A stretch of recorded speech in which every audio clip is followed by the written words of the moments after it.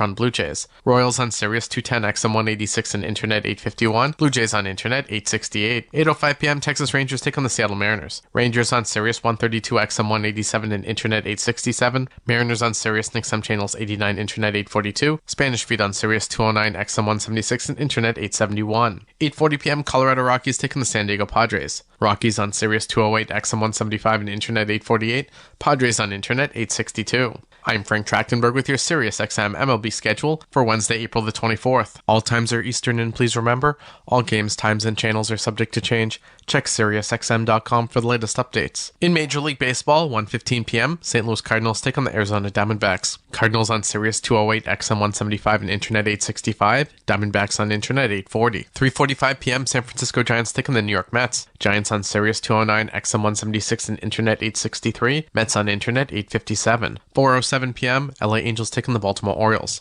Angels on Sirius XM channels 89 Internet 852. Orioles on Internet 842. 6:10 p.m., Cleveland Guardians take on the Boston Red Sox. Guardians on Sirius 211 XM 177 and Internet 847. Red Sox on Sirius XM channels 89 Internet 843. 6:40 p.m., Cincinnati Reds take on the Philadelphia Phillies. Reds on Sirius 106 XM 179 and Internet 846. Phillies on Internet 860. 6:40 p.m., Pittsburgh Pirates take on the Milwaukee Brewers. Pirates on Sirius 119 XM 180 and Internet 861. Brewers on Internet 855. 6:45 p.m., Washington Nationals take on the LA Dodgers. Nationals on Sirius 137 XM 178 and Internet 869. Dodgers on Internet 853. Spanish feed on Internet 870. 6:50 p.m., Tampa Bay Rays take on the Detroit Tigers. Rays on Sirius 138 XM 181 and Internet 866. Tigers on Internet 849. 7:05 p.m., New York Yankees take on the Oakland A's. Yankees on Sirius 139 XM 182 and Internet 858. A's on Internet 859. MLB Network Radio is your home for 24/7 baseball talk, featuring on-site coverage of every major event from spring training through the World Series and expert analysis from former general managers and players. SiriusXM Channel 89. New York Yankees general manager Brian Cashman stopped by SiriusXM MLB Network Radio on SiriusXM Channel 89 to talk about the start to Juan Soto's Yankees career. It's been a seamless transition. He comes in here. Everybody knows he's a great player. And obviously he's on a Hall of Fame type track. But so you see what he does from afar, and massive respect for those abilities, and so we're excited obviously to have him. But you just don't know about the personality, and some people are very closed off or very guarded and stuff like that. He seems very open and fully engaged with our fans, with his teammates, and so he's letting everybody in. So it's obviously that's not fake. It just seems to be who he is, and so it feels like he's been here a long time. Because of that, because how easily he allows people, whether it's in the clubhouse or how he's engaging the fans on the field and just communicating with them with his body language. In between innings in the outfield when he's warming up in right field, or obviously at the plate when he does something special and he obviously gestures to them as he's rounding the bases after a home run or something like that. Or to his teammates, he just seems to be very open and allowing people in, which obviously resonates with everybody. So we're lucky to have him. Certainly, we'd love to have him for a long time, but we're certainly going to enjoy him for the short term at the very least, because he's obviously one of the game's greats. On the court and off, your home for the NBA is SiriusXM. Follow all the drama as your favorite team vies for it all. SiriusXM NBA Radio, SiriusXM 86. I'm Frank Trachtenberg with your SiriusXM MLB schedule for Wednesday, April the 24th. All times are Eastern, and please remember, all games, times, and channels are subject to change. Check SiriusXM.com for the latest updates. In Major League Baseball, 1:15 p.m., St. Louis Cardinals take on the Arizona Diamondbacks. Cardinals on Sirius 208 XM 175 and Internet 865. Diamondbacks on Internet 840. 3:45 p.m., San Francisco Giants take on the New York Mets. Giants on Sirius 209 XM 176 and Internet 863. Mets on Internet 857. 4:07 p.m., LA Angels take on the Baltimore Orioles. Angels on Sirius XM channels 89 Internet 852. Orioles on Internet 842. 6:10 p.m., Cleveland Guardians take on the Boston Red Sox. Guardians on Sirius 211 XM 177 and Internet 847. Red Sox on Sirius XM channels 89 Internet 843. 6:40 p.m., Cincinnati Reds take on the Philadelphia Phillies. Reds on Sirius 106 XM 179 and Internet 846. Phillies on Internet 860. 6:40 p.m., Pittsburgh Pirates take on the Milwaukee Brewers. Pirates on Major League Baseball play-by-play is now on SiriusXM and the SiriusXM app. Why do I love calling this game? Calling this game. Calling this game. Calling this game. Why do I love calling this game? It's because I get a chance to bring some joy into people's lives. Anything can happen on a baseball field. We've got a new game. It's perfectly unscripted theater. Everybody on their feet. Because you never know what you're going to see on a given day. It is bedlam at the bank as Bryce Harper has put the Phillies on top. There's just something about baseball on the radio. Something about the way wood hits leather. A swing and a drive to deep left center. The way leather hits dirt. And he made a play. Oh, my. The way a deep fly ball sounds like it's about to change history. High fly ball to center field. It's hit pretty well toward the wall. Until the cleats hit the grass, hit the crushed brick, and then nothing but sky and a silent crowd. Until leather hits leather and 40,000 fans lose their collective minds. In a perfect symphony of chaos. He jumped up on top of the wall, balanced himself, and caught it. The way nothing triumphs a perfectly honest call. I don't believe what I just saw. And the way the right voice can make a moment live forever. Touch 'em all, Joe. You'll never hit a bigger home run in your life.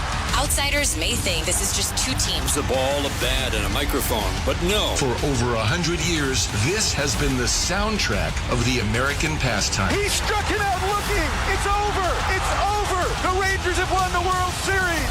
The soundtrack of summer. This is Major League Baseball on the radio. Right now on SiriusXM. All rise. Coming in 5. Get ready to play. 4. Get up. Get up. 3. Can you believe it? Put your seatbelt on. Wow. My goodness. Major League Baseball play-by-play is now on SiriusXM and the SiriusXM app.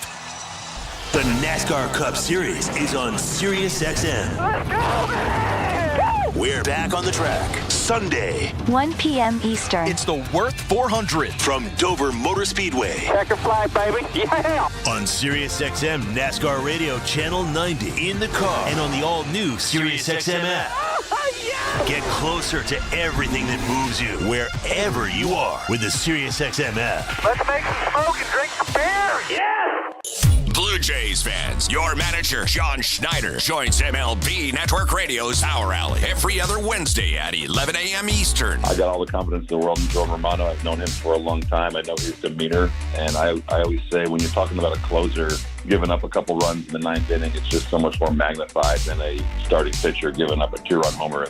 Managers at the mic on MLB Network Radio, Sirius XM 89 and the SXM app. Hello, Blue Jay fans. I'm Craig Ballard, host of your daily Locked On Blue Jays podcast. Locked On Blue Jays is part of the Locked On Podcast Network, your team every day. Locked On Blue Jays brings you the latest Blue Jays news and analysis and breaks down all of the action. Locked On Blue Jays is everything a Blue Jays fan could want, all in a 30-minute daily podcast. Download Locked On Blue Jays right now on the SXM app, available with all trials and popular plans, or wherever you get your podcasts. Search Locked On Blue Jays. This is Bob Kendrick, president of the Negro Leagues Baseball Museum and host of the SiriusXM original podcast, Black Diamonds. Hear stories about the legends of the Negro Leagues and conversations with the all-time greats they've influenced, like 5-time World Series champion Derek Jeter. I don't care what race you are. You need to know your past. This is U.S. history. It's not just baseball history. Hear over 70 episodes of the award-winning Black Diamonds podcast, available now on the SiriusXM app or wherever you get your podcasts. After injuries caused Brooks Koepka to wonder whether he could ever be healthy enough to win another major, that question was answered at the 2023 PGA Championship. Koepka taps in for par. Brooks Koepka is the winner of the 105th PGA Championship. Impressive performance. His 5th major title came in a 2-shot win over Victor Hovland.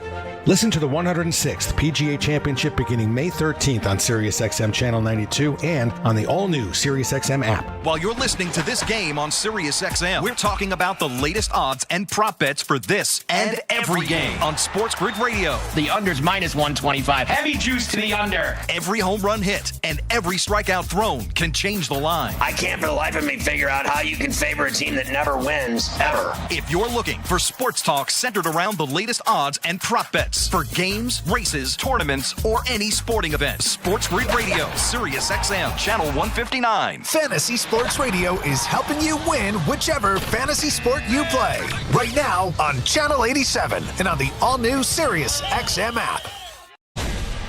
This slams the ball to right field, way back, way gone! Is Toronto Blue Jays baseball. Low rounding and heading for second to throw.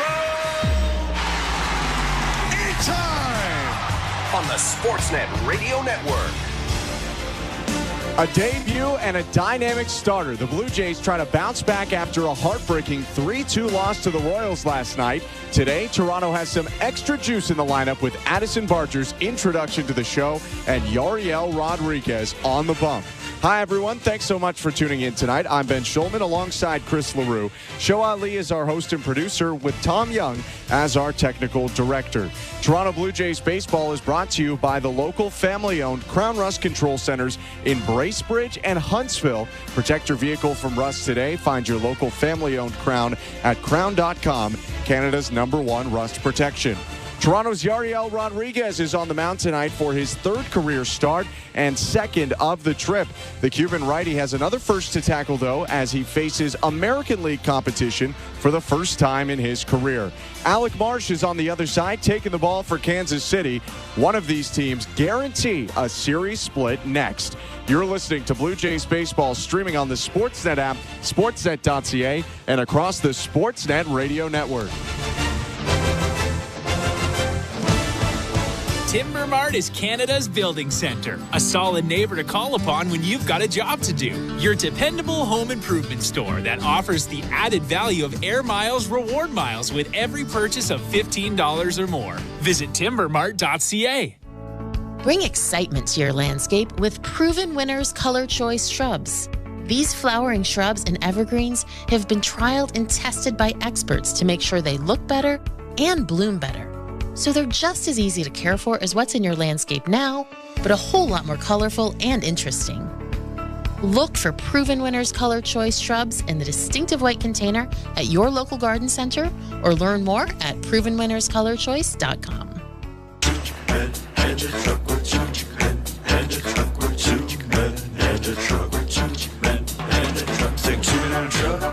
Truck.ca. So when you gotta move, all moving day.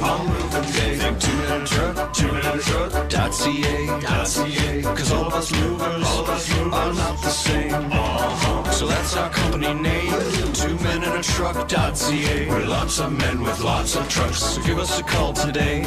Timber Mart always has plans to help you with your plans. Your home, your cottage, your garage, whatever needs your attention first, check the most visited spot on our website for ready-to-order plans to get the job done with Canada's building center. Visit timbermart.ca.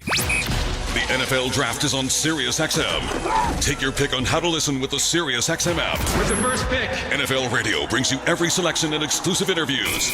22. Hear insights from the experts that covered the players in college on SiriusXM College Sports Radio. Fantasy Sports Radio forecasts their fantasy football impact. And get instant reaction on Mad Dog Sports Radio. The NFL Draft. Listen live, pause, and rewind. All on the SiriusXM app. Hey, baseball fans, the NBA postseason is in full swing, and your home for nonstop discussion every day and playoff action on the court every night is SiriusXM NBA Radio Channel 86 and on the brand new SiriusXM app. Network.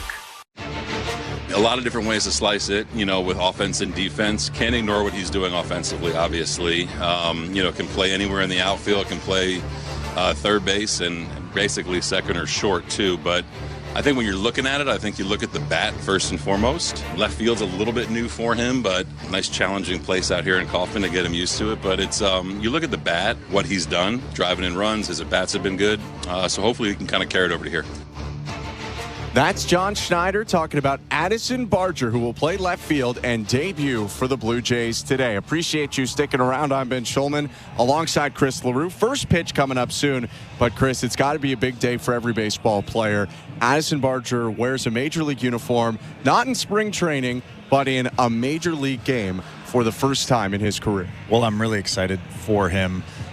Obviously, this is a huge day. Hopefully he does well. He's been doing very, very well in Buffalo. I don't know much about him. I haven't seen him play all that much, but I do know that he has cut down on that launch angle and he's trying to make more contact, which is obvious because he's hitting 314 in Buffalo. He hit 250 last year. He is a doubles machine. He has 10 doubles in just 19 games in Buffalo. I'm excited to see him get on base and do something on the base paths. He doesn't steal many bases, but if he can get on base, he can be a fire starter for this team. He's a very athletic guy for sure. Barger about to make his debut. Before that, and for more on that, let's go to Baseball Control. Here's today's host, Show Ali. Thank you very much, Ben. Welcome back inside Baseball Control, everyone. Good evening. Hope you are all doing well. Before we check out that standings update, courtesy of Bet365, you heard the skipper talk about Barger. Well, why don't we hear from the man himself? Here is Addison Barger speaking with the media about half an hour ago. Going into 2021, for example, I had some raw ability, but didn't have a lot of games under the belt. So experience is huge in this game, and getting game reps and figuring out what works and what doesn't work. So there's tons of things. Being able to hit multiple pitches, and these things take time, like especially in pro ball. Every level is pretty hard, so it's a lot of reps and a lot of games. I think success comes with that if you have the right plan. Never played left field in my life. Obviously, I've had some time to right. But it'll be interesting. Bud was taking me around, and Varsha was kind of, giving me some tips out there. But, same game, outfield. I'll figure it out. I think left side of the infield, I'm very comfortable, and I feel pretty comfortable in right as well.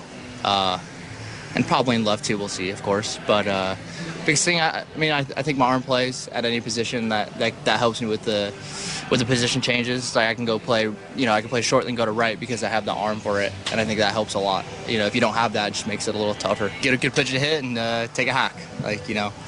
Just same game. Everybody's telling me same game. Don't worry.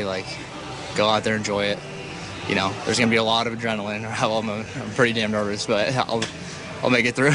It's all about calming myself down, because if I don't calm myself down, I'll look like a madman. Like you said, I'm aggressive. I take hacks. That's just the nature of me.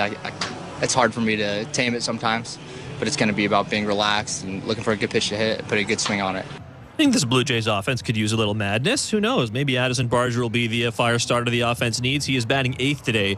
He is in left field. All right, let's check out that standings update courtesy of Bet365. At Bet365, you can watch thousands of live games. Build your own bet. You can even make a bet while the game is still being played. 19 plus, play responsibly. Ontario only. All right, let's check out the AL East. So entering play today, the Yankees, they are 16-8. The Orioles were 15-8, though they did win tonight just a few minutes ago. 6-5 the final score over the Angels. So they are now 16-8 as well. The Red Sox and the Blue Jays both 13-11. The Red Sox in action against the Guardians. They are up 4-0 right now. And the Rays, they are bringing up the rear at 12-13. The Rays also in action. They are playing the Detroit Tigers and are leading the Tigers right now 4-1 early on there. A quick check of the St. Louis Bar and Grill out-of-town scoreboard. In hockey, Leafs Bruins on right now at Scotiabank Arena. 6 minutes to go in the first period on Sportsnet. Zeros right now at Scotiabank Arena. Don't forget, we do have Jays Talk today. Blair and Barker will have the post-game show tonight. As always, they will take your phone calls after the final out. They're also on the schedule for tomorrow's game, the series finale in Kansas City. They'll also have you covered for Game 1, Jays-Dodgers, which begins on Friday at the Rogers Center. All right, the Royals just took the field at Kauffman Stadium. Let's get you over to some action as the pitcher Alec Marsh begins his warm-up tosses. Here's Ben Schulman and Chris LaRue. Thank you, Show. Let's take a look at the lineup today for John Schneider's squad. Leading off, the right fielder George Springer. Vladimir Guerrero Jr. bats second and plays first base. Bo Bichette, the shortstop, hits third. Batting cleanup, the center fielder Dalton Varsho. Danny Jansen will catch and bat fifth. Daniel Vogelbach draws the start at DH, hitting sixth. Ernie Clement starts at the hot corner and bats seventh. It's Addison Barger making his major league debut, hitting eighth and playing left field. And Kevin Biggio back into the lineup after a half day off yesterday. He plays second and hits ninth. Right-hander Yariel Rodriguez will start for the Blue Jays. Alec Marsh starting for Kansas City. And Matt Quatraro's lineup starts with Michael Garcia leading off and playing third. Bobby Witt Jr., the shortstop, bats second. Vinny Pasquantino, the first baseman, hits third. Salvador Perez hits cleanup and catches. MJ Melendez behind him playing left field. Nelson Velasquez, the number 6 hitter and DH. Adam Frazier, the second baseman, hits seventh. Hunter Renfroe, the right fielder, bats eighth. And Kyle Isbell, the center fielder, bats ninth. Mentioned it's Marsh on the mound. He has had a strong start to this season, 3-0 on the year. The team is 4-0 when he starts, and he's got a low 3.22 ERA that he brings into this game. Well, he's basically your standard right-handed pitcher. Four-seam curve, slider, mixes in that changeup, 94, 95 miles an hour, which that seems hard to me for a standard righty. But in today's baseball, that is a standard starting pitcher. Be patient. That's the key to this game. You have to be patient. You have to wait for your pitch. And when you get your pitch, you have to do damage on it. First inning about to get underway. It's brought to you by Armstrong Bird Food. Bring nature to your backyard with Armstrong. Feeding Blue Jays since 1986. Visit ArmstrongBirdFood.com. George Springer in the box. Marsh steps back in the wind. The pitch is a fastball for strike one. Time of the first pitch today, 7:40 Eastern. Blue Jays in Kansas City for their third of 4 games. Springer, a .220 hitter, awaits the 0-1. Bounced, 1 ball, 1 strike. 23 Celsius in Kansas City, 73 Fahrenheit. Not a ton of wind today as opposed to the previous 2 days, but not a lot of sunlight on the field as well. Marsh and Springer in the shade. Marsh's pitch to Springer is fouled off to the left side, and it's 1-2. Springer was 3 for 5 last night. There's a lot of talk about the lack of exit velo, but the big thing that I saw from him last night is he was trying to use the big part of the field. I say that a lot, but when he's going right, he's using the big part of the field. He's going gap to gap. The 1-2. Springer checks his swing on a breaking ball low, and Perez isn't going to ask for an appeal, so it's flipped back to the pitcher Marsh, and it's 2-2. And last night he had 2 singles up the middle, not hit very hard, but the attempt was there at hitting that ball up the middle, and then he also had a single to right field, so that's a good sign. At least one of his hits was in 100+ off the bat. The 2-2. Springer bounces it over the shoulder of Perez and back into the backstop. New baseballs for the home plate umpire Alex McKay. Ryan Addington at first. Chris Guccione umpires second. Brian Knight will man third. Springer, Guerrero, Bichette in the top of the first. It's Springer right now in a scoreless game. The pitch. Bounce softly to short. Charging in Bobby Witt. He'll pick it up and throw over to first to beat the sprinting George Springer. 1 out.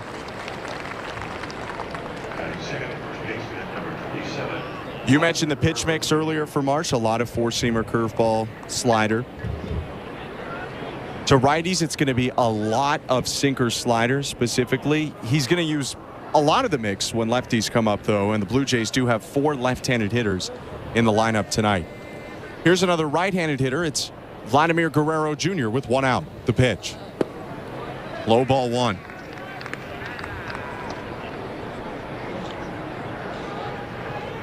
1 out and the base is empty. 0-0 top of the first. Guerrero 0 for 5 yesterday, dropped his average to .217 this season. The 1-0. Swing and a foul back. 1 ball, 1 strike. There's a patch on Addison Barger's right shoulder that says MLB debut. I have never seen that. Have you seen that? I mean, this is the first debut. It is the first debut. I guess Yariel Rodriguez, too. The 1-1. Vlad hits one foul down the right field line, slicing into the seats. 1-2. That has to be something new. That wasn't around when I was playing, where they put a patch and they make it obvious for everybody watching. Albeit the patch is small. It's probably about an inch big, but. The 1-2 to Vlad. Outside, ball 2.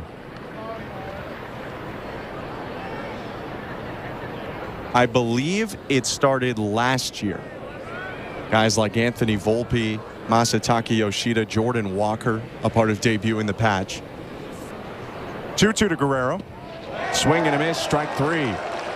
Chases after the slider, and there are 2 outs. And again, we see Vlad chasing after a pitch that was below the strike zone, well below the strike zone. Actually started as a ball out of Marsh's hand, and Vlad takes a wild swing. I would love to see him just fight just a little bit more up there, a lot like Justin Turner, Ernie Clement, those guys that really foul pitches off and make pitchers work, although he did see 6 pitches in that at-bat.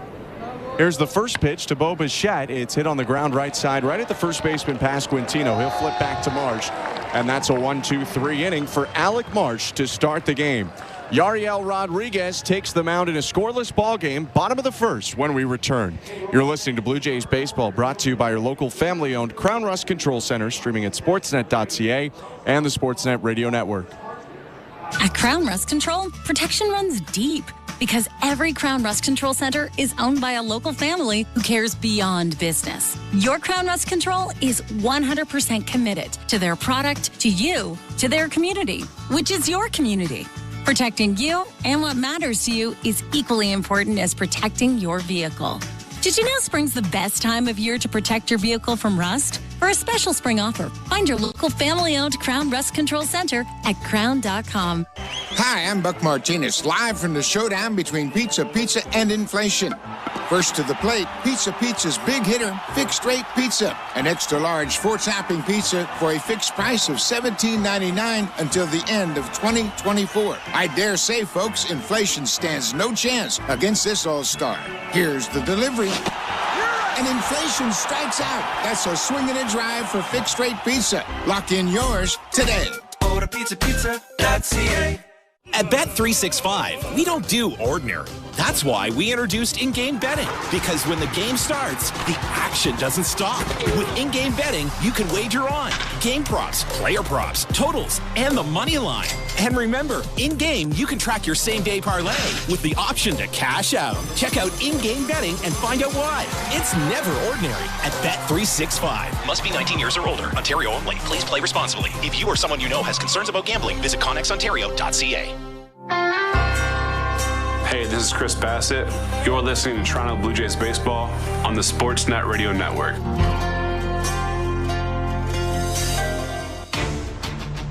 Welcome to the Timbermart broadcast booth. I'm Ben Schulman alongside Chris LaRue. Bottom of the first inning, no score, Blue Jays and Royals. Yariel Rodriguez into the wind. His pitch to Michael Garcia is hit in the air to center, sinking and caught by Varsho just off to his left. 1 out. Third start of the season for the 27-year-old right-hander from Cuba. Rodriguez with a 2.35 ERA, no record in 2 starts. He's only gone 7 2/3 innings, though, in those 2 starts combined, going 4 in a very effective 4 in a start against San Diego over the weekend. And he's thrown, ready for this? First pitch to Bobby Witt, strike 1. 151 total pitches in those 7 2/3 innings. So that's an average of 19.7 pitches per game. The best pitchers in baseball average 15 pitches or lower, so he has to cut down on the pitches. 0-1 line foul, 0-2. Well, 1 pitch, 1 out certainly helps to start the game. I was going to say that. He did a great job with that first batter.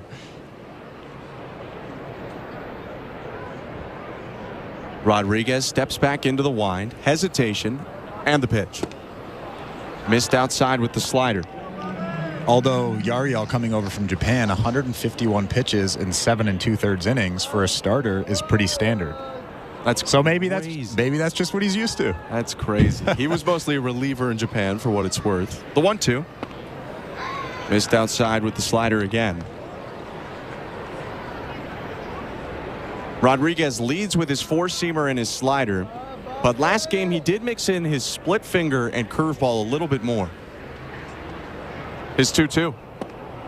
Check swing on a 3rd slider in a row, but Witt does hold back, full count. Well, before his last start, I mentioned that he needs to start pitching backwards just a little bit. He really relied on that fastball in his first start, and he did that.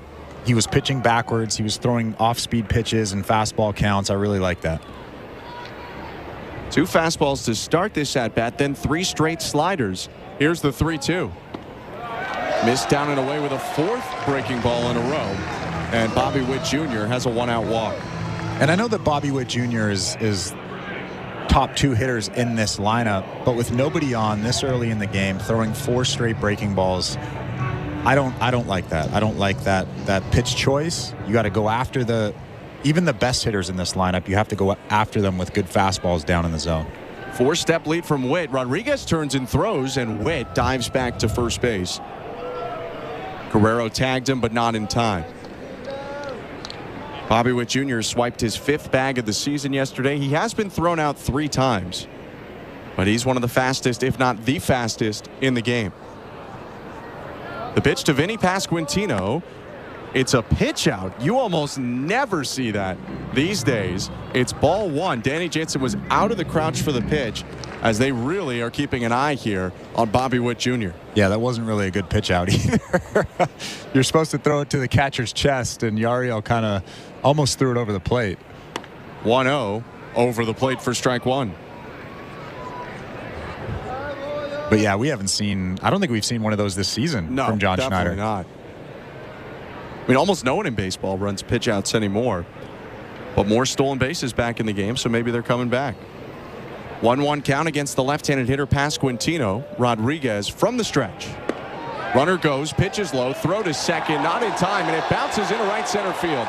Witt gets up and scampers onto third. It'll be an error on the catcher Jansen, and now a runner on third with just one out. Well, that was a really tough play for Bo Bichette at second base. It wasn't a short hop. It was that in-between hop that's almost impossible to tackle, and he just misses that ball, skips off his glove, and goes into center field, and Bobby Witt Jr. ends up at third base.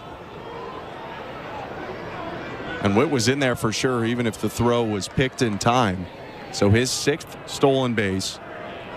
And the 4th Blue Jays error in the last 4 games. They draw the infield in. 2-1 count to Pasquantino. The pitch from Yariel Rodriguez. Slow curveball misses high.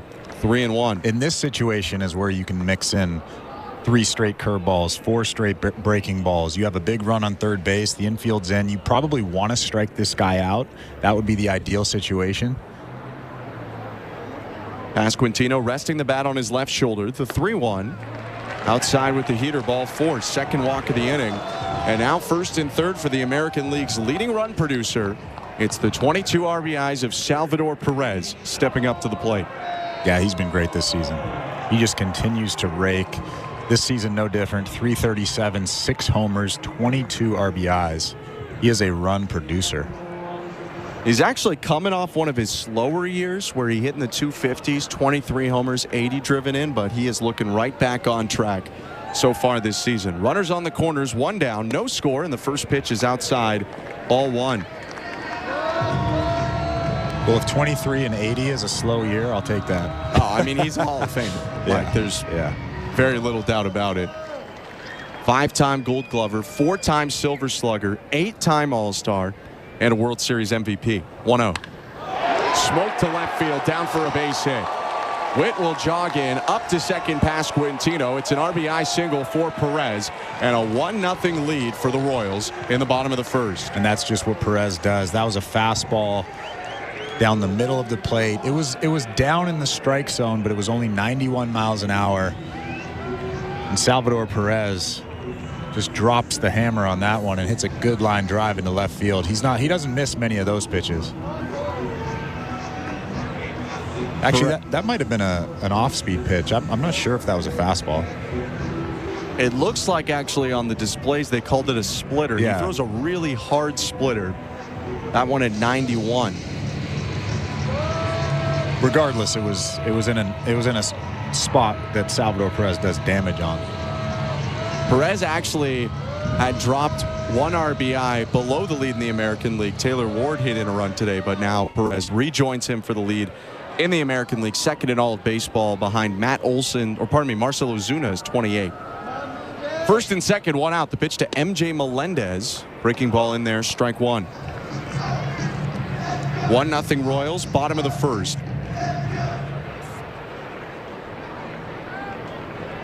First time in this series that the Royals have opened the scoring.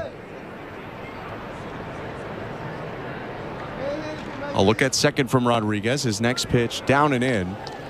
Melendez ducked out of the way, but that was a low pitch. It's 1-1. And early on, Yariel Rodriguez has thrown 16 pitches and only 6 strikes. He needs to start getting ahead of these Royals hitters. 2 walks and a base hit have allowed the run. The 1-1.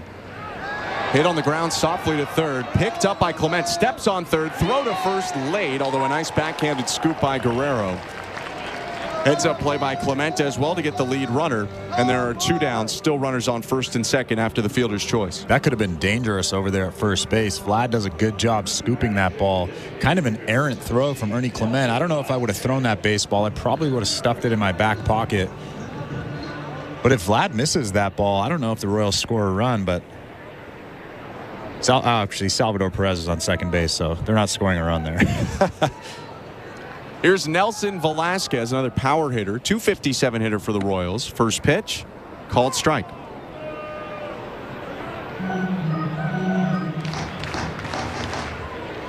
Two home runs this year for Velasquez, but 14 in 40 games after he was traded from the Cubs to the Royals midway through last year. 0-1. Down and away. Salvador Perez on second. MJ Melendez on first. A run in already for the Royals. Despite the error, it will be an earned run against Yariel Rodriguez. The 1-1. Called strike two.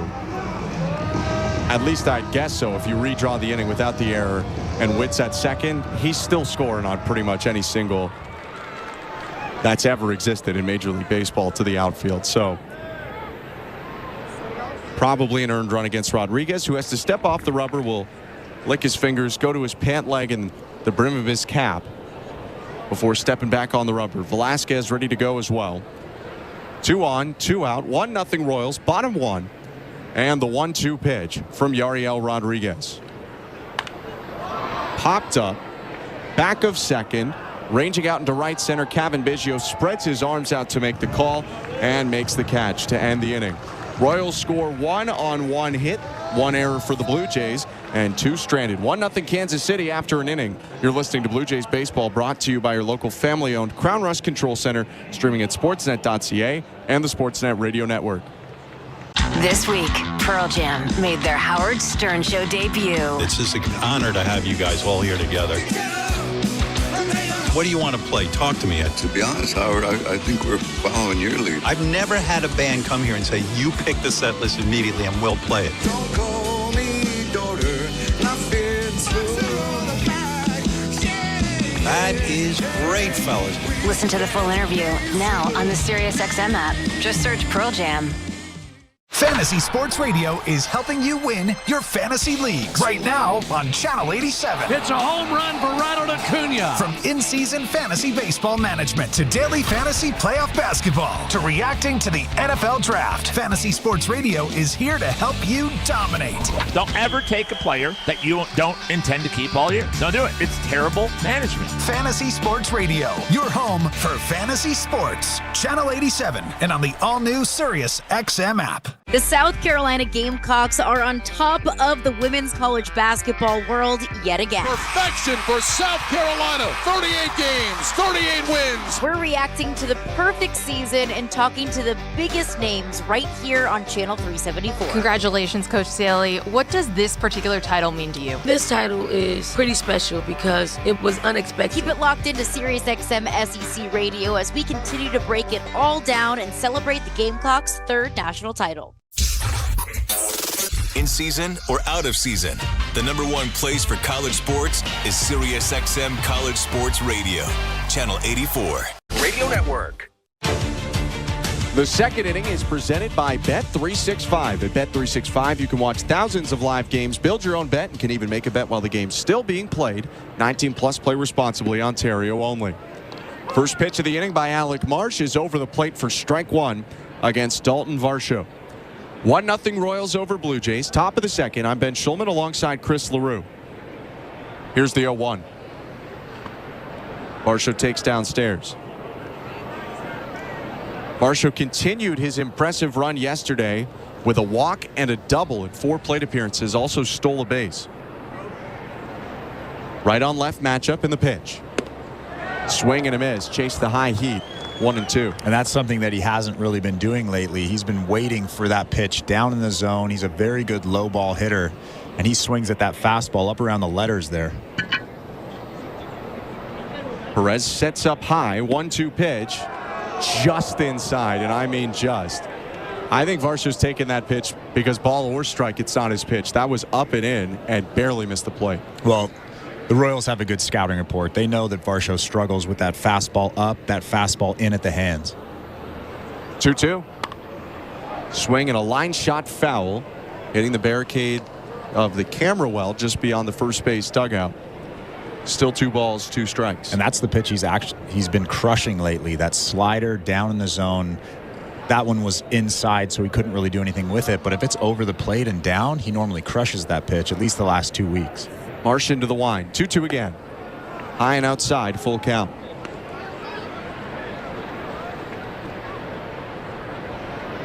Varsho's a .250 hitter even on the year. 5 doubles, 6 homers, 13 RBIs. The homers and RBIs lead the Blue Jays. Payoff pitch. Swing and a liner foul. That was a fastball up and in, but he just got enough of it to send it down the right field line and keep himself alive. And you could see that he got jammed. He didn't really get much of that baseball. He fouled it off, and it almost hit him in the hands. It got in so much on him there. But a good job of staying alive. 3-2 again. Outside, ball 4, a leadoff walk for Varsho. He's the first Blue Jays base runner today. Aboard to start the top of the second. And I wouldn't mind if he tried to swipe second, just like Bobby Witt did. Start something, kind of manufacture a run. That's the kind of player that Dalton Varsho should be. Varsho this season with 3 stolen bases and 3 tries. Being held on by Pasquantino as Danny Jansen steps in. Right on right pitch. Jansen goes around about 60-65% of the way for strike 1. Trying to hold up his swing on that fastball in. And keep in mind there's no outs here, so Dalton Varsho might not steal. You can still steal with no outs, but you have to get a very, very good jump. Bobby Witt stole with 1 out. 0-1. Jano lines it foul, 0-2.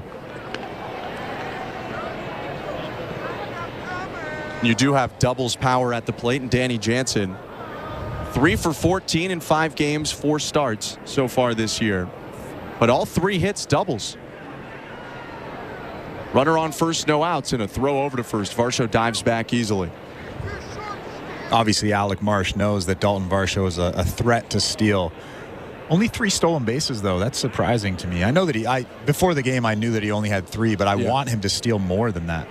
A lot of extra base hits, though, too. He's landed on second a ton. Next pitch to Jansen lands just high. Perez tried to yank the curveball down into the zone, but it didn't fool Alex McKay. 1-2. And a lot of homers. You can't steal when you hit homers. No. Stealing all 4 when you hit a homer.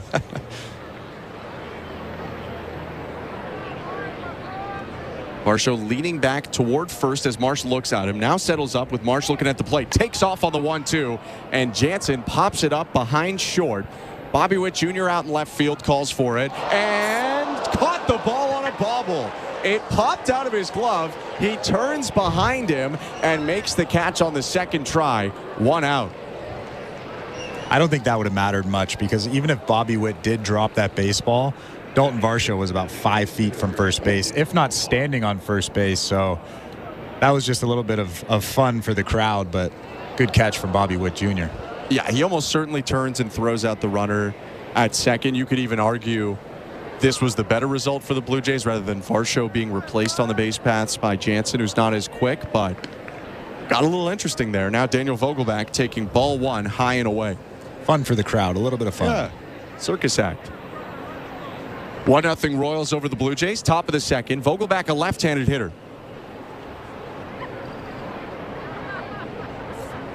The 1-0. Fastball on the inside edge. Strike 1. Just the 9th game played so far for Daniel Vogelbach. 2 for his first 13, although he does have 5 walks as well. Throw over to first, and Varsho will get back in safely. And Vogelbach has, I would say, the toughest job in all of baseball. A late inning left-handed pinch hitter, a guy that comes in against really tough left-handed pitchers or really hard-throwing righties. Pitch is high on the 1-1, and it's 2 balls, 1 strike. So I'm not surprised that his numbers aren't any better than they are. Obviously, you want to see a little bit more power, but his job is really tough. He just hasn't had that much opportunity yet. The 2-1. Swing and a high fly ball, right field. Going back, Renfroe at the track, reaches up and makes the catch, settling up just before the wall. Varsho had made it all the way to second, comes back to first. It's allowed out number 2 off the bat of Daniel Vogelbach. I think Vogie just got that off the end of the bat. It was a changeup from Marsh down in the zone, and if he barreled that up, that thing's 450 feet. He just got that out in front, just off the end of the bat. And Hunter Renfroe does a great job running it down in right field, almost at the fence there. Renfroe, a big run producer, probably doesn't get as much credit as he should for his play in the corner outfield spots as well. First pitch to Ernie Clement, down and in, ball 1. A runner on first for the Blue Jays, Dalton Varsho. 2 outs, top of the second inning, 1-0 Kansas City. Blue Jays searching for their first hit. Maybe it comes from the .295 hitter in Ernie Clement. From the stretch, Marsh looking at first, turns and throws, and Varsho dives back in safely. First time he's looked at him this plate appearance, but third time he's thrown over so far this inning. Yeah, they're concerned about Varsho. They know that he's the guy on this team that steals bases, although he only has three bags. 1-0. Clement hits it foul. 1 ball, 1 strike. Waiting on deck, Addison Barger, about to have the first plate appearance of his major league career. If Ernie Clement can extend the inning, it might be in a big spot. The 1-1. High, ball 2.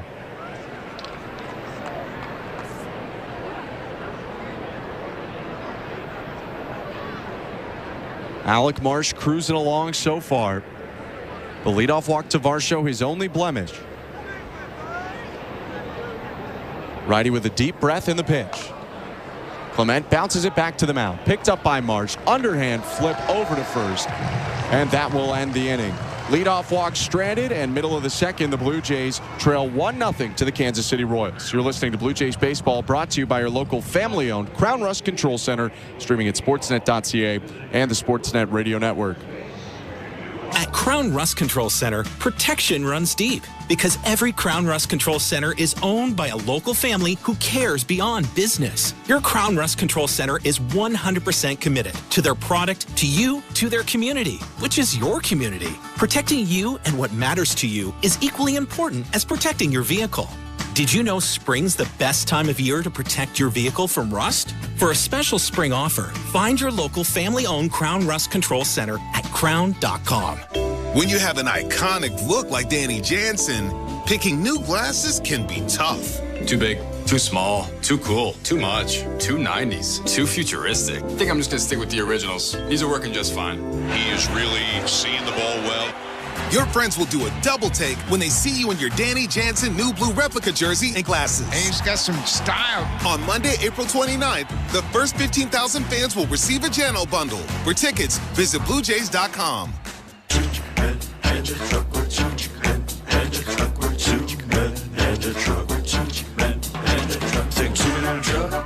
Truck.ca. So when you gotta move, all moving day.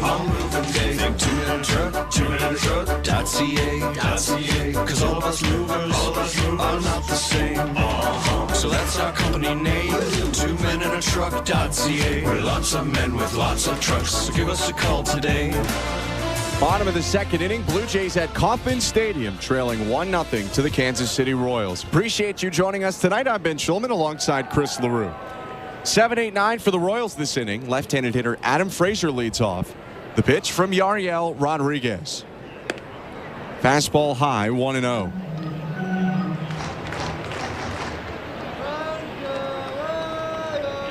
Command. A struggle for Rodriguez in the first inning. Walked 2 batters, allowed a run.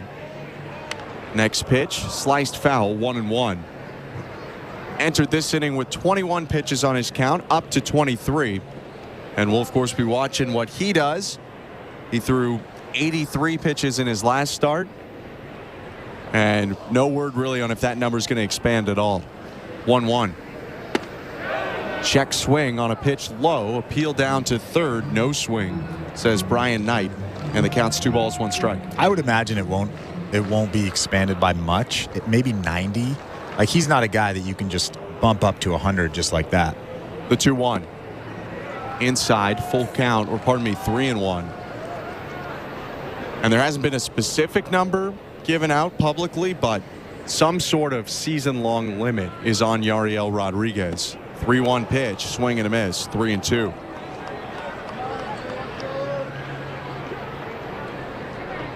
We expect Bowen Francis to come into this game when Rodriguez's day is done, as he's done in the previous 2 Yariel Rodriguez starts.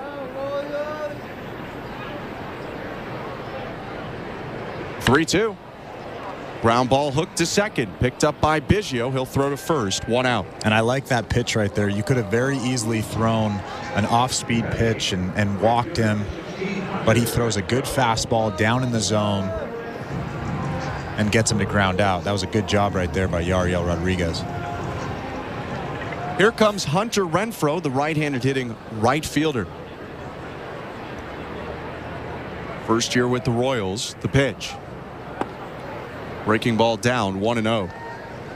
A struggle to start the year for Renfroe, who's hitting 159. 2 homers, 10 driven in.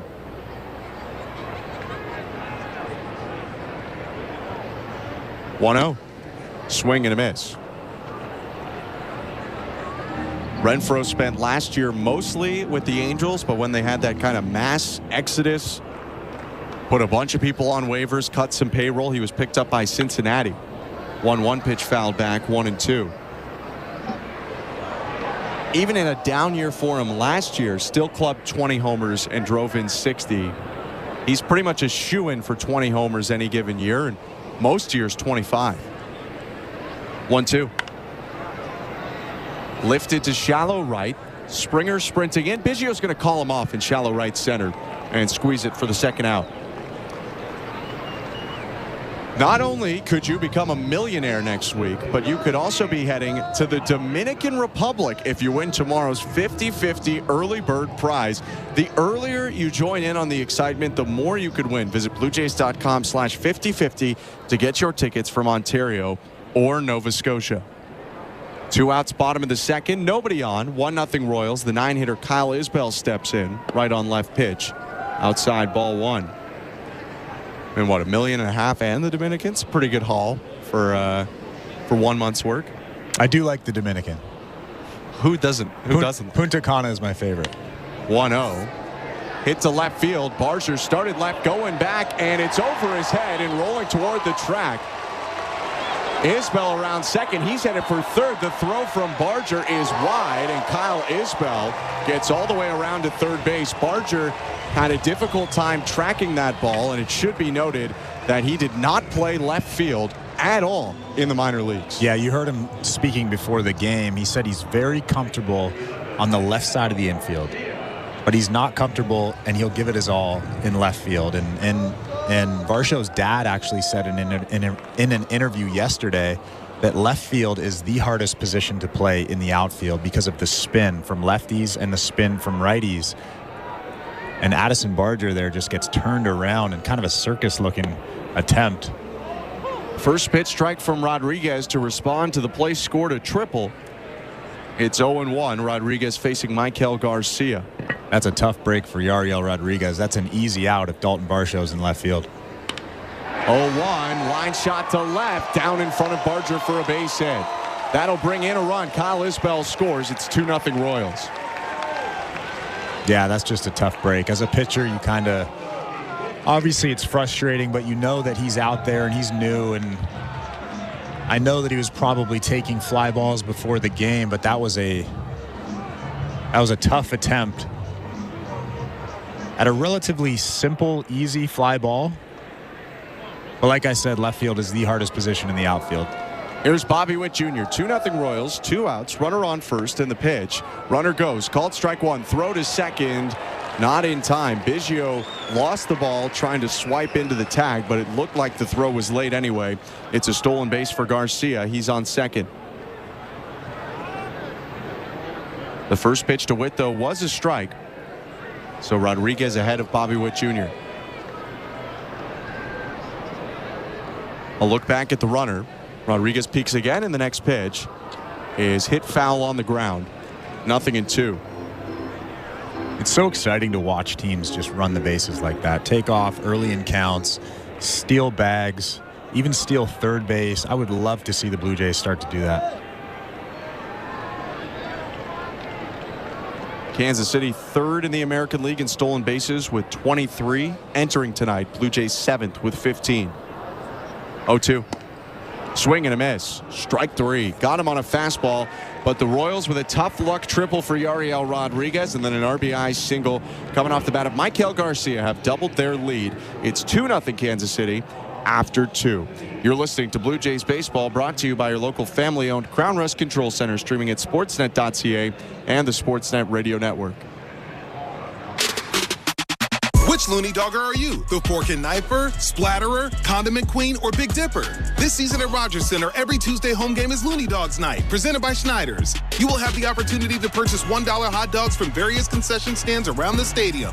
Then show the world your Looney Dog style. Because whether you're the mustard maven or ketchup king, no Blue Jays game is complete without hot dogs. So don't miss out on this deal. Looney Dogs Night, presented by Schneider's, every Tuesday home game.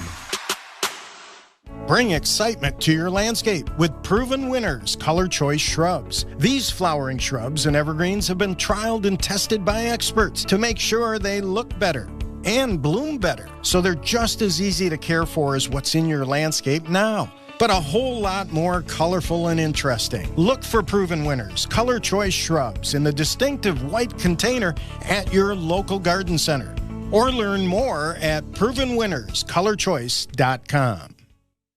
At Bet365, we don't do ordinary. That's why we introduced in-game betting. Because when the game starts, the action doesn't stop. With in-game betting, you can wager on game props, player props, totals, and the money line. And remember, in-game, you can track your same-day parlay with the option to cash out. Check out in-game betting and find out why. It's never ordinary at Bet365. Must be 19 years or older. Ontario only. Please play responsibly. If you or someone you know has concerns about gambling, visit connexontario.ca. This is Toronto Blue Jays baseball. Double's gone! Two-run shot, Kevin Kiermaier. On Sportsnet 590 The Fan and the Sportsnet Radio Network. Addison Barger leads off for the Blue Jays. 2-0 Royals, top of the third. The first pitch to the left-handed hitter, called strike one. I'm Ben Schulman alongside Chris LaRue. This is the first plate appearance in Addison Barger's major league career. The very built left-handed hitter awaits the 0-1 and takes a huge rip at a fastball. 0-2. Yeah, that was a bit of a wild swing. Bit of an uppercut swing, looking to do some damage on something. I don't mind that. As long as there's not 2 strikes, now you have to cut down your swing, try to put the ball in play. Barger hitting .314 in 19 games with Buffalo. 0-2, low ball 1. 3 homers, 10 doubles, 21 driven in to lead the Bisons in his 19 games. Starting off the top of the third, the 1-2 pitch. Barger swings and clubs the ball to center field. Racing back is Bell, and he stops at the track and makes the catch. 1 out. Barger gave it a ride to the deepest part of the ballpark, but just missed a homer. Well, Barger definitely gave it a ride. He got underneath it just a little bit.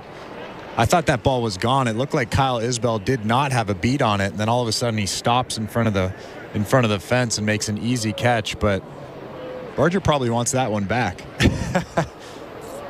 Almost got it in his first major league at bat, except it just went to the deepest part of the yard. So he's out, and Kevin Biggio takes ball 1 at the ankles. 1 out, bases empty, top of the third. 2-0 Royals. The right on left pitch. Called strike. This third inning is brought to you by the local family-owned Crown Rust Control Centers in Bracebridge and Huntsville. Protect your vehicle from rust today. Find your local family-owned Crown at crown.com. Canada's #1 rust protection. 1-1. Low ball 2.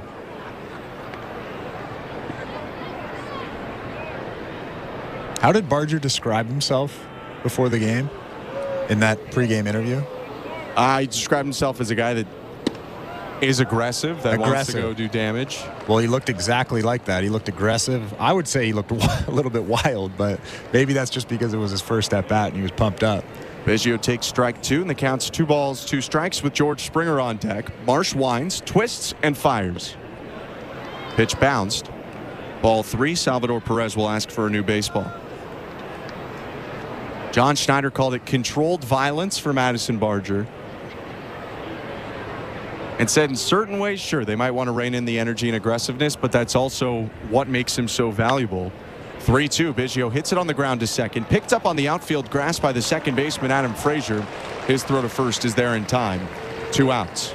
I think you just rein it in when you have 2 strikes. It's kind of simple, you know. You let him do his thing with less than 2 strikes, and then as soon as you get to a 2-strike count, you cut down and you try to hit a single over the second baseman or over the shortstop. That's just how good power hitters do it.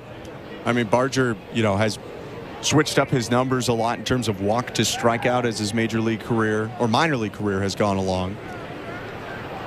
2 outs. I believe Marsh is having a pitch comm issue, so he steps off the back of the rubber. Home plate umpire Alex McKay is out from behind the plate to investigate. Marsh holding up his hat to his left ear, shaking his head. Takes the pitch comm out to try and listen to it. He and Salvador Perez conferencing with the home plate umpire on the mound right now. Royals have extras in the dugout, so we'll see if they bring one out to the field. It looks, though, like they got the original one working, so Marsh will step back on the rubber here with 2 outs and the bases empty. Second time through the order now. Royals leading 2-0. Blue Jays don't have a hit yet.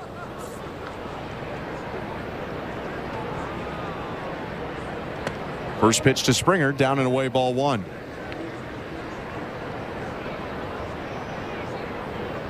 George bounced out to short to start the game, coming off his first 3-hit game of the season. The 1-0. Hit foul, 1-1. And yesterday, he really kept that front shoulder on the baseball, and he really tried to drive the ball and stay through it. And that swing right there, he pulled that that left shoulder off. The 1-1.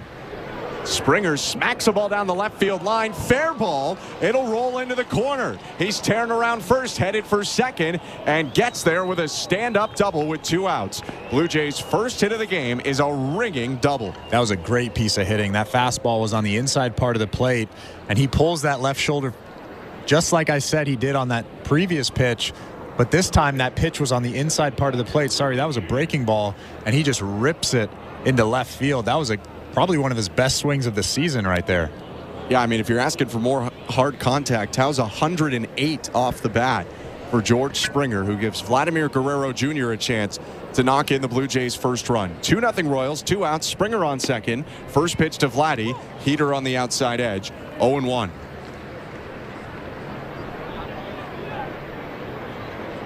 April 10th, the last time that Vladimir Guerrero Jr. sent one out of the yard. The 0-1. Outside, evens up the count. 1 ball, 1 strike. You can see they're trying to pound him in. Salvador Perez was set up on the inside part of the plate there for that fastball. Alec Marsh throws it off the plate outside, but clearly they're trying to pound Vlad in. Marsh peeking back at Springer. Fires home. Vladdy hits it in the air to right, slicing and into the seats. Another fastball on the inside part of the plate. He's just not getting the hands through. I mean, that's a pretty good pitch to hit. He's just a tad bit late on pretty much everything, and then he makes a bad swing decision sometimes on that slider off the plate. Marsh is 1-2. Slider off the end of the bat, loop down the right field line past Quintino in foul territory, way back, makes the catch and falls onto the tarp. Really nice play from the Royals first baseman. 1 hit for the Blue Jays, the George Springer double. He's stranded, and the Blue Jays go scoreless in the top of the third. 2-0 Royals, middle of the third. You're listening to Blue Jays baseball, brought to you by your local family-owned Crown Rust Control Center, streaming at sportsnet.ca and the Sportsnet Radio Network. Fantasy Sports Radio is introducing you to the future stars of fantasy football at the NFL Draft. With the first pick. Hear pick-by-pick analysis from the fantasy football perspective. Find out which rookies you need to draft if you want to win your league. Marvin Harrison is the best wide receiver prospect I've ever seen. The NFL Draft lives on Fantasy Sports Radio. Starting tomorrow night at 8 Eastern on Channel 87 and on the all-new Sirius XM app. Are you regretting eating that gas station hot dog? Yeah, we know. We've been there too. This is a message for baseball fans like you. Did you know that you get a channel that's talking baseball 24/7 as part of your Sirius XM subscription? What? Our lineup includes shows hosted by former big leaguers and executives. Plus, you'll hear from 17 managers each week. MLB Network Radio is on Sirius XM Channel 89, or just search MLB Network Radio on the SXM app. Sirius XM Sports. We're more than just a game. There is no competition in soccer quite like the UEFA Champions League. And it's on Sirius XM FC. Kylian Mbappe delivering when it matters most. The stakes are higher now in the knockout stage, where one goal can transform a club's trajectory. Jude Bellingham's driving, scores! And one performance can turn a star into an immortal. Harry Kane finishes off the game. It's the Champions League knockout stage, and all the top matches are on Sirius XM FC 157 and the all-new Sirius XM app. The Blue Jays are in flight, leading 3-0. Blue Jays fans, this is Ross Atkins, and you're listening to Blue Jays Baseball on Sirius XM. Sportsnet Radio Network. After making a nice defensive play to end the top of the third, Vinny Pasquantino leads off the bottom of the third. Royals up 2-0 on the Blue Jays. Here's the pitch from Yariel Rodriguez. Curveball for strike one. A run in each of the last 2 innings for Kansas City. The run in the second, not really the fault of the pitcher, Rodriguez. A triple on a ball that had 95% catch probability. 0-1. Low, 1 ball, 1 strike. I would have actually thought it would be higher than that. Doesn't get a lot higher. Rodriguez blowing some warm air into his right hand. Now tucks it into his glove, into the wind, long pause, and the 1-1. Hit in the air left field. Barger going back near the corner, leaps, and he made the catch. Banging into the wall, Addison Barger with a heck of a play. Rodriguez tips the cap, and after the tough play last inning, he makes up for it here with a highlight reel play in his first pro game in left. Yeah, Addison Barger gives the thumbs up there to Dalton Varsho in center field, but that was a really tough play. That ball just kept on going. Pasquantino drilled that ball, and I'm not sure if the wind took it, but Addison Barger with a great play up against the left field wall. First pitch to Salvador Perez is strike one. Welcome to the Timber Mart broadcast booth. Rodriguez with a long look, and here's the 0-1. Poked foul, 0-2. When it comes to home improvements, Timber Mart has the expert advice and the right products at the right price, so you won't find yourself out in left field on your next DIY project. Game on, home team. Timber Mart is Canada's building center. I'm Ben Schulman alongside Chris LaRue. The 0-2. Popped up just back of first. George Springer coming in and towards the line. The right fielder makes the catch. 2 outs. I wonder if Barger's thinking, okay, that's enough for today. He's been hit 4 balls in his direction in his first ever pro game in left. I mean, 2 were singles that there was no play to make really other than field them and throw them back in. 1 was the triple that, should have been caught, but you can forgive him to a certain extent, it being his first game out there. And then he makes a leaping catch at the wall. Here's the left fielder for the Royals, MJ Melendez, who fouls back the first pitch. It's 0-1. Melendez had a diving catch yesterday, and it still didn't help him from getting defensively replaced by the end of the game.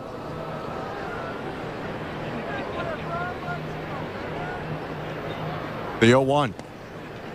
Bounced.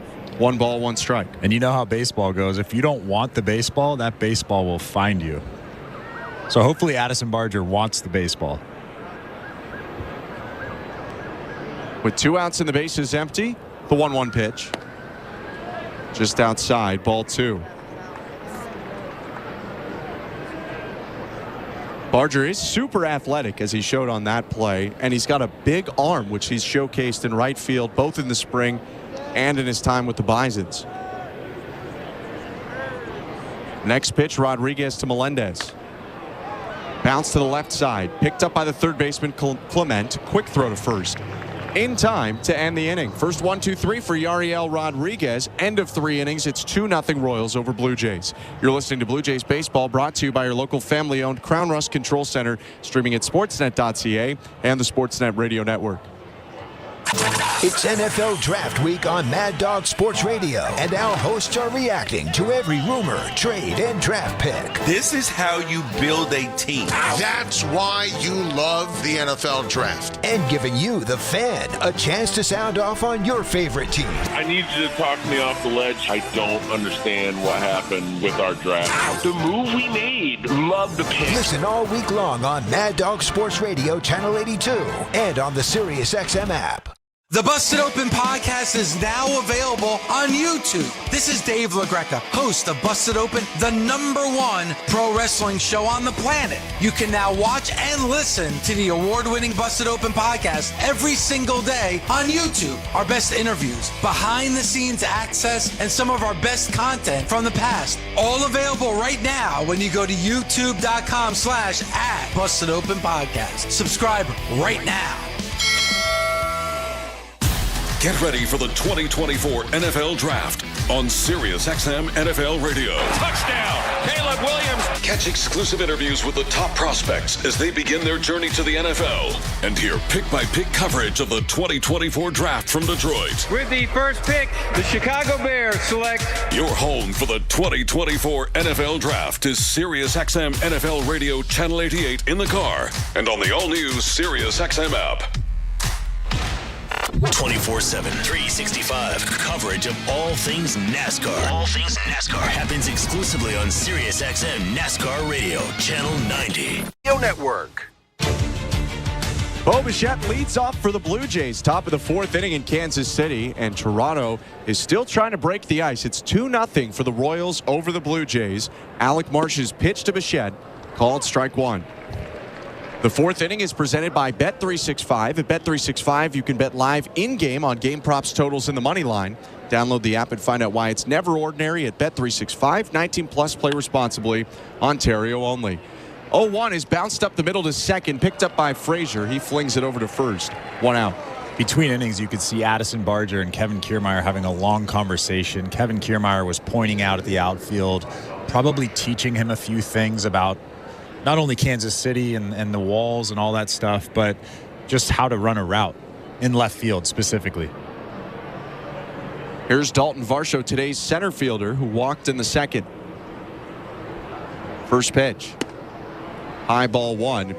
Certainly with Barger playing left for the first time and making his major league debut, it also doesn't help that he's in one of the largest outfields in all of baseball. 387 to the gaps in Kansas City. 1-0. Outside 2-0. Let's take a look at the out-of-town scoreboard, brought to you by St. Louis Bar and Grill. Devilishly good since Toronto first raised the trophy in '92. Join them for wings, ribs, beer, cocktails, and catch every play at your local St. Louis Bar and Grill. Download the app or visit stlouiswings.com for more details. Always devilishly good. Next pitch misses low and in. 3-0. 2-0 Royals over Blue Jays, top of the 4th. But there is a Toronto team winning right now. First, the 3-0 pitch to Dalton Varsho. Swinging a pop-up foul behind the plate, out of play. Matthew Nyes has opened the scoring off a beautiful feed from Mitch Marner across the crease to Nyes, who poked it in to make it 1-0 Maple Leafs late in the 2nd. 3-1. Outside, ball 4. Varsho will take a 2nd walk of the day. For a split second, I thought you were going to tell me the Toronto FC score. I can look for it. I think they are playing in Toronto. That would make sense. It's weekends and Wednesdays typically. It's a fun environment down there. Danny Jansen up to the plate. 2-0. Varsho on first, 1 out. The pitch. Called strike 1.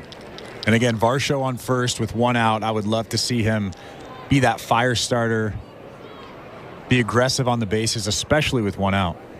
He tried to steal last time Jansen was up, but Jansen hit a pop-up that had Varsho racing back to first. 0-1. Jansen smokes the ball up the middle. That's down in center field for a single. Cut off by the center fielder, Isbell. Varsho has to stop at second. But that's the second Blue Jays hit of the day, and they have 2 on the bases for the first time all night. Yeah, Jano crushed that baseball. That was a great swing. Fastball right down the middle. He just drills it back up the middle.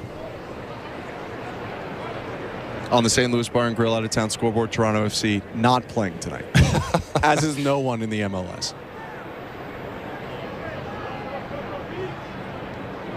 Here comes Daniel Vogelbach, who just missed a homer his last time up. A deep fly ball to right. First pitch. He takes down and in, ball 1. And Alec Marsh respecting that because he remembers what Vogelbach did to him last at bat. He throws that first pitch off speed. And Vogelbach takes it. He takes everything. If it's not in the zone, Bogey's going to take it. Good combination of a good eye and power. 1-0 at the knees, called for strike 1. Vogelbach hit that ball 374 feet to right center field. Wouldn't have gone out in many ballparks, but if it was at Yankee Stadium, Great American Ballpark in Cincinnati, would have left the yard. The 1-1. He hits the ball in the air to left center. Isbell racing back at the track, and it's caught by Melendez, who nearly crashes into him. The left fielder reins it in. Varsho tagging at second will advance to third. Another near miss for Daniel Vogelbach. This one to the opposite field. Jansen tags from first and advances to second as well. So it's now second and third for the Blue Jays with 2 outs. Yeah, Vogie taking that ball into left center. Melendez actually overruns that baseball. He kind of caught it over his shoulder, but at his chest. He's got good speed over there in left field, but a good job by Dalton Varsho and Danny Jansen tagging. This sets up Ernie Clement with second and third, 2 outs. The pitch. Swing and a fly ball to left. Melendez camped under it, 20 feet in front of the track, makes the catch. He throws to the plate, but that's the third out of the inning, MJ. You don't have to worry about it. Blue Jays strand 2 on 1 hit. They do not score. Middle of the 4th. It's 2-0 Kansas City. You're listening to Blue Jays Baseball, brought to you by your local family-owned Crown Rust Control Center, streaming at sportsnet.ca and the Sportsnet Radio Network. We're 2 men and a truck. And we've got lots of men and lots of trucks. Whether you're planning a move to a new home or to a new office down the hall, big or small, we move them all. We even sell packing and moving supplies. But no matter what you need, we'll do it with a smile. With a 96% referral rating and the professionalism you can trust, the choice is simple. So when you're planning your next move, call 2 men and a truck. 2 men and a truck, the movers who care. Hi, I'm Buck Martinez, live from the showdown between pizza and inflation. First to the plate, with over 2 million sold, it's Fixed Rate Pizza, a hot and fresh extra-large 4-topping pizza for a fixed price of $17.99 until the end of 2024. Here's the delivery. And inflation strikes out. That's a swing and a drive for Fixed Rate Pizza. Lock in yours today. Order pizza.ca. At Bet365, we don't do ordinary. That's why we introduced in-game betting. Because when the game starts, the action doesn't stop. With in-game betting, you can wager on game props, player props, totals, and the money line. And remember, in-game, you can track your same-day parlay with the option to cash out. Check out in-game betting and find out why. It's never ordinary at Bet365. Must be 19 years or older. Ontario only. Please play responsibly. If you or someone you know has concerns about gambling, visit connexontario.ca. This is Toronto Blue Jays baseball. Strike 3. Kevin Gausman strikes out this side. On Sportsnet 590 The Fan and the Sportsnet Radio Network. Welcome to the Timbermark broadcast booth. I'm Ben Schulman alongside Chris LaRue. 2-0 Royals, bottom of the 4th. Number 6 hitter Nelson Velasquez leads off for Kansas City. The pitch from Yariel Rodriguez, called strike 1. Rodriguez had a 1-2-3 bottom of the 3rd and really had some tough luck in the 2nd. He's been pretty on it since a shaky first inning.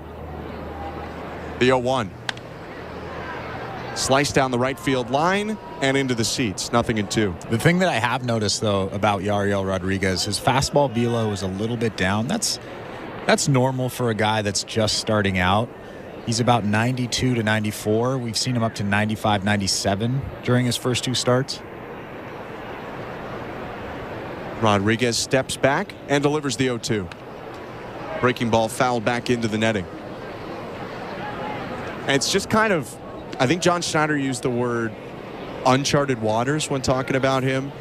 There aren't that many guys around pro baseball that, not for injuries reason, take a whole year off. He had to do it for residency reasons. 0-2.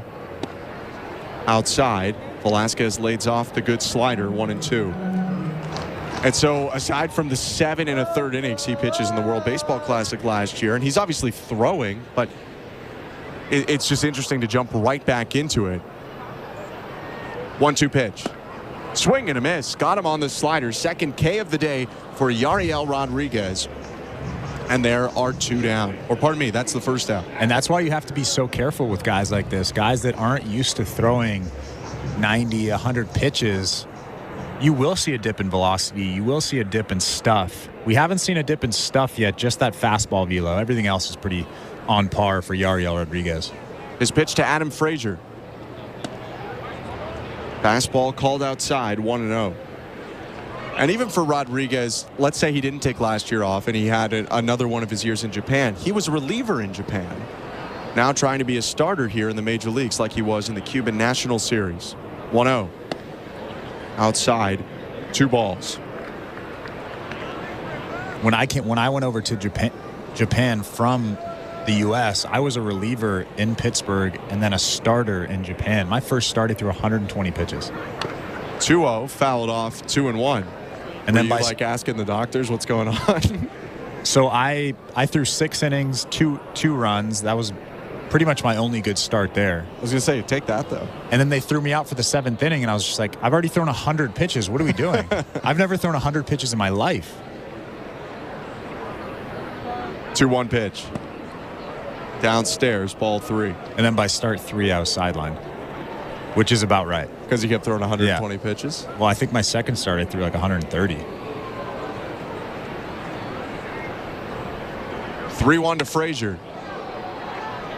Lifted to shallow left center. Varsho's going to call off Barger and drift into left to make the catch. 2 outs.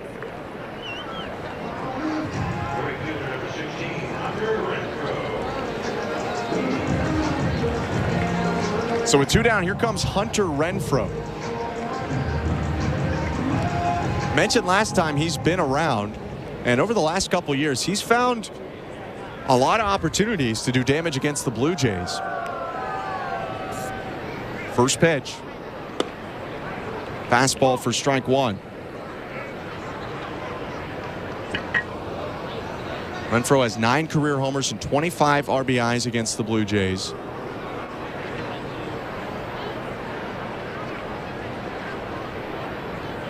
The 0-1.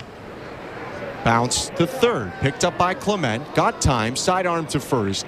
In time for the 3rd out. Yariel Rodriguez has retired 7 in a row, but the Blue Jays still trail 2-0 as we go to the 5th. You're listening to Blue Jays Baseball, brought to you by your local family-owned Crown Rust Control Center, streaming at sportsnet.ca and the Sportsnet Radio Network.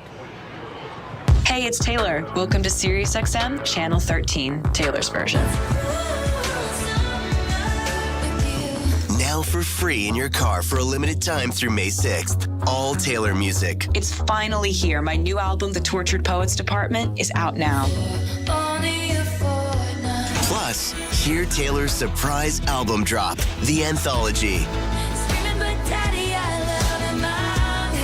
On Channel 13, Taylor's version. I hope you love it. Fantasy Sports Radio is helping you win your fantasy leagues. Right now on Channel 87. It's a home run for Ronald Acuna. From in-season fantasy baseball management to daily fantasy playoff basketball to reacting to the NFL draft, Fantasy Sports Radio is here to help you dominate. Don't ever take a player that you don't intend to keep all year. Don't do it. It's terrible management. Fantasy Sports Radio, your home for fantasy sports. Channel 87 and on the all-new Sirius XM app. What'd you shoot? For former PGA Tour player Alan Miller, the answer to that question was more than just a number. It was how he defined his self-worth. And it led him down a spiral of depression and alcoholism that nearly cost him his life. But ultimately, it led him to redefine how he determines his worth.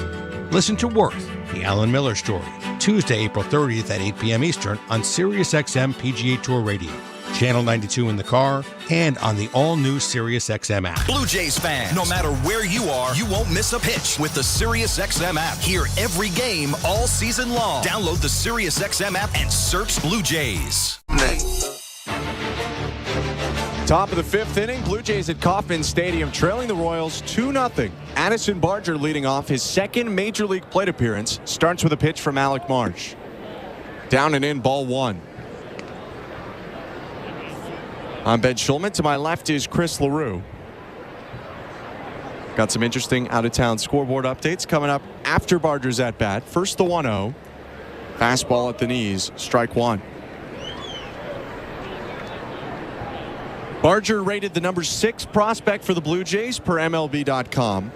A 6th rounder by Toronto out of C. Leon King High School in Tampa, Florida, back in 2018. 1-1. Called strike two.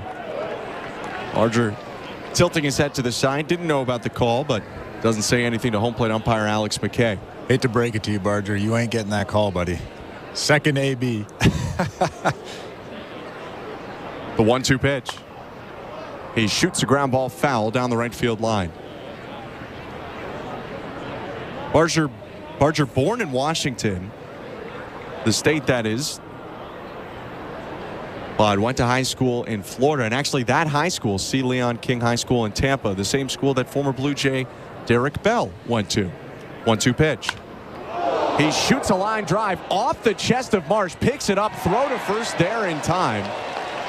Barger just misses out on his first Major League hit, and Marsh is shaking his right arm right now, tossed the glove away. He looks to be in some serious pain after that 91-mile-per-hour liner right off him. Yeah, Marsh is clearly uncomfortable right now. Hopefully that got him in the meat of the bicep or the tricep. Oh, that might have got him in the chest, actually. That's what I thought, but then he started shaking his arm around. Threw his glove away, grabbed his right elbow. That's a scary comebacker. It looked like he was coming directly at his chest, and then he brought his arms up to kind of protect himself, and it might have just got him in the arm or the hand. He's kind of flexing his elbow right now, and he's pointing to kind of the back of his elbow, like maybe he put his hands in front of him, protecting himself. Really impressive he made that play, by the way. And he still hasn't picked up his glove or even really thought about picking up a baseball. I think this is where, if you're on the Royals side of this, you start to get concerned whether he's going to remain in the game. That might have hit him right on the elbow bone. It looked like he brought his arms up to protect himself from getting hit in the chest, and he's going to leave this ballgame. That's a tough break for him and a tough break for Addison Barger, who just misses out on his first hit. But, of course, first and foremost, we hope that Alec Marsh is okay as he heads into the tunnel. That'll bring a pitching change for the Kansas City Royals. So with that, we'll send it over to Show Ali, who has information that Toronto FC is playing today against Simcoe County in the Canadian Championship. Take it away, Show. Thank you very much, Ben. It's true. On the St. Louis Bar and Grill out-of-town scoreboard, TFC is playing in the against the Simcoe County Rovers. They're up 4-0 right now in the TELUS Canadian Championship. What that is beyond me. I don't know what that is. I'll be completely honest. I don't think that's an MLS game, given that the CONCACAF Champions League is going on right now for MLS. Columbus Crew actually up 1-0 on Monterey. Pretty exciting stuff. But why don't we check out some more local scores on the St. Louis Bar and Grill out-of-town scoreboard. Actually, I don't think this has been mentioned tonight, but I was initially planning on having Pat Malaccara of the Bison's fame on to discuss Addison Barger. He was busy, as it is game day for the Bisons. Alek Manoah starting today, not quite as promising as the last time out. If you recall, he went 5 2/3, only allowed the 2 earned runs. Today, he went 3 innings. He allowed 7 hits, 6 earned runs, including 2 homers. He issued 4 walks. He did notch 5 strikeouts over his 88 pitches of work. Mike Harrington from the Buffalo News noting that it was freezing cold in Buffalo compared to regular temperatures. So I'm sure that was a factor, but still somewhat of a step back for Manoah tonight. And of course, John Schneider has been asked about Alek Manoah, and is he going to stay lined up with Yariel Rodriguez? Because, of course, in theory, you would have that number 5 spot. But Manoah, I don't think they're necessarily keeping those two things lined up 1-to-1. But still, Manoah, again, somewhat of a step back for him as the Bisons did lose to the Iowa Cubs in minor league baseball action tonight. In the Stanley Cup playoffs, we have more round 1 action on the go. Let's check it out. We'll begin in Toronto, where the Leafs are taking on the Bruins in Game 3. Series is tied at 1. This game tied at 1. The second period just coming to an end. You can watch the rest of it on Sportsnet. Afterwards, Leafs Talk with JD Bunkus, Sam McKee, and Justin Bourne will be on the air on YouTube, on Sportsnet Plus. And once Jays Talk has wrapped up with Blair and Barker, it will be on the radio locally in Toronto as well. The opening goal from the Leafs was a pretty one, a tap-in from Matthew Nyes on a terrific dish from Mitch Marner right across the crease, but the Boston Bruins tying it up just a couple of minutes before the end of the second period. So again, you can watch that game on Sportsnet, and again, Leafs Talk will follow after the final out. Later on tonight, we'll get Golden Knights at Stars. Game 2, Vegas, the only road team to win their first playoff game this postseason. Game 2 will have the puck drop of that, 9:30 Eastern, 6:30 Pacific. The time of that one will be on Sportsnet 360 in about 40 minutes. And just afterwards, the Oilers are at home taking on the Kings, 10 p.m. Eastern, 7 Pacific. Edmonton has a 1-0 series lead ahead of tonight's puck drop on the main Sportsnet channels. In the NBA, round 1 playoff action continuing as well. Just 2 games on the go. Heat at Celtics, game 2 on tonight. Boston is up 1-0 in the series with about 2 minutes to go in the third quarter in Boston at TD Garden. Miami leading 82-73. So we'll keep an eye on that. Pelicans at Thunder, game 2 on as well. A number 1 overall seed, Thunder up 1-0 in their series. Tip-off for Canada's own Shai Gilgeous-Alexander goes at 9:30 p.m. Eastern, 6:30 Pacific. Some finals in Major League Baseball. A couple of finals, 4 already in the books. The Baltimore Orioles holding on for a 6-5 win over the Los Angeles Angels. Gunnar Henderson with another great day. He had his hot streak continue. 3 hits, 3 RBI. The Orioles hold on for a 6-5 win. Mike Trout becoming the first player in the majors to reach 10 home runs this season. Another final in Cleveland as well. The Boston Red Sox blank the Guardians 8-0, the final score for the Red Sox. They did put Brian Bayo on the IL today, but no problem for the Boston Red Sox, who did hold on to blank the Guardians. Blue Jays baseball is brought to you by Crown Rust Protection. Let's get you back to the action. Ben Schulman, Chris Leroux have the call. Angel Zerpa on the mound for the Royals. Thank you very much, Joe. The left-hander Angel Zerpa ready to go for his first pitch to Kevin Biggio, and it's a fastball for strike 1. Alec Marsh, the right-handed starter for the Royals, removed from the game after taking a liner off, I believe, the right elbow for Madison Barger. Here's the next pitch to Biggio, down and away. So Serpa takes over with nobody on, 1 out, and a 2-0 Royals lead, top of the 5th. Left-hander with an abbreviated wind, kicks and fires, and misses outside with his first slider of the appearance, 2-1. And we were saying before the break that if the ball did not hit Marsh, it possibly would have been Addison Barger's first major league hit. 2-1 outside, 3-1. Watching the replay, I noticed that Bobby Witt Jr. was right behind second base, so he would have easily gobbled that ball up. Probably. And thrown it to first base. We don't know, though. Well, he's very good defensively, so. Well, ball could have kept slicing. 3-1. Check swing on a pitch just on the outside edge. Called strike 2. Moot point anyway. Barger retired. And here is Serpa. Blue Jays trying to score a run off this Royals bullpen for the first time in the series. 3-2, swing and a miss. Biggio clearly looking for the slider, was way late on the fastball. He strikes out for the second out of the inning. Well, it's going to be tough against Serpa. He's given up 1 run in 9 innings. Serpa has a 4-seam fastball, a slider, a sinker, and a changeup. Was in and out of the starting rotation actually last year. Started once against the Blue Jays 2 years ago. First pitch to George Springer, called strike 1. When he started against Toronto on July 14th, 2022, pitched 5 innings and gave up just 1 run. 0-1. Springer hits in the air to center field. Isbell going back. He's looking up. He leaps at the wall. It's gone.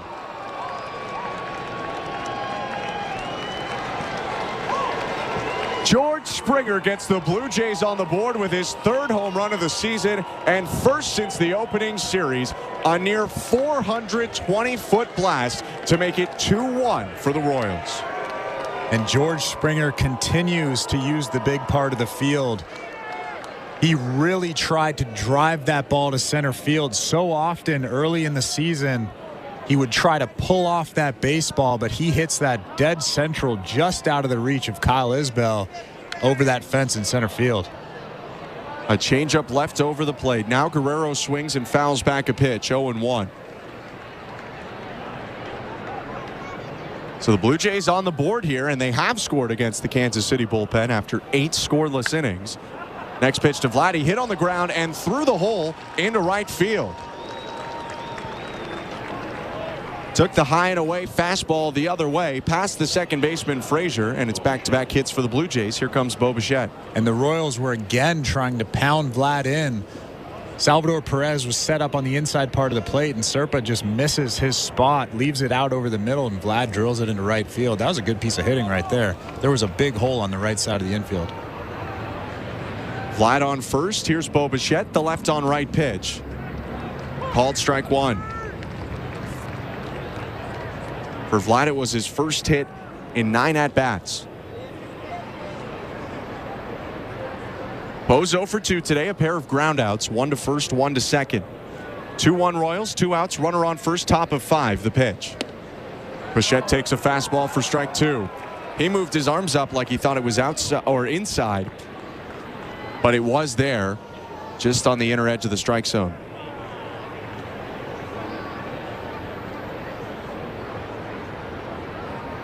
Two-strike pitch. That one was inside.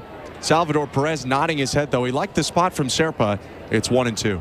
Well, I like the spot, too. Anytime you throw inside right there and make the hitter feel uncomfortable, it was an effective pitch. I would imagine, they're coming back inside. 1-2 is hit on the ground to second, picked up by Frazier. He's got lots of time. The throw to first ends the inning. 2 hits and a run for the Blue Jays. A solo homer by George Springer has cut the deficit in half. 2-1, middle of the 5th for Kansas City. You're listening to Blue Jays Baseball, brought to you by your local family-owned Crown Rust Control Center, streaming at sportsnet.ca and the Sportsnet Radio Network. The NASCAR Cup Series is on SiriusXM. We're back on the track Sunday, 1 p.m. Eastern. It's the Worth 400 from Dover Motor Speedway. Checker flag, baby. Yeah! On SiriusXM NASCAR Radio Channel 90 in the car and on the all-new SiriusXM app. Yeah! Get closer to everything that moves you wherever you are with the SiriusXM app. Let's make some smoke and drink some beer. Yeah! The NASCAR Cup Series is on SiriusXM. Let's go, man! We're back on the track Sunday, 1 p.m. Eastern. It's the Worth 400 from Dover Motor Speedway. Checker flag, baby. Yeah! On SiriusXM NASCAR Radio Channel 90 in the car and on the all-new SiriusXM app. Yeah! Get closer to everything that moves you wherever you are with the SiriusXM app. Let's make some smoke and drink some beer. Yeah! Each night after the horn sounds, NBA Radio has you covered with the best analysis of all the games. When healthy, they check a lot of boxes. We'll break down the playoff action. Durant, left wing 3 again. This one goes again. All net for Kevin Durant. And take you inside the locker room to hear from the players and coaches. I thought it was our most connected game. Defensively, we're so physical. Hear the NBA Radio Playoffs postgame show every night throughout the postseason on NBA Radio Channel 86 and the all-new SiriusXM app. Hey, baseball fans, the NBA postseason is in full swing, and your home for nonstop discussion every day and playoff action on the court every night is SiriusXM NBA Radio Channel 86 and on the brand new SiriusXM app. Sportsnet Radio Network. Welcome to the Timbermark broadcast booth. I'm Ben Schulman. To my left, Chris LaRue. Show Ali, our host and producer. Tom Young, our technical director. Home half of the 5th inning, the Royals will bat, leading 2-1 now, as George Springer brought the Blue Jays closer with a solo home run in the top of the 5th. Yariel Rodriguez out for a 5th inning of work here. Pitch count at 60. Looking to get deeper into a game than he has before in his major league career. With just 1 out here, he'll set a new career high in innings pitched in a major league game. Well, he's only thrown 40 pitches through the second, third, and fourth inning. He threw 21 pitches in that in that first inning. First pitch is low to Kyle Isbell, the 9-hitter, 1-0. Isbell tripled back in the second inning. 1-0 pitch. Curveball drops in there, strike one. On a ball hit to left that on most days is caught. Addison Barger, though, making his first ever professional start in left field, had some trouble with it, and the ball got over his head.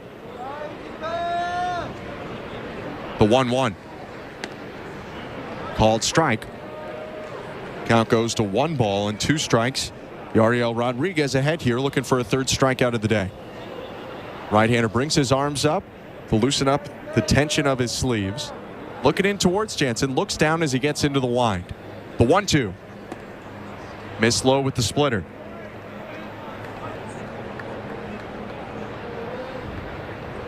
Although the pitch count is pretty comfortable for Rodriguez, the Blue Jays getting prepared for what's coming next. They have left-handed reliever Genesis Cabrera loosening up in left field. Well, I think Pete Walker and John Schneider both see the velo, and they can tell that he's not at his sharpest right now. 2-2 popped up. Jansen turns around, but that ball gets into the seats. Still 2 balls, 2 strikes. And again, there's normally a dip in velo when you're a guy that's just starting. And Yariel Rodriguez, this is his third big league start. You'll see a couple of starts where there's a dip, and then it'll go back up again as your body gets used to it. It's 2-2 again.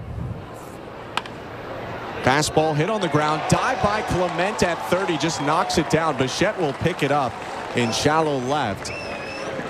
On Isbell hit it to the right spot, and he's probably got a second fortunate base hit of the day. He's on to lead off the 5th. Yeah, that ball was hit where the shortstop normally plays straight up. Ernie Clement, the third baseman, playing well off the line, and Bo Bichette was playing up the middle, and there was that little gap there in between the both of them, and Kyle Isbell finds it. So Isbell leading off first. Here's Michael Garcia, 1 for 2 with an RBI single. First pitch is lined into right field, a base hit. Picked up by Springer. Coming around second, headed to third is Isbell. And the Royals are threatening for the first time since the second. They have runners on the corners with nobody out. Bottom of the 5th. I would imagine that this is probably Yariel's either last batter or at least second to last batter. Like I said, his stuff just is fine. But his fastball velo has been down all day. And when you're a guy that normally throws 96, 97, and you're throwing 93, 94, there's a big difference. And you miss a lot less barrels, and he's missing less barrels right now. Blue Jays trying to get out of a jam. Bobby Witt Jr. is up. Runners on the corners, no outs. Turning a throw to first. Back standing Garcia, who's already stolen a base today. The one he swiped in the second was Garcia's 5th of the season. Guerrero holding him on. Third baseman Clement playing in. Middle infield playing back with a chance to turn 2. The pitch. Witt takes strike 1. Tough guy to double off, though. Really tough guy to double up in Bobby Witt Jr. I mean, they're about halfway. If a ball's hit right at the middle infielders, they could come home, but it's a lot of speed in Isbell on third, too. 2-1 Royals. The 0-1. Witt lines it up the middle, base hit. Isbell jogs home.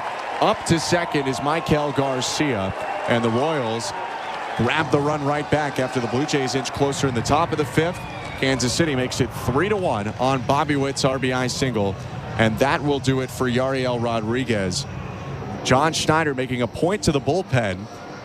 And before we send it over to baseball control, let's look at the injury report brought to you by Bergmanis Pryor Personal Injury Lawyers. If life has thrown you a curveball and you're striking out with your insurance company, get ahead of the count and call Bergmanis Pryor Personal Injury Lawyers. You focus on getting better, and Bergmanis Pryor will take care of the rest. Visit bplawyers.ca. The roster move the Blue Jays made today: Kevin Kiermaier placed on the 10-day injured list with left hip flexor inflammation. That's why Addison Barger's both here and in left field starting today. That's the injury report brought to you by Bergmanis Private Personal Injury Lawyers. Yariel Rodriguez's day is done. Let's go to baseball control with Show Ali. Thank you very much, Ben. And before we check the St. Louis Bar and Grill out-of-town scoreboard, A reminder, we do have Jays Talk tonight. Blair and Barker will have the post-game show this evening. As always, they will take your phone calls after the final out. And just a reminder, they are here all week long, so they'll have tomorrow's game as well. In addition to tonight's game, tomorrow's game will be on TV and radio.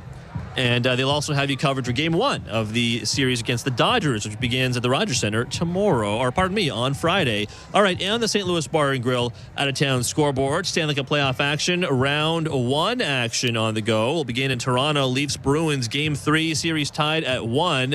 Right now, the game tied at 1 in the second period intermission. You can watch it on Sportsnet afterwards. Leafs Talk with J.D. Bunkus, Sam McKee and Justin Bourne will be on the air on YouTube on Sportsnet Plus. And once Blair and Barker have wrapped up this evening, it'll be on the radio locally in Toronto as well. Later on tonight, half an hour from now, the Golden Knights at Stars Game 2. Like I said earlier, Vegas was the only road team to win their first playoff game this postseason. 9:30 p.m. Eastern, 6:30 Pacific is the time of puck drop. You can watch that one on Sportsnet 360 later on. And just afterwards, in about an hour's time, the Oilers are at home taking on the Kings. 10 Eastern, 7 Pacific. Edmonton with a 1-0 series lead ahead of tonight's puck drop on the main Sportsnet channel. Blue Jays baseball is brought to you by Crown Rust Protection. Yenisys Cabrera on the mound in relief of Yariel Rodriguez. Here's Ben Schulman and Chris LaRue.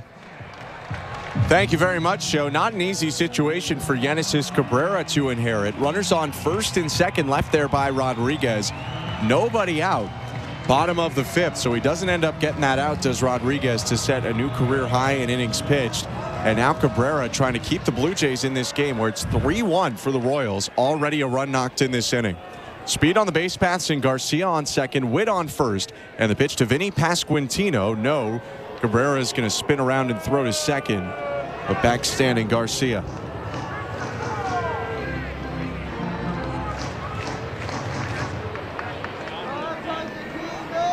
Ninth appearance of the season for Yenisys Cabrera, who's given up 8 earned runs in 8 innings. The long ball has bit him. 3 home runs allowed this year. First pitch to Pasquantino. Runners going. Called strike 1. Throw down to third. Runner comes off the bag, but they're saying that Clement's tag moved Garcia off the bag, so he's safe. So is Witt at second. Well, Danny Jansen skipped that throw into Ernie Clement, and he did a great job of picking that baseball and at least attempting a tag. John Schneider is looking at this play. I'm not sure what they're looking at, but he's out to have a chat with the umpire.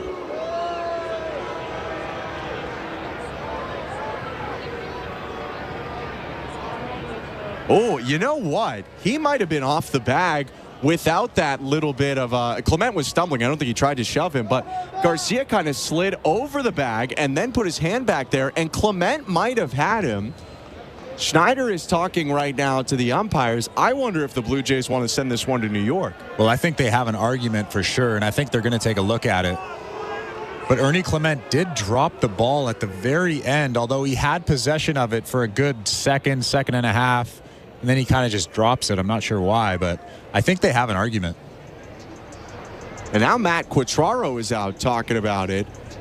And so I think Quatraro was worried about the end part where Clement almost accidentally pushes him off. But that's not really the part that they're worried about. Rather, the fact that Garcia, in the process of sliding, at one point was completely off the bag before putting his hand back down and then being pushed off the bag.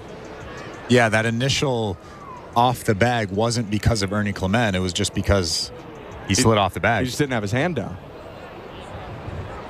The umpires haven't announced anything like they usually do, but there is an umpire review going on right now. The call on the field is safe, and for now it's second and third, nobody out. And again, a really nice, yeah, he's out. He is out, by the way. This play will get overturned. But again, a really nice play from Ernie Clement. Catching that baseball. That was a short hop from Danny Jansen, and he makes that play, and then Garcia comes off the bag, clearly comes off the bag. If they don't overturn this, I'll be shocked. Yeah, he's not on the bag. Umpires still conferencing right now. Ben, what's your opinion? I don't know if you agree with me. I think he was off the bag. I'm not going to be as confident as you are. But I think he was probably off the bag. I think they overturn it. But my question is, Ernie Clement drops the baseball at the end of the play, but Did he hold on to it? Yeah. I think he already had possession of it. You can actually hear the fans yelling, he dropped the ball. Clearly he dropped the ball, but at the very end of the play. Yeah, I think by the time the ball comes out, the point, he's already either out or safe.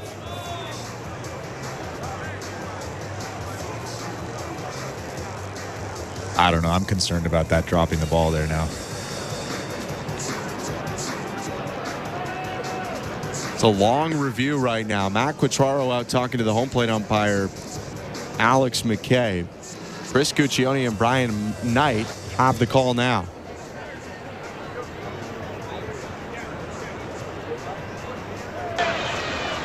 Toronto is challenging the safe call at third base prior to the runner being pushed off. That being pushed off is not reviewable, but prior to that is reviewable. We just got to that? I thought we were deep into that. So I guess they were looking to see if they could challenge.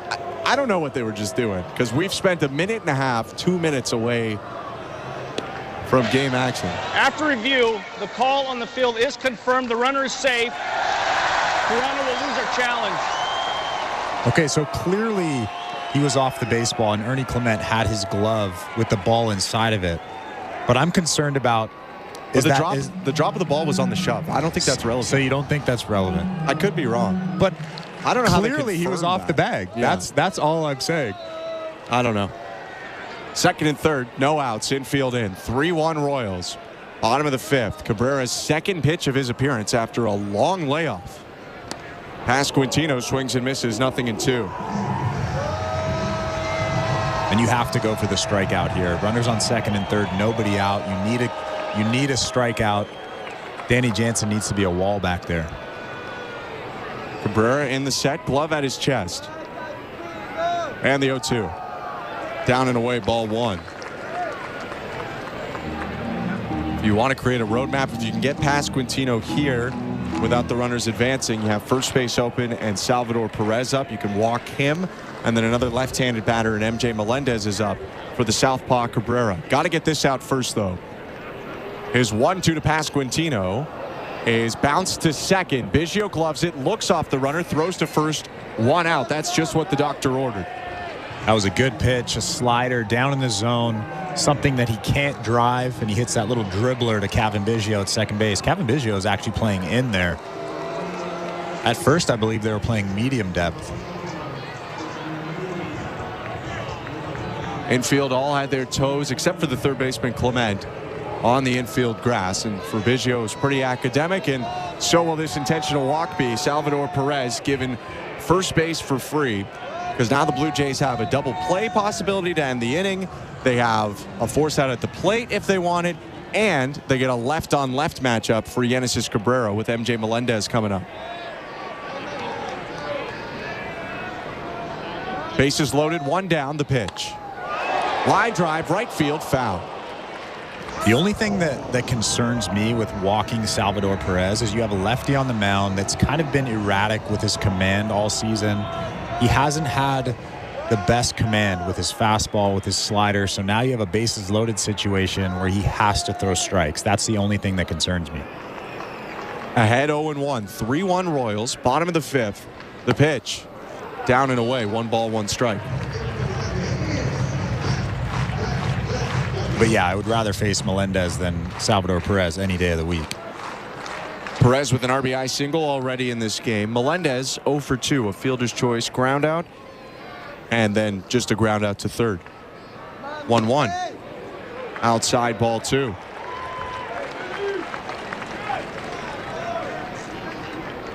Melendez does have pop. 5 doubles, 4 homers, and 12 RBIs already this season, but hitting .213 on the year. The pitch. Foul tipped off the right thigh of Danny Jansen, and it's 2 balls, 2 strikes. That's a really smart pitch. A nice slower slider there behind in the count. Melendez looking for something hard, and Cabrera just flips in that breaking ball. Bowen Francis and Trevor Richards getting loose right now for the Blue Jays. Probably Richards if this inning continues, and Francis for a large portion of the rest of the game. 2-2. Ground ball hit to first. Guerrero's going to throw to the plate. They get the force out. Jansen had to stretch to foul territory, but they make the play, and that'll be a fielder's choice now. 2 outs and still the bases loaded. Vladdy electing to ensure that they get the out there rather than try to double up a guy with some speed like MJ Melendez. Yeah, I don't think they would have got the double play there if Vlad had turned and thrown to second, but good job coming home. It's actually hard for catchers to find their footing around home plate because you can't feel the plate like you can feel the bases. So you really have to look down and see your foot on that plate. Jansen turning into a first baseman there. Now 2 outs, and the pitch to Nelson Velasquez is called strike 1. Royals have 1 run this inning, lead 3-1 over the Blue Jays.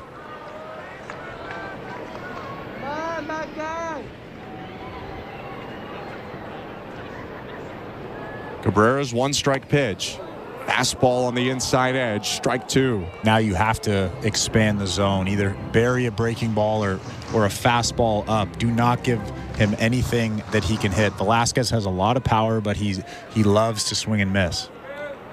Yoenis Cabrera entered with 2 runs on and no outs, and other than his intentional walk, he hasn't allowed anyone to move anywhere. Trying to keep Toronto in it. His 0-2 pitch. Fastball popped up. Actually a fly ball drifting into center. Varsho under it, makes the catch, and ends the inning. Nice job for Yoenis Cabrera, who's fired up coming off the mound. Blue Jays, though, give up 1 and trail 3-1 at the end of 5. You're listening to Blue Jays Baseball, brought to you by your local family-owned Crown Rest Control Center, streaming at sportsnet.ca and the Sportsnet Radio Network. The Blue Jays are inviting you to work from Dome. Put it in your calendar. 307 weekday starts this season. You can work from Dome with friends or coworkers at Rogers Center. It's a game changer. Make the ballpark your office for the afternoon.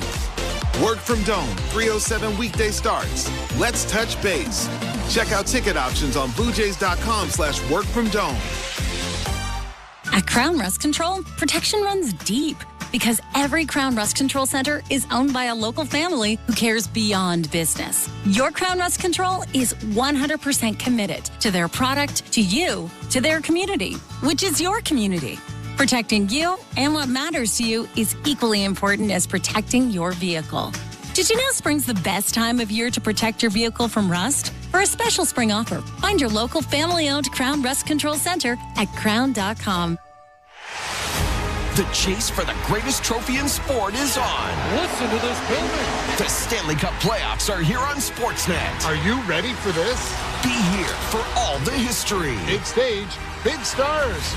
Let's go. Be here for the action. Who is going to be the hero tonight? Every shift, every goal can make all the difference. This is what the Stanley Cup playoffs are all about. Stanley Cup champions. The Cup is here on Sportsnet.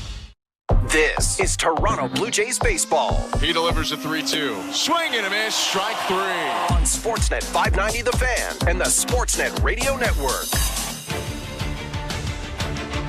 Top of the 6th inning in Kansas City, Missouri. The Blue Jays trailing the Kansas City Royals 3-1.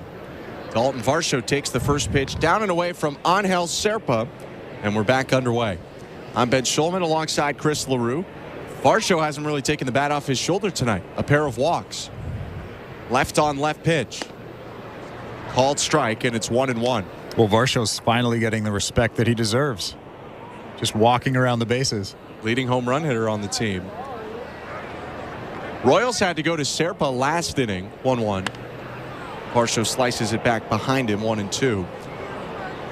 When Alec Marsh was hit by a liner, that's when Serpa came in, and now they're getting Matt Sauer, a Rule 5 pickup loose, a right-hander in their pen. 1-2 pitch. Varsho takes outside. There are 2 lefties scheduled to hit this inning. Dalton Varsho right now, then Danny Jansen, who's a right-handed hitter, then Vogelback next. 2-2, smacked foul just beyond the third base dugout. 2 balls and 2 strikes remains the count. Varsho does a good job of just fouling that pitch off, clearly expecting something else, but just fighting off that fastball, that good hard fastball. That was 96 from Serpa. Maybe hunting that slider he loves to strike out guys with. 2-2 is a fastball off the handle, rolled to first, picked up by Pasquantino, flip back to first, safe! Dalton Varsho sprinting the whole way. It was a slow roller, and when Pasquantino went over to get it instead of Frazier, Varsho had a shot, and he beats the flip back to the bag. Matt Quatraro is not going to challenge, so it's an infield single for Dalton Varsho. Yeah, he was clearly safe at first base, but Serpa kind of hesitated off the mound, and as a pitcher on a slow roller like that, if you hesitate going to first base, that runner, if he's quick, will probably be safe, just like Dalton Varsho right there. Here's Danny Jansen, 3-1 Royals, no outs, runner on first. The pitch, high ball 1. Jano picked up his first single of the season on a line drive up the middle in the 4th, has also popped out to short.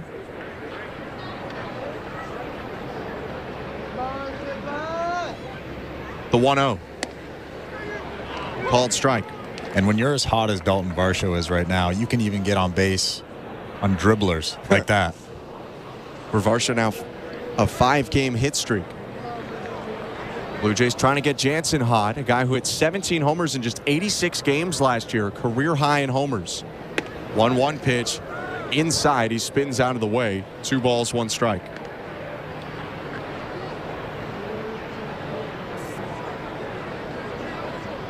Serpa's pitch count rising.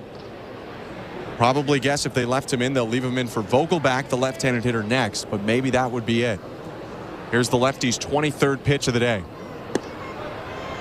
Called strike at the top of the zone. 2-2. If Danny Jansen gets on, do you see them pinch hitting for Vogelbach?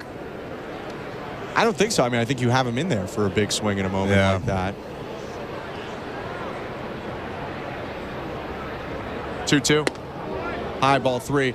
Although you don't really have him to hit lefties, he's more of a righties only guy. So maybe, between Davis Schneider or Justin Turner, maybe you bring someone in. But he has hit the ball hard twice tonight. That's a tough thing. Although both against right-handed pitching. Varsho on first, no outs, full count. Step off in a throw to first. And a dive back save from Varsho. He beats the untraditional lefty pickoff move of Serpa. I think if Danny Jansen gets on here, well, even if he doesn't get on, I pinch hit Justin Turner for Vogie. 3-2 pitch.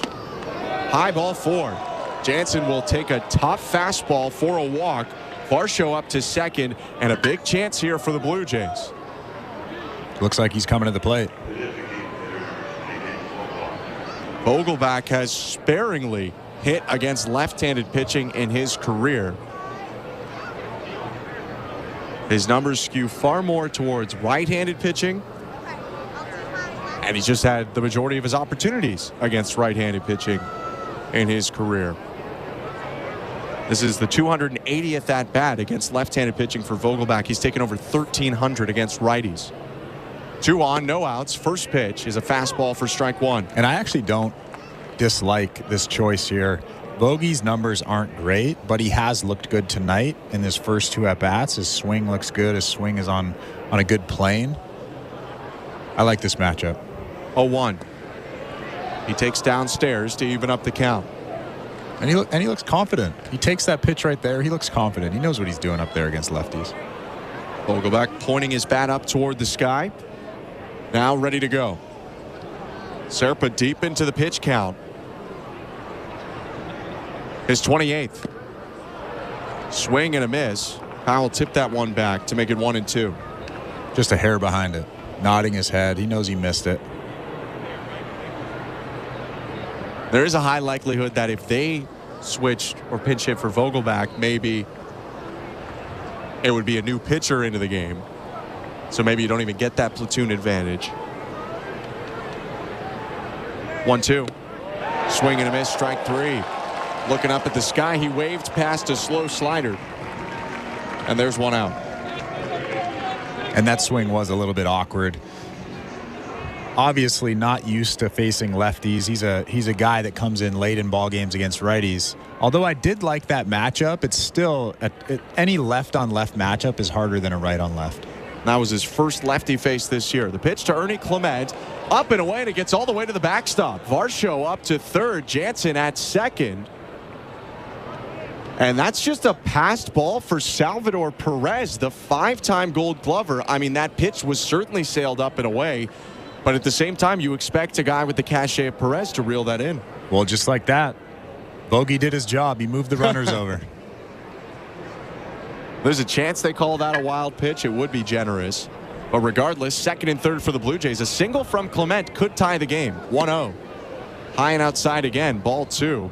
Serpa over 30 pitches and looking like it right now. They rule it a wild pitch. It was kind of up and away. Not a simple pitch to catch. Next one up and away, and again 3-0. Yeah, he's hit that arm side high 3 times in a row. You can tell he's starting to get a little tired. 32 pitches now. 33 pitches. Salvador Perez is a great catcher. I do wonder if that same thing happens to Freddie Fermin, their other catcher, if that's a pass ball instead of a wild pitch. But when you have the 5 Gold Gloves, people respect you a lot. Still a tough play, no doubt about it, as Perez was set up down. I wouldn't say it was up and away. I wouldn't say it was a tough play. Okay, well, it wasn't a routine play. It was a play. Perez goes out to the mound. By the way, on the St. Louis Bar and Grill out-of-town scoreboard, it's 2-1 for the Boston Bruins over the Toronto Maple Leafs after Jake DeBrusk's goal early in the third. 3-0 pitch now to Clement. He was taken all the way. It was a middle fastball for strike 1. 10 minutes left to go in the Bruins Maple Leafs game on the St. Louis Bar and Grill out-of-town scoreboard. Second and third, 1 out. 3-1 Royals. The 3-1 to Clement is bounced softly to short. Coming in to score Varsho. Witt will pick it up and throw to first for the second out. It's an RBI ground out for Ernie Clement, and the Blue Jays inch closer again. They trail 3-2 now. Well, the Royals clearly were willing to give up that run. They had the middle of the infield back, willing to give up the run from Dalton Varsho. They'll trade an out for a run all day long in this situation. Here's Addison Barger trying to tie up the game. Top of the 6th, 3-2 Royals, 2 outs, and Jansen on second. The pitch to Barger is hit in the air down the left field line and slicing foul. 0-1. So they leave Serpa all the way in at this point. I mean, a guy who I had mentioned last inning had started previously in his career, certainly has length in that left arm. But that last pitch is 35th.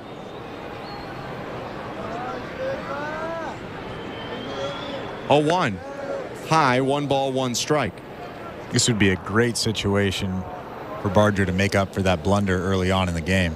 Although he did have the leaping catch already. I think an RBI would make up for it. 1-1. Called strike, a heater down the middle. 1-2. Barger 0 for 2. Flied out to deep center and hit a hard liner off the elbow of the starter, Alec Marsh. Knocked him out of the game. Barger hitting lefties at a .333 clip in the minors this year. 1-2 is chopped foul behind the plate, and Barger will adjust his helmet before getting set to do it again at 1 ball and 2 strikes. Just a hair behind that fastball. He wants that thing back. That was about middle at 96 miles an hour. You can tell he was thinking something else, but good job fouling it off. Jansen on second, 2 outs. 3-2 Royals. The 1-2 again. Called strike 3. Fastball on the outside edge. Retires Barger to end the inning. Blue Jays get a run on 1 hit. They leave 1 on. And we will go to the bottom of the 6th with Toronto trailing 3-2. You're listening to Blue Jays Baseball, brought to you by your local family-owned Crown Rust Control Center, streaming at sportsnet.ca and the Sportsnet Radio Network. Hey, Kelly. I love your Kelly Clarkson Connection channel. All right. Thank you so much for listening. The mix is eclectic. I love music, and I just want to celebrate all of it with you. It's my favorite now. Is it worth it? Let me work it. It is perfect. This is my heartbeat. The Kelly Clarkson Connection, y'all. I freaking love your channel. Oh my God. Channel 12 and on the Sirius XM app. The South Carolina Gamecocks are on top of the women's college basketball world yet again. Perfection for South Carolina. 38 games, 38 wins. We're reacting to the perfect season and talking to the biggest names right here on Channel 374. Congratulations, Coach Staley. What does this particular title mean to you? This title is pretty special because it was unexpected. Keep it locked into SiriusXM SEC Radio as we continue to break it all down and celebrate the Gamecocks' third national title. Wake up! Wake up, everybody! This is Steve Phillips from the leadoff spot on MLB Network Radio. Join me and former Major League Baseball players Eduardo Perez and Xavier Scruggs as we react to all the latest news and scores across baseball and have plenty of fun along the way. Steve, you were so right about that. I don't know if anybody else thinks we're funny, but I think we're funny. Why are you putting us or we into this? The leadoff spot, weekdays at 7 a.m. Eastern on MLB Network Radio, Channel 89, and on the SiriusXM app. In season or out of season, the number one place for college sports is SiriusXM College Sports Radio, Channel 84. Sportsnet Radio Network. Home half of the sixth in Kansas City. The Blue Jays have scratched back a little bit closer. It's 3-2 now for the Royals over the Blue Jays. They have the bottom of the order hitting this inning. It'll be Adam Frazier, Hunter Renfroe, and Kyle Isbell for Kansas City. And into the game is Bowen Francis.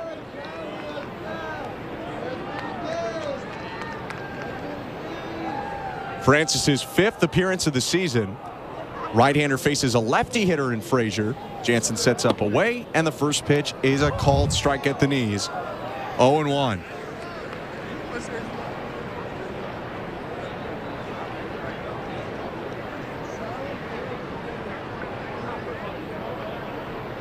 Here's the next pitch. Down and in, ball one. Quick update from the St. Louis Bar and Grill out-of-town scoreboard. Tyler Bertuzzi has scored one of the luckier goals you'll ever see, and the Maple Leafs have tied the game up at 2-2 with 8 minutes to go. Next pitch to Adam Frazier, hooked foul, 1 ball and 2 strikes.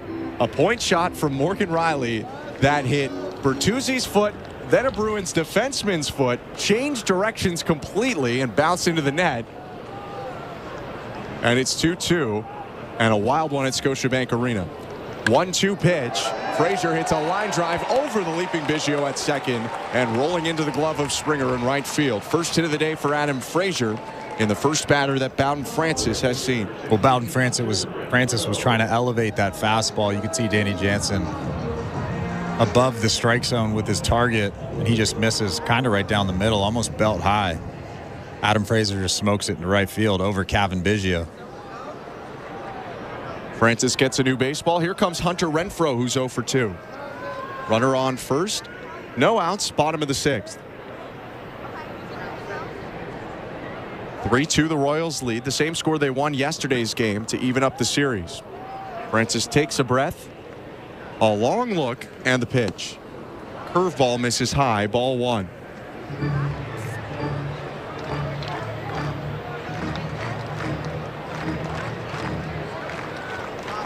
Francis has a fastball, the pair of breaking balls and the curve and slider.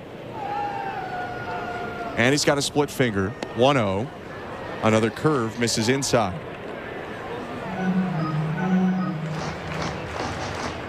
Bowden's best performance of the season was his last one, pitching in San Diego on the 19th. Went 2 scoreless innings, 1 hit, 1 walk, 2 Ks.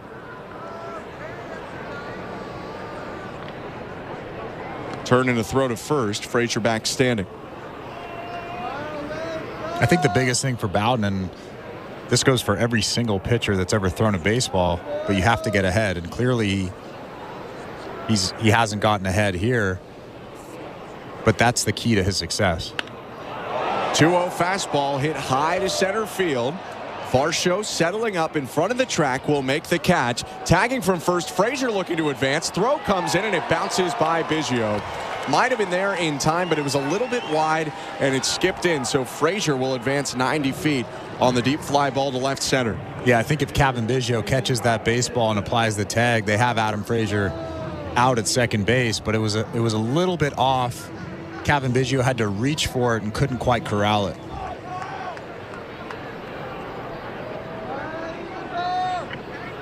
So Frazier in scoring position now for Kyle Isbell, the center fielder who has a double and a single today. They changed the scoring on his triple, made it a double and an error, as Barger had trouble picking up the ball in left field. Bowen Francis steps off the rubber, throws to first. They just appealed to see if Frazier left first base early on the tag. He didn't. Now the pitch to Isbell. Curveball drops in the top of the zone for strike one. I actually think that Dalton Varsho was caught off guard. He's not usually caught off guard, but you don't usually see guys on first base tag on a fly ball to center field, and Adam Frazier does it with successfully. The 0-1. Breaking ball called outside. 1 ball, 1 strike.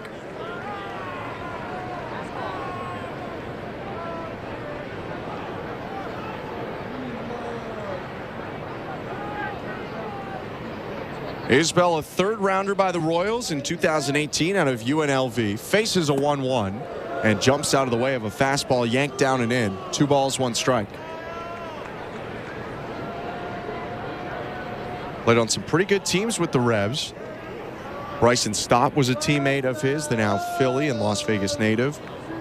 Dean Kramer, the pitcher for the Orioles, was also overlapping with his UNLV career. 2-1 pitch. Curveball hit foul. I actually didn't know that UNLV had a good program. You don't really hear much about them in college baseball. I mean, I think so much is concentrated on the Atlantic coast, southeast. Some pretty good players coming out of Vegas. Bryce Harper being one of them. 2-2. Bounced and speared by Francis. He'll throw over to first. Frazier advances second to third. Maybe a shot there to get the lead runner, but Francis goes to first for the safe out. So Frazier advances 90 feet, and there are 2 down. Yeah, it's actually too bad that Bowden didn't take a look over there. Adam Frazier was about a third of the way when Bowden caught that ball. If he looks back, he probably has a chance at Frazier at third base, but you're right. Just take that safe play, get that safe out at first base. I've seen guys throw that baseball away to third base lots of times. First pitch to Michael Garcia, lofted to left, stutter stepping under it. Barger makes the catch and ends the inning. The leadoff single by Frazier stranded, a scoreless inning for Bowen Francis, and the Blue Jays try to tie it up in the 7th. It's 3-2 Royals. You're listening to Blue Jays Baseball, brought to you by your local family-owned Crown Rust Control Center, streaming at sportsnet.ca and the Sportsnet Radio Network. Timber Mart is Canada's building center, a solid neighbor to call upon when you've got a job to do. Your dependable home improvement store that offers the added value of Air Miles reward miles with every purchase of $15 or more. Visit timbermart.ca. At Crown Rust Control Center, protection runs deep because every Crown Rust Control Center is owned by a local family who cares beyond business. Your Crown Rust Control Center is 100% committed to their product, to you, to their community, which is your community. Protecting you and what matters to you is equally important as protecting your vehicle. Did you know spring's the best time of year to protect your vehicle from rust? For a special spring offer, find your local family-owned Crown Rust Control Center at crown.com. When you have an iconic look like Danny Jansen, picking new glasses can be tough. Too big, too small, too cool, too much, too 90s, too futuristic. I think I'm just going to stick with the originals. These are working just fine. He is really seeing the ball well. Your friends will do a double take when they see you in your Danny Jansen new blue replica jersey and glasses. And he's got some style. On Monday, April 29th, the first 15,000 fans will receive a Jano bundle. For tickets, visit BlueJays.com. Timber Mart always has plans to help you with your plans. Your home, your cottage, your garage, whatever needs your attention first, check the most visited spot on our website for ready-to-order plans to get the job done with Canada's building center. Visit timbermart.ca. This is Toronto Blue Jays baseball. The 0-2 pitch. Fastball, strike 3 looking. On Sportsnet 590 The Fan and the Sportsnet Radio Network.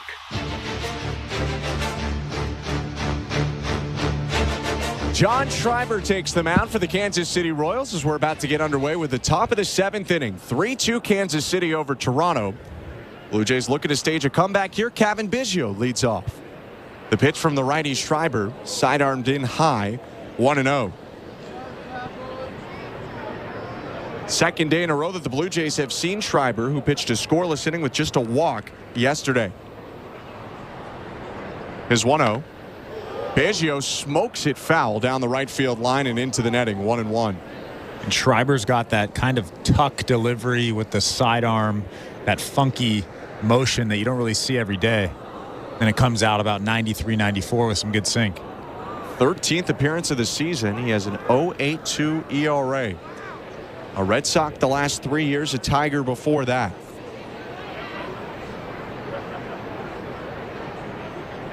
His 1-1. Inside, Biggio backs out of the way. 2 balls, 1 strike.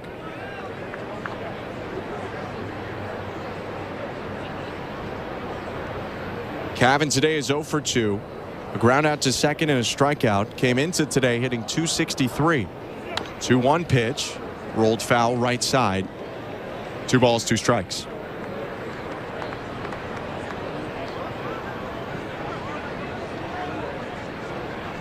Schreiber leaning forward, dangling his right arm. Turns back now. He's set. 2-2. Biggio hits a ground ball to second. Picked up by Frazier on the run. Flipped to first. 1 out. Frazier was actually shaded towards first base, so they had that hole on the first base side kind of covered. And that's exactly where Cavan Biggio hit it. He hit it into that hole, and Frazier was standing right there. While they may have stopped the shift, they have not stopped the drift, at least. Although there have been more ground ball singles through the right side for left-handed hitters over the last 2 years than before that. First pitch to George Springer. Down and in, ball 1. Springer today is 2 for 3. He's got 5 hits in the last 2 games, and today he's got a double and a home run. He got the Blue Jays on the board back in the 5th. They trail 3-2 now with 1 out, bases empty in the 7th. 1-0 pitch is skipped up the middle on the backhand side, picked up by Frazier. Long throw to first, and it looked like Pasquantino lost it in the lights, but he makes an awkward catch for the 2nd out. That was actually scary because that baseball was heading right for his head, and he kind of, you're right, it looked like he lost it in the lights, which is weird because the throw was low. Maybe he lost it in one of those signs out in left field. Here's Vladimir Guerrero Jr. 2 outs, bases empty. Vladdy 1 for 3 with a single to right last time. The pitch. Guerrero fouls it off, 0-1. On the St. Louis Bar and Grill out-of-town scoreboard, the Maple Leafs trailing the Bruins 3-2. With just over 3 minutes to go in the 3rd, Brad Marchand scored maybe a minute after the Maple Leafs had tied it up. 0-1 to Vlad. Slide step and a pitch high. 1 ball, 1 strike. Nobody on base. That slide step just a mix of timing there for Schreiber, trying to mess with Guerrero. Yeah, that's something new. Maybe in the last 3 or 4 years that pitchers started to do almost regularly, to mess with just hitters. 1-1 is rolled to the right side, picked up by Frazier. He'll make all 3 plays this inning as he throws over to first and ends the top of the 7th. Time to stretch in Kansas City. The Blue Jays trailing 3-2. You're listening to Blue Jays Baseball, brought to you by your local family-owned Crown Rust Control Center, streaming at sportsnet.ca and the Sportsnet Radio Network. Bring excitement to your landscape with Proven Winners Color Choice shrubs. These flowering shrubs and evergreens have been trialed and tested by experts to make sure they look better and bloom better. So they're just as easy to care for as what's in your landscape now, but a whole lot more colorful and interesting. Look for Proven Winners Color Choice shrubs in the distinctive white container at your local garden center, or learn more at provenwinnerscolorchoice.com. At Crown Rust Control, protection runs deep because every Crown Rust Control Center is owned by a local family who cares beyond business. Your Crown Rust Control is 100% committed to their product, to you, to their community, which is your community. Protecting you and what matters to you is equally important as protecting your vehicle. Did you know spring's the best time of year to protect your vehicle from rust? For a special spring offer, find your local family-owned Crown Rust Control Center at crown.com. Tuesdays on City TV. This season can change someone's life. That was incredible. Dreams are on the line. I really believe you could win. You've got talent. I love you. This is where you belong. You were perfect. There can only be one winner. We are rooting for you. For me, it is an absolute yes, sir! This is what I am here for, y'all. Canada's Got Talent. All new Tuesdays 8/7 Central on City TV or stream it on City TV Plus. This is Toronto Blue Jays baseball. He dives, and he made the catch. On Sportsnet 590 The Fan and the Sportsnet Radio Network. Welcome to the Timbermark broadcast booth. I'm Ben Schulman alongside Chris LaRue. Show Ali, our host and producer today. Tom Young, our technical director. Second inning of work for Bowen Francis starts with Bobby Witt Jr. 3-2 Royals, bottom 7. And the first pitch is lined up the middle. Dive by Varsho. He caught it right in the palm. Dalton Varsho makes just the millionth highlight reel play of his Blue Jays career. One down. Well, another day for Dalton Varsho making a diving catch, and another day for Bobby Witt Jr. hitting the baseball hard. He drilled that ball on a line out to Dalton Varsho, and he makes a great diving play. You're right, in the palm. I don't know how he caught that. Varsho is Major League Baseball's leader in defensive runs saved this year with 7 already. I could imagine maybe the total goes up with a play like that, or at least starts to. First pitch to Vinny Pasquantino, called strike 1. 3-2 Royals, top of the 7th. 1 out, bases empty. Pasquantino's 0 for 2 with a walk. The pitch. Hit foul? No. Hit to first. Bobbled by Vlad. His throw over to a covering Bowen Francis is a strike, and that's the second out. Good recovery by Guerrero. Well, Vinny doesn't really run very quickly or hard on that play, and Bowen Francis easily gets over to the base before him. Vlad just bobbles it and makes a good throw to Bowden at first base.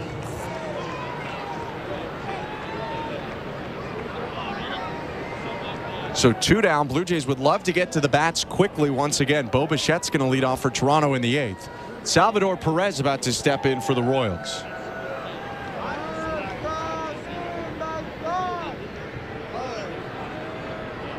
Perez in the box now. Open stance for the tall, imposing catcher. In the first pitch is hit past Bichette and into left field. 3 balls in play on 4 pitches to start this inning. And the Royals come up with a hit there to extend the inning. Here's MJ Melendez with a runner on first, 2 outs. Salvador Perez is just so good. He's so fun to watch. He just gets the barrel on the baseball every single time. That wasn't a bad pitch from Bowen Francis, down in the zone outside, and he just reaches out and drills it into left field for a single. Second hit of the day for Perez, who's 2 for 3 with an intentional walk. Right on left pitch to MJ Melendez. Curveball for strike 1.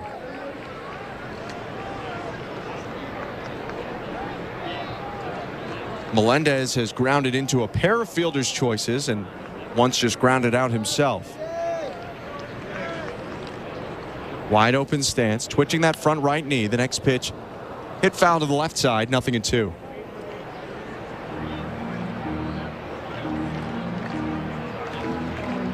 Vlad and Perez chopping it up at first base. Vlad not holding him on, just playing behind the catcher. Bowden peeks at him anyway, sets, and is 0-2.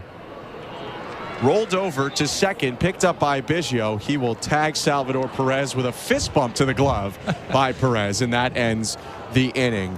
Bowen Francis scatters 1 hit, leaves 1 on, and the Blue Jays will try and come back down 3-2 in the top of the 8th. You're listening to Blue Jays Baseball, brought to you by your local family-owned Crown Rust Control Center, streaming at sportsnet.ca and the Sportsnet Radio Network.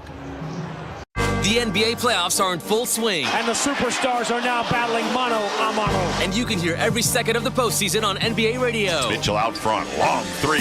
Bang! We're bringing you nonstop playoffs talk every day. This is what playoff basketball is, man. This ain't about pretty stuff. And all of the heart-pounding action every night. To the basket, alley-oop to LeBron! Slam dunk! Your home for the postseason is NBA Radio Channel 86 in the car and on the all-new SiriusXM app. Are you regretting eating that gas station hot dog? Yeah, we know. We've been there too. This is a message for baseball fans like you. Did you know that you get a channel that's talking baseball 24/7 as part of your SiriusXM subscription? What? Our lineup includes shows hosted by former big leaguers and executives. Plus, you'll hear from 17 managers each week. MLB Network Radio is on SiriusXM Channel 89. Or just search MLB Network Radio on the SXM app. SiriusXM Sports. We're more than just a game. We're talking college basketball on ACC Today. Great run for NC State men's basketball. The story of this team is one I don't think anybody will forget. They were able to accomplish a lot. They captured the hearts and the minds of the nation. DJ Burns became an absolute star nationally. I love it. ACC Today, weekdays from 8 to 11 a.m. Eastern. ACC Radio, Channel 371, and the SiriusXM app. 24/7, 365 coverage of all things NASCAR. All things NASCAR happens exclusively on SiriusXM NASCAR Radio, Channel 90. Top of the 8th inning at Kauffman Stadium. Chris Stratton is on the mound right now for the Royals.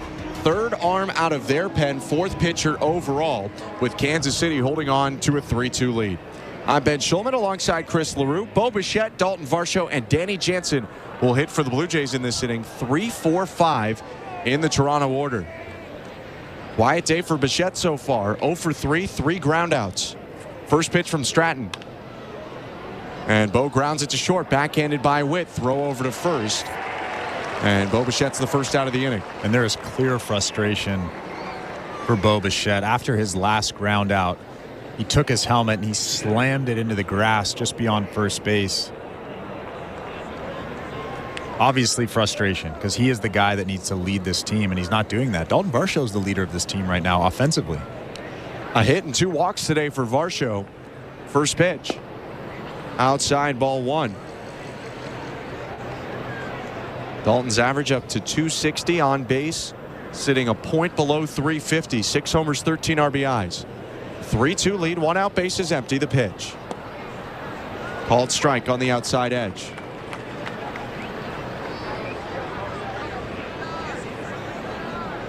Chris Stratton joined the Rangers midseason last year, going over with Jordan Montgomery from St. Louis in a trade.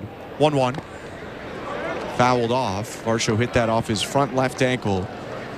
Make it his right ankle, and he'll take a bit of a walk. And boy, did he hit the jackpot. Oh, yeah.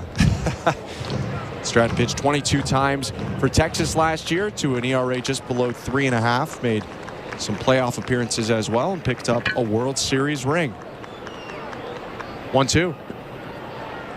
Spiked. 2 balls, 2 strikes.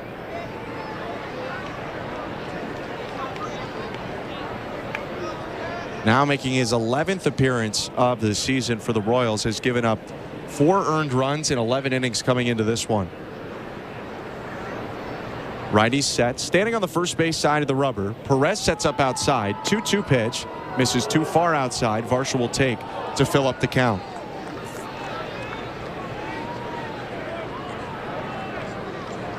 Danny Jansen waiting on deck. He has a hit and a walk today.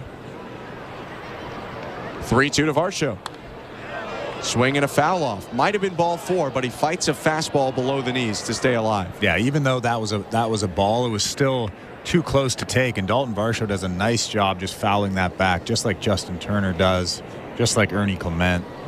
All those guys that fight to stay alive. Some deep counts today for Varsho. A 3-2 walk, a 3-1 walk, and a 2-2 single. Here's the 3-2 from Stratton, and Varsho hits it foul once again. So this has been a lengthy at-bat so far. Dalton Varsho fouling off a pair of 3-2 pitches in a row, and pitch 8 of the plate appearance coming up.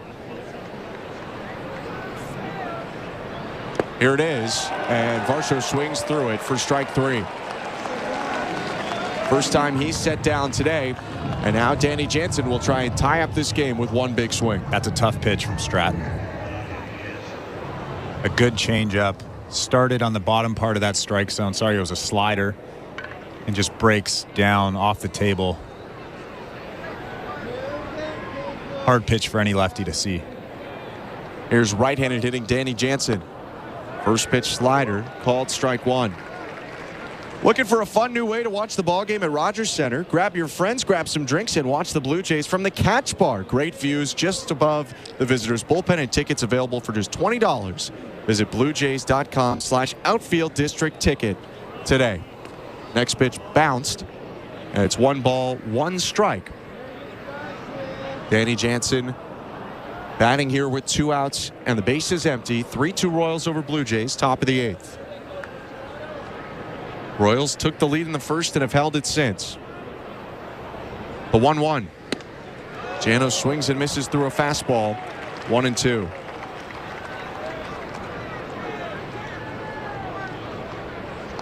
A single in the 4th and a walk in the 6th. Jansen had 17 long balls last year. He takes a pitch outside. 2 balls, 2 strikes.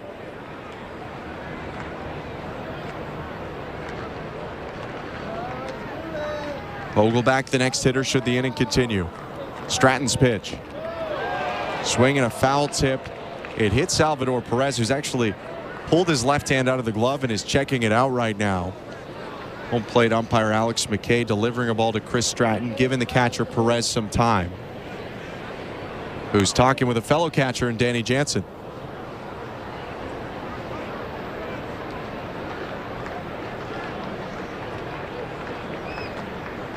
Everyone ready to go once again.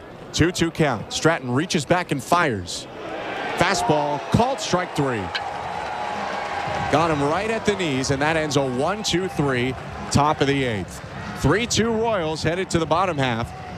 You're listening to Blue Jays Baseball, brought to you by your local family-owned Crown Rust Control Center. Streaming at sportsnet.ca and the Sportsnet Radio Network. Which Looney Dogger are you? The fork and knifer, splatterer, condiment queen, or Big Dipper? This season at Rogers Center, every Tuesday home game is Looney Dogs Night, presented by Schneider's. You will have the opportunity to purchase $1 hot dogs from various concession stands around the stadium. Then show the world your Looney Dog style. Because whether you're the mustard maven or ketchup king, no Blue Jays game is complete without hot dogs. So don't miss out on this deal. Looney Dogs Night, presented by Schneider's, every Tuesday home game. We're 2 men in a truck, the movers who care. You never know when cardiac arrest can happen. That's why each and every one of our trucks carries a life-saving Mikey defibrillator as part of our Mikey on Board program. Whether we're on the highway or in front of your house, we're prepared to help anyone whose heart may skip a beat. The Mikey Network has saved many lives, making Mikeys accessible to the public. And now they're on board our trucks. We're 2 men in a truck. 2 men and a truck, the movers who care. It's sports streaming season. This spring, get set for nonstop action on Sportsnet Plus. Unbelievable. Every electrifying game of the Stanley Cup playoffs. Did you see that? All the knockout moments in UFC.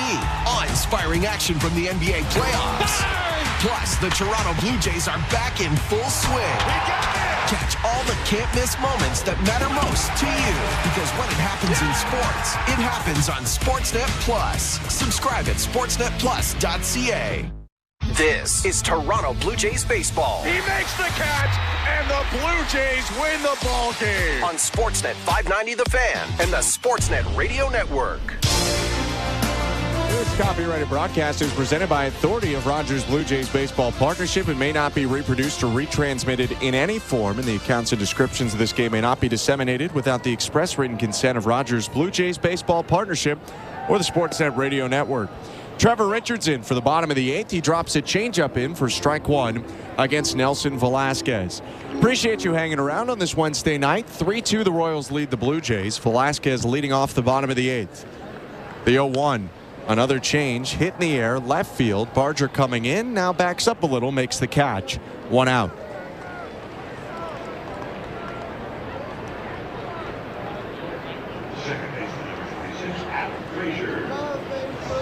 For the often called upon Richards, this is his 11th appearance of the season. ERA just dropped a little bit below 3.5 after that flyout. Here's Adam Frazier, 1 for 3. The pitch. Called strike. Frazier, a one-time All-Star with the with the Pittsburgh Pirates. Traded that offseason, or that deadline, rather, to the San Diego Padres in 2021. He swings at a changeup and hits it foul, 0-2.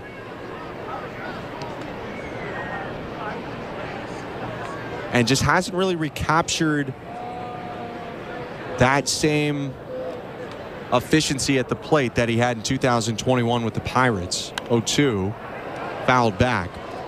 That year in 98 games with Pittsburgh, he hit .324, had 28 doubles in a half season, struggled with San Diego, and then has been a 240-ish hitter the last 2 years with Seattle and Baltimore with not a ton of power. 0-2 in the dirt.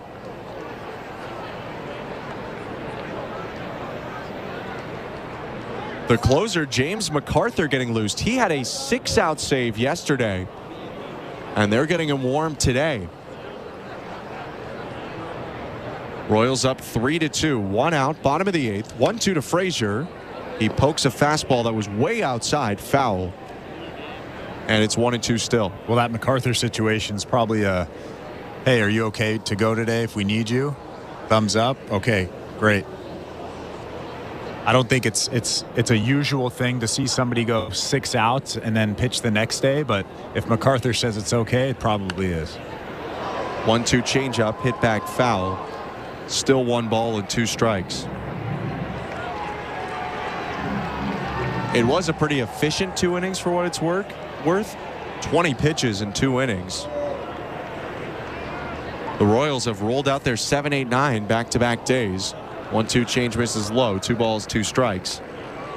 Went to Schreiber and Stratton yesterday. Went to Schreiber and Stratton today. And they've held their lead. 2-2. Fastball hit in the air to left, and that sinks and gets down. Barger fields it on 2 hops. It's the second hit of the day for Adam Frazier, who's aboard with 1 out. Well, that was a fastball that got in on the hands of Adam Frazier, and he kind of just dumps it into left field. I'm not sure he was trying to do that. It was a good pitch from Trevor Richards, but just bad luck for him. Jams Frazier, and he dumps it into left. They'll take Frazier out of the game and bring Garrett Hampson in as a pinch runner. Hampson, one of the speediest guys on this team, and can play about every position on the diamond, a likely defensive replacement in the 9th. Hunter Renfroe up. The pitch. Fastball called strike 1.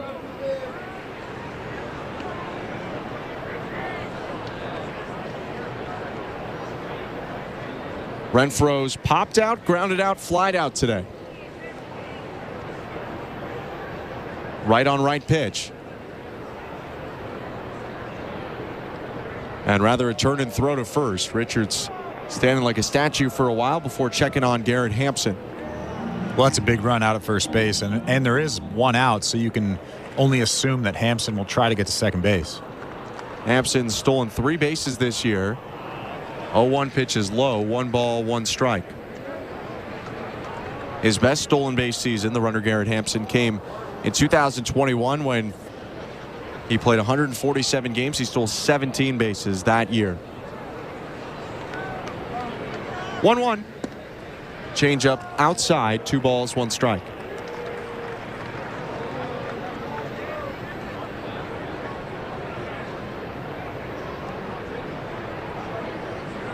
Pair of former Rays facing off in Trevor Richards and Hunter Renfroe.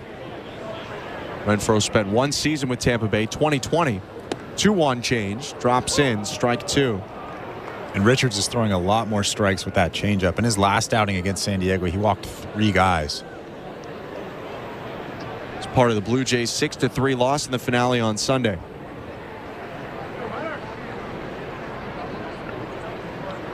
His pitch. Changeup hooked foul. Still 2-2. Renfroe adjusting his elbow guard. His year on the Rays, not his best year, but he did come up with some big moments, including in the 2020 wild card round, before the wild card round really existed, but when they expanded the playoffs that year, he was on the Rays facing the Blue Jays. 2-2. Smoked foul off to the left. Renfroe in game 2 of that series, with the Rays already up 1-0 in the 2 out of 3 series, hit a grand slam in the 2nd inning, and that kind of put that game out of reach and really ended the first playoff run for this core group back in 2020. Renfroe pinwheeling the bat, ready to go. 2-2 for a third time in a row. No, Richards is going to check on the runner. That's his second disengagement of the plate appearance. So now the runner, Hampson, might have a little bit of extra comfort here because Richards is unlikely to try a third pickoff and risk a balk. Well, I think he was going to go anyways, especially with 2 strikes. 2-2. Runner goes. Fastball fouled back.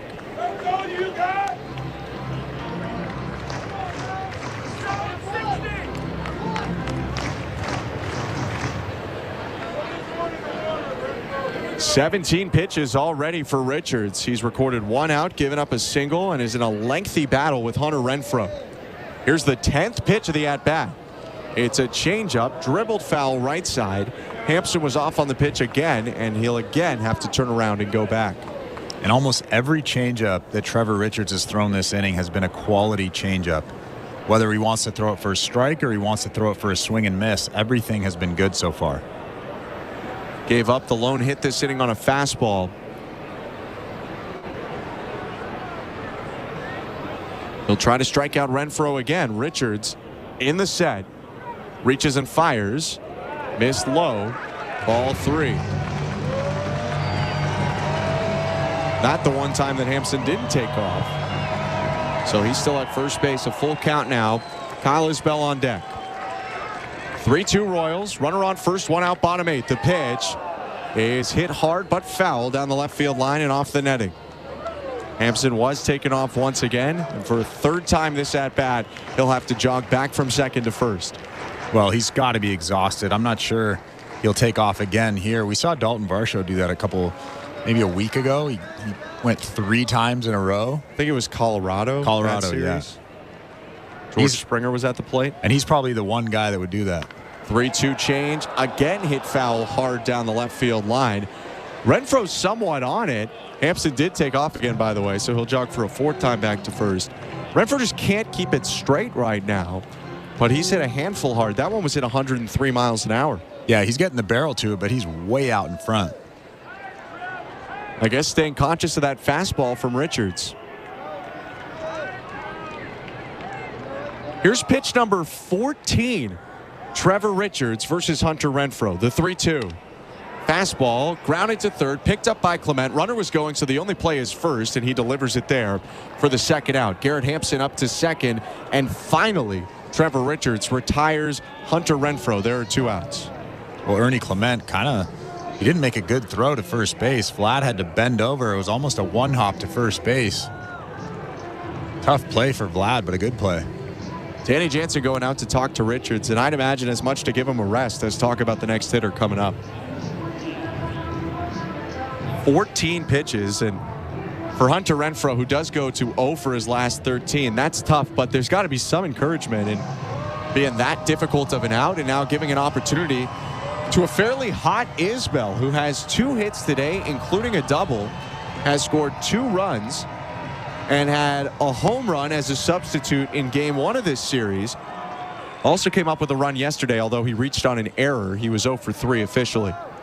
Left-handed hitter up, runner on second, 2 outs. The pitch, high and outside, ball 1. Well, that home run he hit off of Jordan Romano in the first game of this series was a slider on the inside part of the plate, so that's probably his hot spot. Down and in, just like most lefties, they love that down and in slider. They love that fastball on the inside part of the plate. The 1-0. Changeup hits the inside edge, but Isbell was halfway between back and out of the box. He'll take it for strike 1. That almost started at his hip and then broke back over the middle, or not the middle, just the black there on the inside part. That was a great pitch. Richards staring beyond third. Runner on second, 2 outs. 3-2 Royals, 1-1. Fastball beats Isbell. He couldn't get the hand started in time. It's 1-2. Only 90, but after the changeup, it looks a lot harder than that. A called strike, and Richards looking for a strikeout to end the inning. Isbell's going to delay that by asking for time. It's granted by home plate umpire Alex McKay. Vogelback, Clement, Barger, 2 up for the Blue Jays in the 9th. They're trying to get there, trailing only 1. The 1-2. Changeup, lofted foul, and into the seats.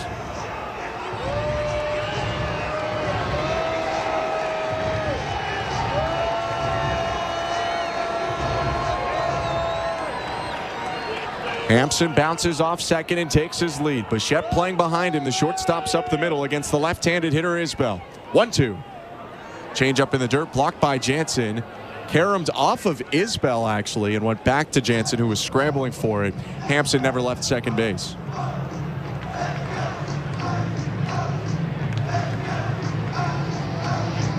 That was probably the first changeup that Trevor Richards has thrown this inning that really was uncompetitive. He's been really spot on with that changeup this inning. He's induced a flyout and a ground out. Gave up a single to Adam Frazier on a fastball. Hampson running for him at second. 2-2. Fastball cracked foul. He's just really had to grind through these at-bats. With that foul ball, Isbell's going to see a 7th pitch.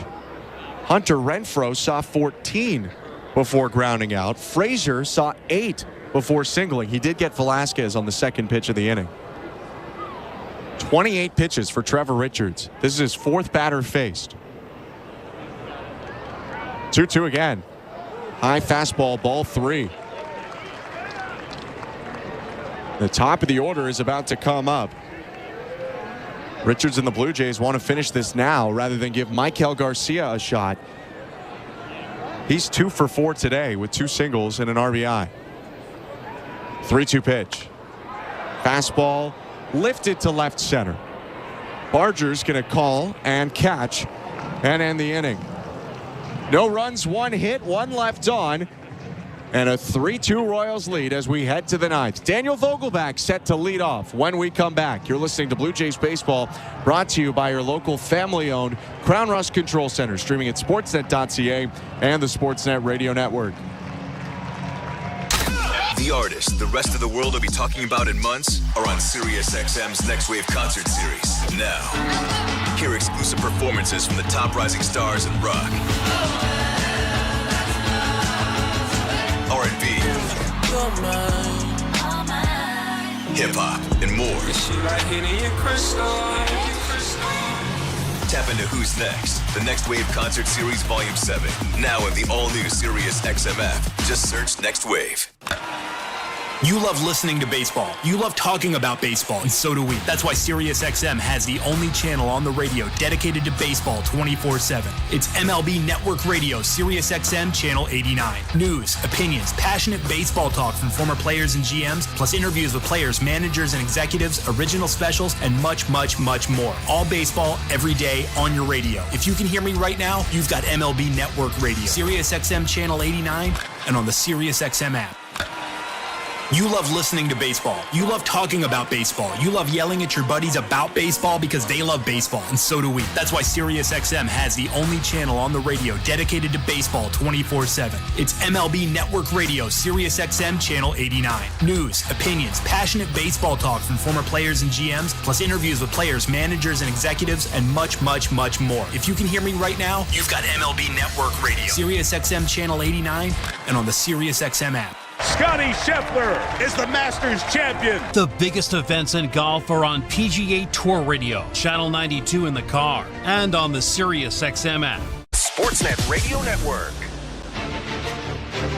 Welcome to the Timbermart broadcast booth. I'm Ben Schulman alongside Chris LaRue. Show Ali, our host and producer today. Tom Young, our technical director. 3-2 Royals. The closer for Kansas City, James MacArthur on the mound. His first pitch to Daniel Vogelbach is a tight slider for strike 1.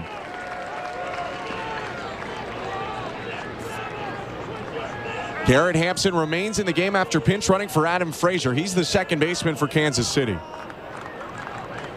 MacArthur in the set. His 0-1. Called strike 2. Bogey doesn't like that pitch, but caught the bottom of the zone. Justin Turner waiting on deck. Ernie Clements the spot due up next. Blue Jays just need one big swing to get back in the game. Vogelbach has 2 warning track fly balls tonight, but he's 0 for 3. The 0-2. Bounce foul.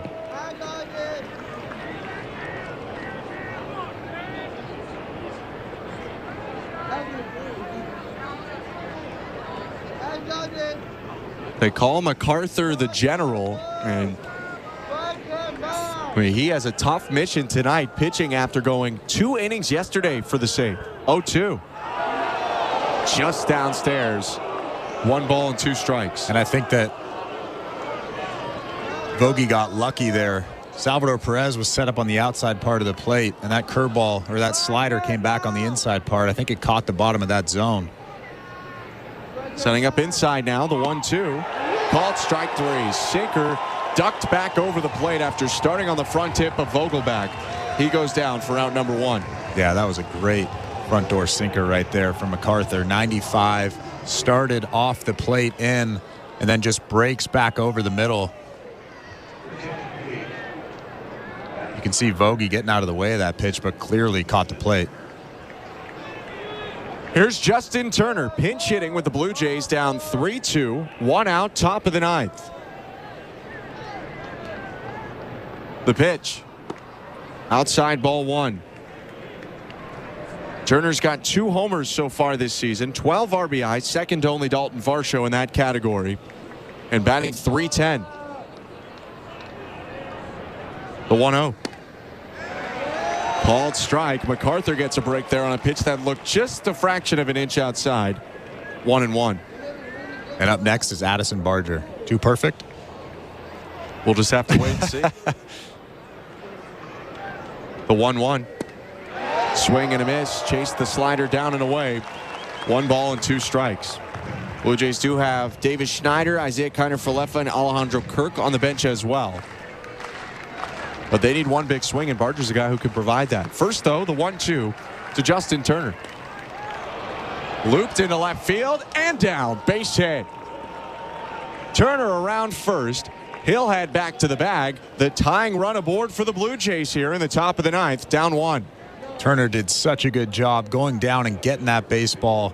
Almost golfed it out of there. He was out in front of that slower slider from MacArthur, and he goes out and just golfs it into left field.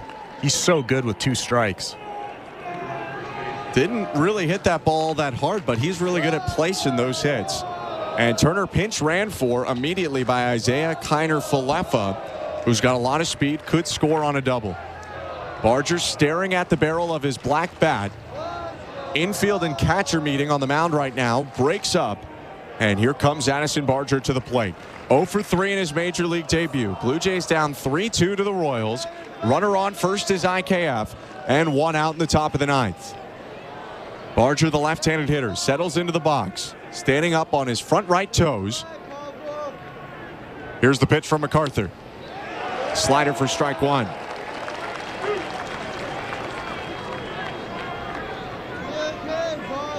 Sent a long fly ball to center field in his first at-bat. Lined a ball off the pitcher in his second at-bat. Struck out in the third one. 0-1. Swing and a miss. Chased the curveball that bounced after the plate. 0-2. Just a little bit too antsy there.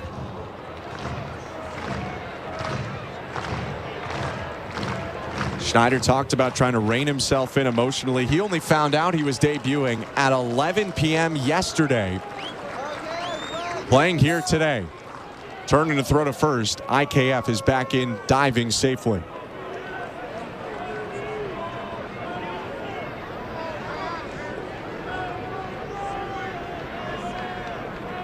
Blue Jays with the highest on-base percentage in baseball with 2 strikes. Here's the 0-2 to Barger. And it's rolled just over the mound. Tough play for the second baseman Hampson, but he throws over to first and beats Barger just barely. Barger was really tearing down the line. He lost his helmet and his sliding glove out of his back pocket, but he's retired. IKF does move up to second, but the Blue Jays now only have 1 out to play with.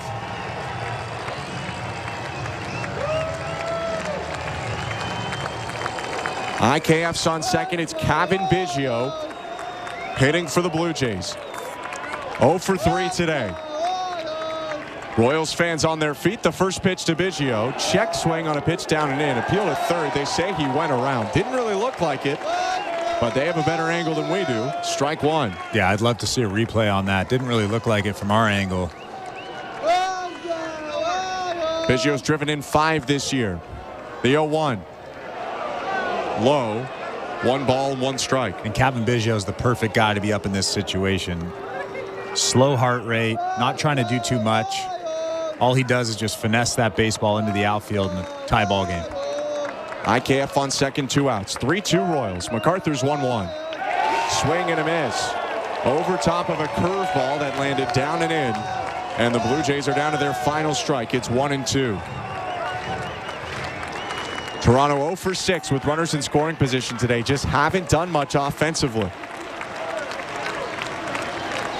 The 1-2. Called strike 3. Backdoor curveball ends the game, and the tying run is left out at second base. It may not have been the cleanest pitching or defensive day for the Blue Jays, but they fall 3-2 because their offense just couldn't get much going on. Yeah, I mean, you hit the nail on the head. The pitching was good enough. Yariel Rodriguez went 4 innings, only gave up those 3 runs. But I think it's the offense. The offense has to come through with big hits. Good teams come through with runners in scoring position, less than 2 outs, and they come through with runners in scoring position, especially with 2 outs. You have to get base hits in big situations. And when I say big situations, it's runners in scoring position and 2 outs. And the Blue Jays just haven't been able to do that. They've got the big home run. They got that home run from George Springer today, but everything else was just a little flat. And the bullpen did great. Bowen Francis came in and looked great. Cabrera came in, and then Trevor Richards came in and held the fort down. But it's the big hit in the big situation. We talked about this last year, but I think it's starting to creep up on them again this year.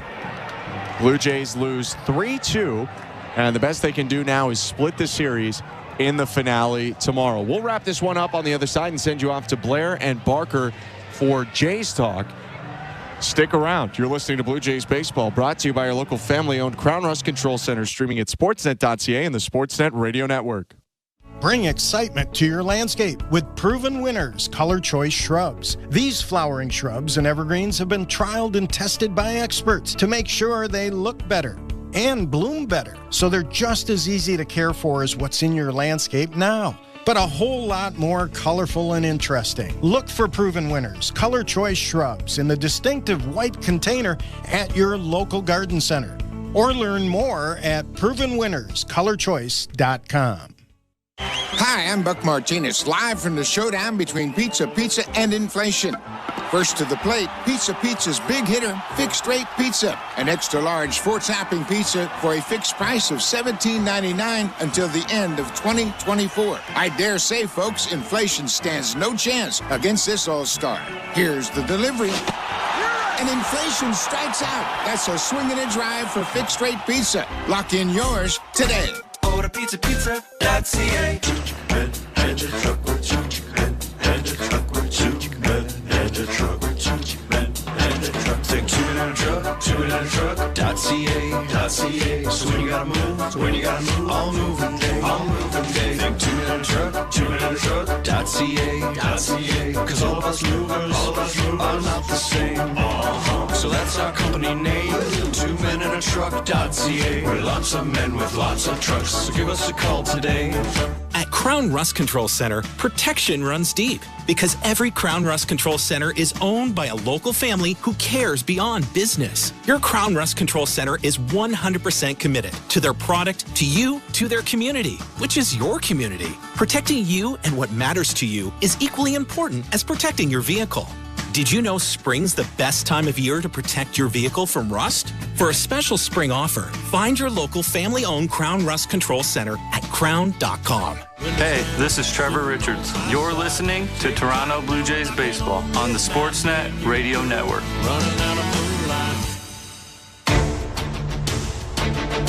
The Blue Jays lose 3-2 to the Kansas City Royals for the second straight night and fall behind 2-1 in this 4-game series at Kauffman Stadium. Appreciate you sticking around. We'll wrap this one up and send you over to Blue Jays Talk in just a couple of minutes. I'm Ben Schulman alongside Chris LaRue. It was Alec Marsh against Yariel Rodriguez today. Rodriguez did receive some tough luck on a misplayed ball in the second inning that does end up still costing him an earned run, but even if you push that aside in his 4-inning, 6-hit, 3 earned run, 2-walk, 2 strikeout day, it just wasn't the same sharpness and the same stuff we saw from Rodriguez in the first two starts as it was today. Yeah, no, and specifically it was the fastball. I think it was the velo on the fastball. When you live 95 to 97 like he did in his first two starts, you can make mistakes. When you're 93, 94, even 95, you can't make mistakes. You miss a lot more barrels at that 96, 97 velocity than you do at 93. So if he's going to pitch at that velocity for the next couple of starts, because there will be a dip in his velo as he gets accustomed to throwing more pitches and working every 5 days, he needs to learn how to pitch with that 93, 94, and not just try to muscle it by guys like he did tonight. Number one, he's not going to have the command on it, and number two, guys are going to barrel it up. The command eluded him early on. 2 walks in the first inning, and then a Salvador Perez single opened the scoring. A ball hit to left that was tracked down poorly, albeit in Addison Barger's first ever professional game in left field, minors or majors, cost him a double, and then a single from Michael Garcia would score the second run. But it was in the 5th inning where it really kind of fell out. The Blue Jays had made it a 2-1 game after George Springer homered in the 5th. Toronto getting closer, but Kyle Isbell with an infield single to start the inning. And then you get Michael Garcia with a single. That gives Bobby Witt Jr. an opportunity with 2 runners on and nobody out, and he delivered with today's play of the game. 2-1 Royals. The 0-1. Witt lines it up the middle, base hit. Isbell jogs home. Up to second is Michael Garcia, and the Royals grab the run right back after the Blue Jays inch closer in the top of the 5th. Kansas City makes it 3-1 on Bobby Witt's RBI single. And that will do it for Yariel Rodriguez. Well, he's such a good young player. I know that we've talked about him a lot over the last 3 days, but he was only 1 for 3 tonight. He didn't have an incredible game, but he came through when it mattered. He came through when the Royals needed that run, and he got that base hit and the big RBI, and the Royals went on to win that game. It's the second night in a row that Bobby Witt Jr. has knocked in the winning run. Second night in a row that's been a 3-2 score as well. Alec Marsh on the other side, knocked out of the game by an Addison Barger line drive. So hope everything is okay with him. He was hit on the elbow with that pitch. He went 4 1/3, 2 hits, no runs, 2 walks, 1 strikeout. Blue Jays really couldn't do much against him at all. They scored their 2 runs off of Angel Serpa, the reliever, and the Blue Jays only had 2 extra base hits tonight. Both of them came from George Springer. He does look like he's heating up. He had a double and a homer, but they just really didn't have that many big chances, it felt like, to even score runs in the 3-2 loss. Yeah, it was kind of a flat game overall on the offensive side, but it's a big positive thing when you see a guy like George Springer who's been struggling mightily. I'm sure he's seen all the talk about the lack of exit velo and the lack of average and coming through in big situations. But over the last 2 days, I've seen a change in his approach. He's really keeping that shoulder in. And yes, he hit that double down the line today, but that was because the pitch was in and he could do damage with it. If that pitch is over the middle of the plate, there's no reason why you should be pulling that front left shoulder out and trying to hit it down the left field line. Use the big part of the field. And we saw that today with that home run. He's really trying to use the big part of the field, and that's going to make him a better hitter for sure. A 417-foot blast to center field by Springer for his 3rd home run of the year. The other Blue Jay run came with Dalton Varsho hitting an infield single to start the 6th. He had a good day, 2 walks and a single. He'd come around to score after a Jansen walk. Jansen reached twice as well.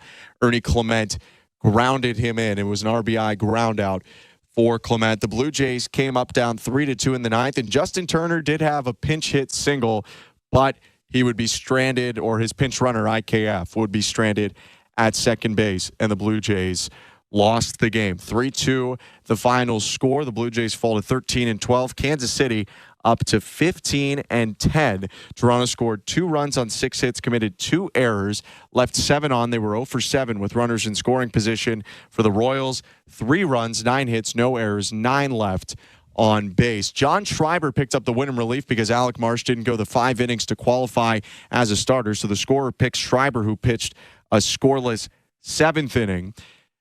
Yariel Rodriguez has his first loss of his major league career. He goes to 0-1, and James MacArthur with saves on back-to-back nights. After pitching 6 outs yesterday, pitches 3 outs today for his 6th save of the season.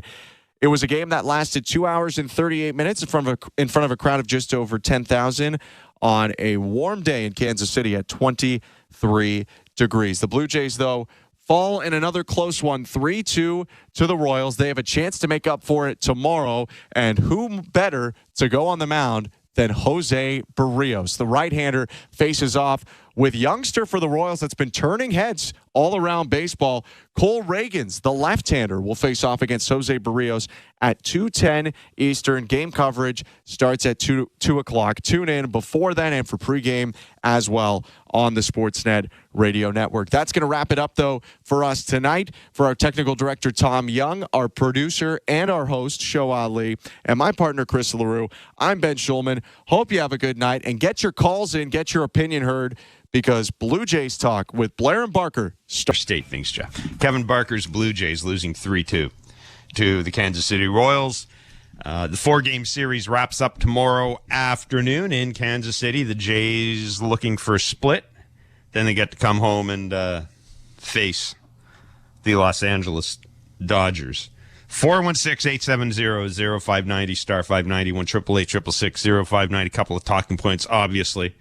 Kevin and I will talk about the 6th inning in a minute. But one, the news of the day, I guess, was Addison Barger being called up and Kevin Kiermaier on the IL. Addison Barger making his first ever start in left field. Kevin will talk about that right out of the gate, but I want to get the fans, the listeners, the callers, I want to get their opinions on Addison Barger. One game, I understand that, but what did you see from him? Do you like what you saw from him? We could talk about the lack of offense. Basically, we might as well replay the last 14 Blue Jays talks if you want to do that, Kevin. But let's talk about that 6th inning before we get into Barger and before we get into Rodriguez, to Yariel Rodriguez. Now, look, I understand it's the 6th inning. I understand Kansas City's bullpen. Lots of right-handed arms. I get that. But I got 2 on. My team cannot score.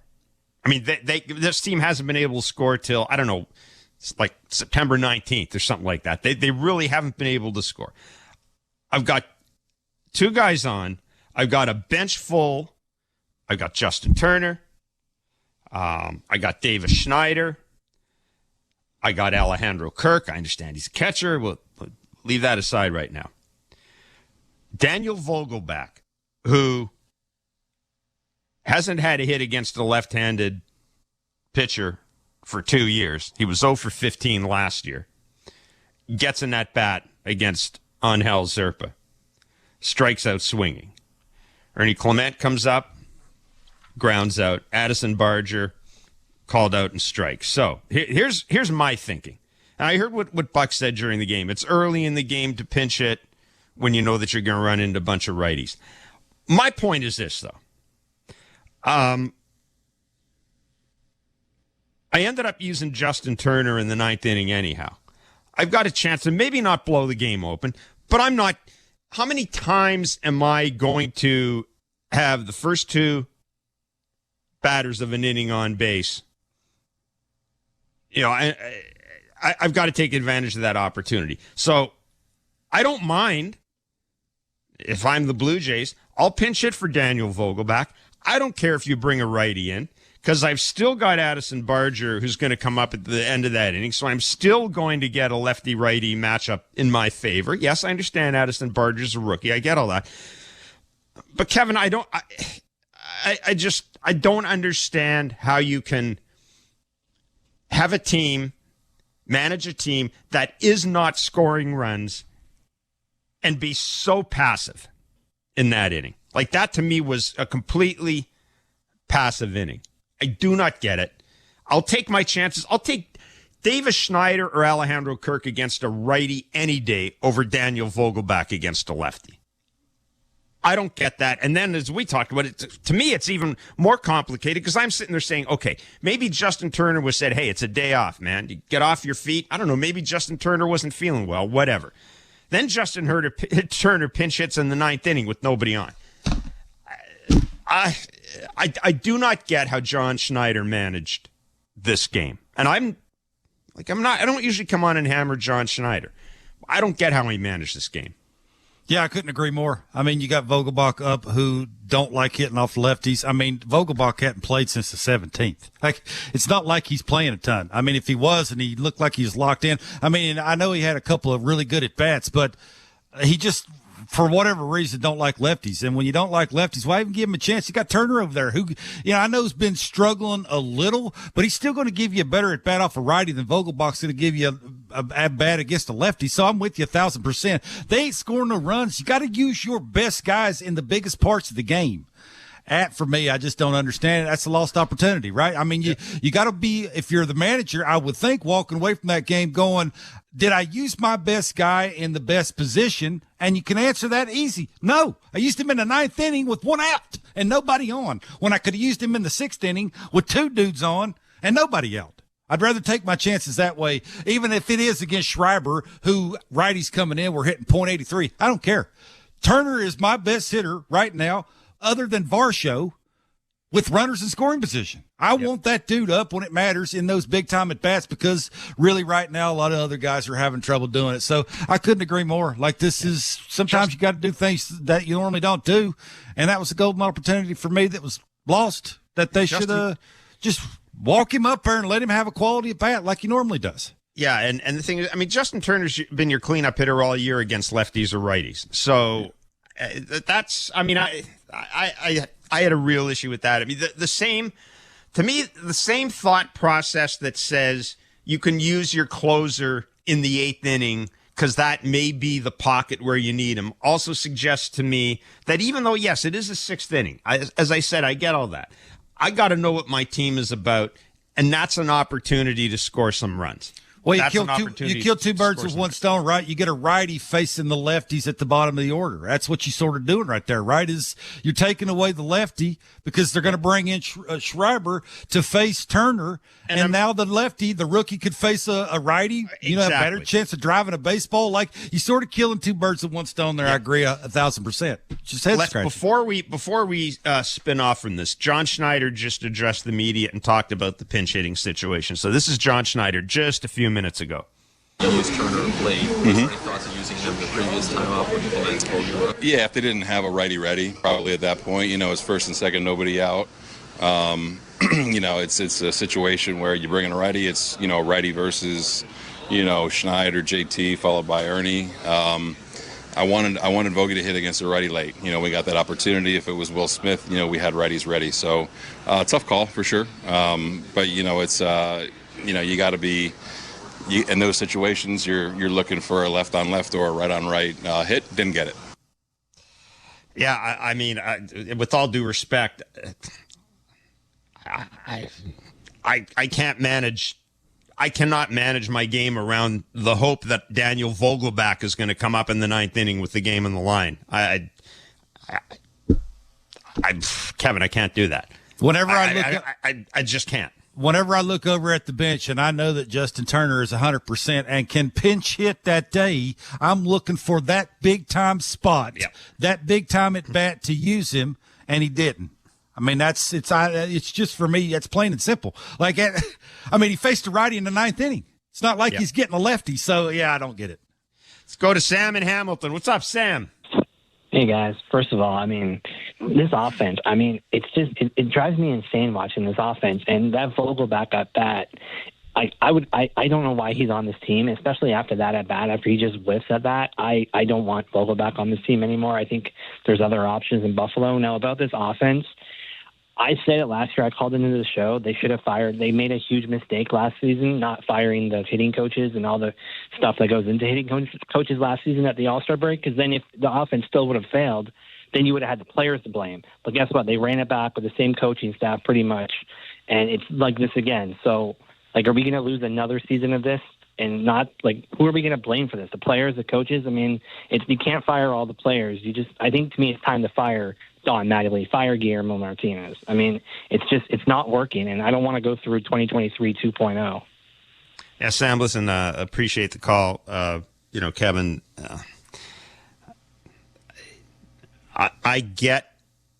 I get why people feel that way. Again, I think we need to. Hitting coaches can't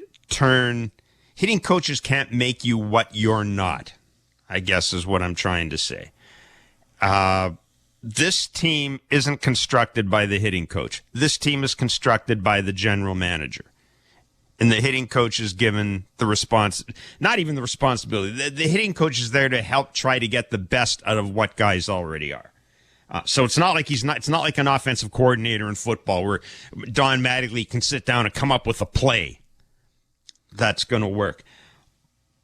But we were told, what were we told in the offseason? The information flow was going to be different. There's going to be stresses and better ways to communicate. Simple. And we spent all day on Blair and Barker talking about what Vladdy's going through. And clearly, whatever they're saying and whoever's saying it and however they're saying it and whenever they're saying it and whatever they're using to say it isn't working. So I get why fans would feel that way.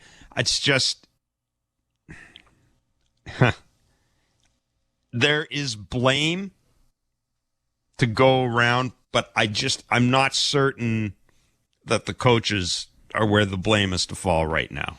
Yeah, I think that's tough too. I think I sort of agree. You asked, would you blame a coach for Springer struggling? Would you blame a coach for Vladdy struggling?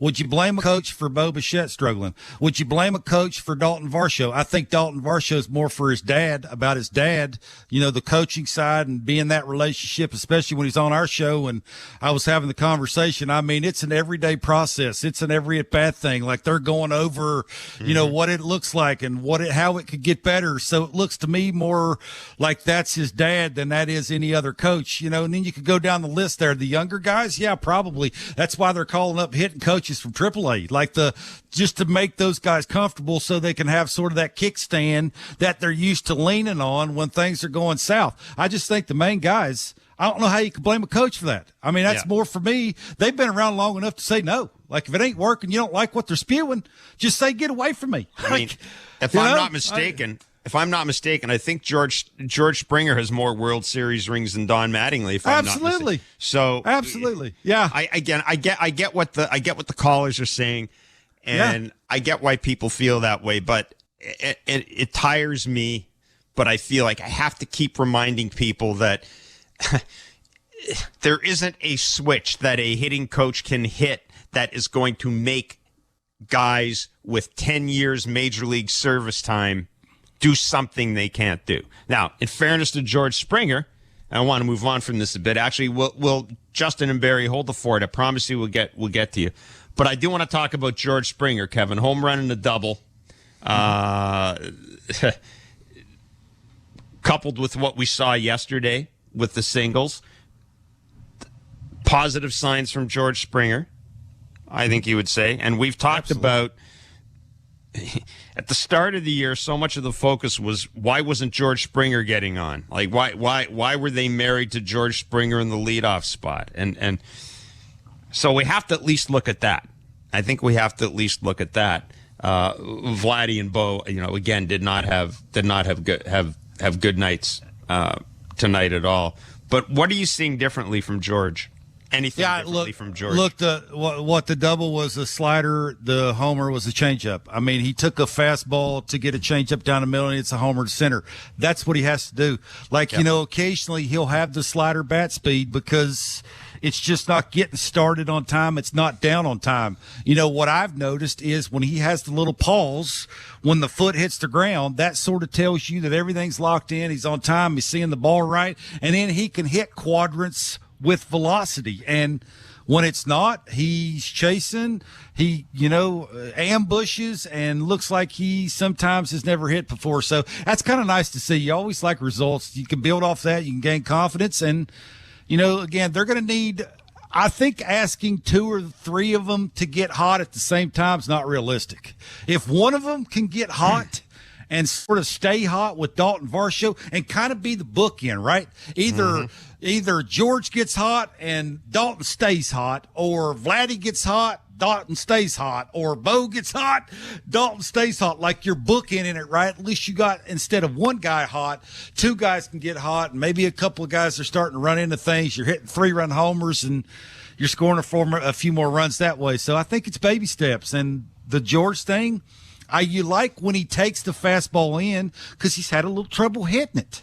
Take it if you can't hit it. Force the guy to make a mistake. He throws a changeup down the middle, you get a homer. That's called a big league approach. That's what they've been yelling and screaming to everybody to do. So hopefully that's a step forward, and he can continue that. 416-870-0590, star 591, 888-666-0590. A reminder that Blair and Barker will be on following tomorrow afternoon's game on Sportsnet on the TV side, as well as Sportsnet 590, The Fan. And we will be taking your listener and viewer, I guess, questions through the back leg line, 416-413-3959. I will send that out on social media tomorrow before the game. Justin and Barry, you're on Blue Jays Talk. Hey, thanks, guys. Again, I can't stop, going on my phone during the game like we have today where no one's hitting and doing, okay, this trade, that trade, this trade, that trade. What I'm really curious to know is if this is how it's going to be the whole year, and the Jays are in, third, maybe it's fourth, hopefully it's not fifth in the division, what is this front office going to do? It would be ludicrous to go out and drop key prospects on guys, but it would also be ludicrous to do almost nothing because of what the expectation was. Is there an in-between where, again, I know we're, less than a month into the season, is there a trade? Is there something that could be done to almost postpone this Blue Jays feeling of needing to win games now? I hope you guys know what I'm trying to say. Yep. Okay, yeah, go ahead. Thank you, guys.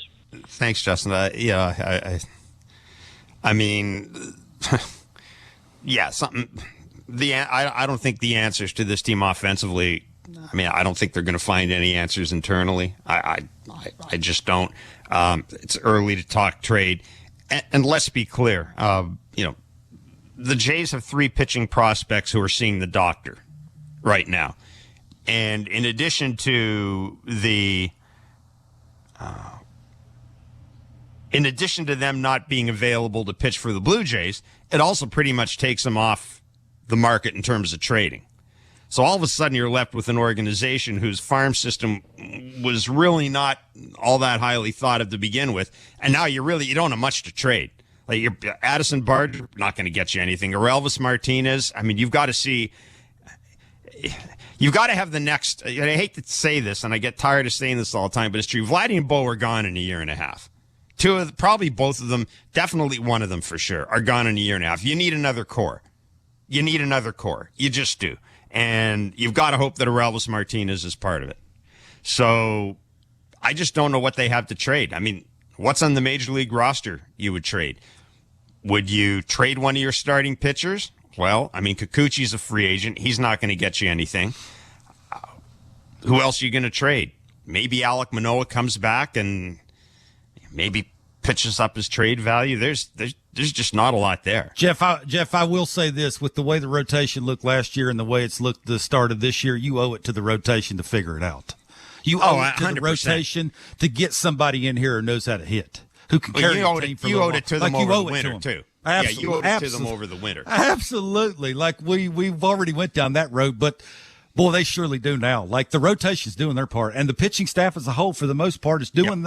Everybody's doing what they're being asked to do, and it would be a shame if they stand pat here and try and sell this core thing all year offensively. That'd be a shame.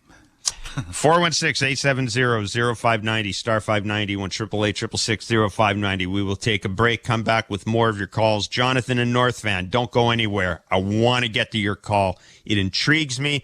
We'll talk to Jonathan in North Van, also talk a little Addison Barger. It's Blue Jays Talk on the Sportsnet Radio Network. Timber Mart is Canada's building center, a solid neighbor to call upon when you've got a job to do. Your dependable home improvement store that offers the added value of Air Miles reward miles with every purchase of $15 or more. Visit timbermart.ca. Bring excitement to your landscape with Proven Winners Color Choice shrubs. These flowering shrubs and evergreens have been trialed and tested by experts to make sure they look better and bloom better. So they're just as easy to care for as what's in your landscape now, but a whole lot more colorful and interesting. Look for Proven Winners Color Choice shrubs in the distinctive white container at your local garden center or learn more at provenwinnerscolorchoice.com. At Crown Rust Control, protection runs deep because every Crown Rust Control Center is owned by a local family who cares beyond business. Your Crown Rust Control is 100% committed to their product, to you, to their community, which is your community. Protecting you and what matters to you is equally important as protecting your vehicle. Did you know spring's the best time of year to protect your vehicle from rust? For a special spring offer, find your local family-owned Crown Rust Control Center at crown.com. Hi, I'm Buck Martinez, live from the showdown between pizza and inflation. First to the plate, with over 2 million sold, it's Fixed Rate Pizza, a hot and fresh extra-large 4-topping pizza for a fixed price of $17.99 until the end of 2024. Here's the delivery. And inflation strikes out. That's a swing and a drive for Fixed Rate Pizza. Lock in yours today. Order pizza.ca. The Blue Jays are inviting you to work from Dome. Put it in your calendar. 307 weekday starts this season. You can work from Dome with friends or coworkers at Rogers Center. It's a game changer. Make the ballpark your office for the afternoon. Work from Dome, 307 weekday starts. Let's touch base. Check out ticket options on bluejays.com/workfromdome. And a truck with 2 men, and a truck with 2 men, and a truck with 2 men, and a truck. Say 2 men and a truck, 2 men and a truck.ca. So when you gotta move, all moving day, Think 2 men and a truck, 2 men and a truck.ca. Cause all of us movers are not the same. So that's our company name, 2 men and a truck.ca. We're lots of men with lots of trucks, so give us a call today. Timber Mart always has plans to help you with your plans. Your home, your cottage, your garage, whatever needs your attention first, check the most visited spot on our website for ready-to-order plans to get the job done with Canada's Building Centre. Visit timbermart.ca. This is Toronto Blue Jays baseball. First pitch swinging, Danny Jansen rocks the ball to left. It's gone! On Sportsnet 590 The Fan and the Sportsnet Radio Network. You know, he traveled early. I thought he did well. Obviously, you know, it's his first day in left. Kind of weird play there. The initial one that makes a great play against the wall against Vinny. So I thought he did a nice job. I thought his at-bats were competitive. And, you know, it's a whirlwind day, you know, for him today. But I thought he handled himself well. As John Schneider talking about Addison Barger, Kevin Barker, Jeff Blair. This is Blue Jays Talk. The Jays 3-2 losers to the Kansas City Royals. They get to do it again tomorrow afternoon. Addison Barger, Kevin, called up earlier today. Kevin Kiermaier on the IL. He did knock the pitcher out of the game, literally. Alex Marsh with a line drive. First at bat, a 397-foot fly ball to center field, called out in strikes. Ground out in his last at bat. John Schneider talking about the play in left field, which I think, as Buck pointed out, is a tough play to make anyhow with the wind swirling. But man, I'll tell you what. One, he looks like he thinks he belongs. Yep. And two, I mean, he went up there swinging. Yeah, he looks like he wasn't passive, man. He went up there trying to do damage. You could tell he's very confident. He's got an idea of what he wants to do, what he's trying to do. You know, he's staying in a big part of the field. You know, the lefty on lefty at bat, I mean, that's tough. The lefties up in the big leagues are a little different than they are in the minor leagues. Just the way they throw secondary stuff. You know, the play in left field, right? That's the first play you're seeing. It's from a lefty hitter. You know, that wind's blowing, sort of rolling around in circles. It was a bad. Like, it's just a tough That was play, trouble. right? It was trouble off the bat, wasn't it? Absolutely it was. So, you know, I just like that it didn't bother him. Like, he just went back there, you know, he sort of bobbled the ball. But again, everything goes a little faster in the big leagues. It just does. You got to, you know, calm yourself down. It's the first day. You know, they were saying that the travel was pretty tough on him. It's just everything's happening real quick. So he got past the first day. But I'll tell you this. John better be rolling him out there against righties. Every single time there's a righty on the mound, run him out there somewhere. I don't care where he's playing. Run him out there, let him play, see what he can do. I mean, he's a threat. You got to make a good pitch to get him out. And right now, there's not a ton of those in your lineup, so it's nice to see a guy running up there ready to hit, not dragging their bat up there. You know? It's the same thing we saw last year. I think that really Davis Schneider kind of grabbed us all initially, just because there was a sense of energy around him. And I understand we're not big believers necessarily in energy and chemistry and all that, but you know what? I do like a guy who looks like he's excited as hell to be standing at the plate. And something different, man. It was a different look tonight. And you know what? Like, I hate to say this, but we've talked about how this team, let's be charitable, is not the most exciting offensive team in the history of baseball. I was invested in his at-bats, man. I was too. I wanted dude to hit a bomb. That little hit, the quick leg kick with the little hip turn, that's intriguing. Like he's trying to, gain as much torque in that midsection as he possibly can to create a lot of bat speed. He's got tons of bat speed, and he's ready to hit, which is a cool thing. So I hope John plays him against every single righty. Do it. See what he's got. Maybe give him the day off against Cole Reagans tomorrow, though. That's pretty nice. tough. I mean, put Davis Schneider in left. Sure. Yeah. Maybe Daniel Vogelbach can get a couple of at-bats against him, too. Jonathan in North Van, you've been patient, my friend. Thank you. Oh, guys, thanks so much for having me on. Two things. First, I'll throw a softball at you. That play in the first inning where they made a pitch out, what a stupid play that was. It was completely scripted. You got Bobby Witt on first, fastest player on the team. Obviously, he's going to steal the next pitch that turns into a run. I don't know what Jansen's doing. Second, this organization obsessed with resource management. We see it with Barrios last year, trying to get advantages on their resources late in the game. Today, leaving Vogelbach in, trying to get an advantage for the day that never comes. Whether it be Atkins thinking, I'm going to get 12 years of control for Aaron Sanchez, or Schneider walking his way into stupid decisions when his best opportunity is in front of him. This organization, it makes me want to throw up. That's it. Thanks, guys. Appreciate the call. Jonathan in North Van. We'll mark him down as undecided about the... No, listen. It's a fair argument. You can't argue a lot about that. No. I got no answer for that. No, I'm sorry. I mean, I well said. I hadn't even thought of the pitch out. Although, when it happened, my first reaction was the same thing Bucks was. Okay, Kansas City's going to try to burn up the base paths. Maybe you're trying to send a message to the Royals that we're aware of it, but I mean, it ain't going to matter. Bobby Witt's like baseball's version of Usain Bolt. I don't think I'm looking at the guys that are going to steal bases for the Royals aren't going to sit there and go, ooh, they might pitch out. I'm not going to run.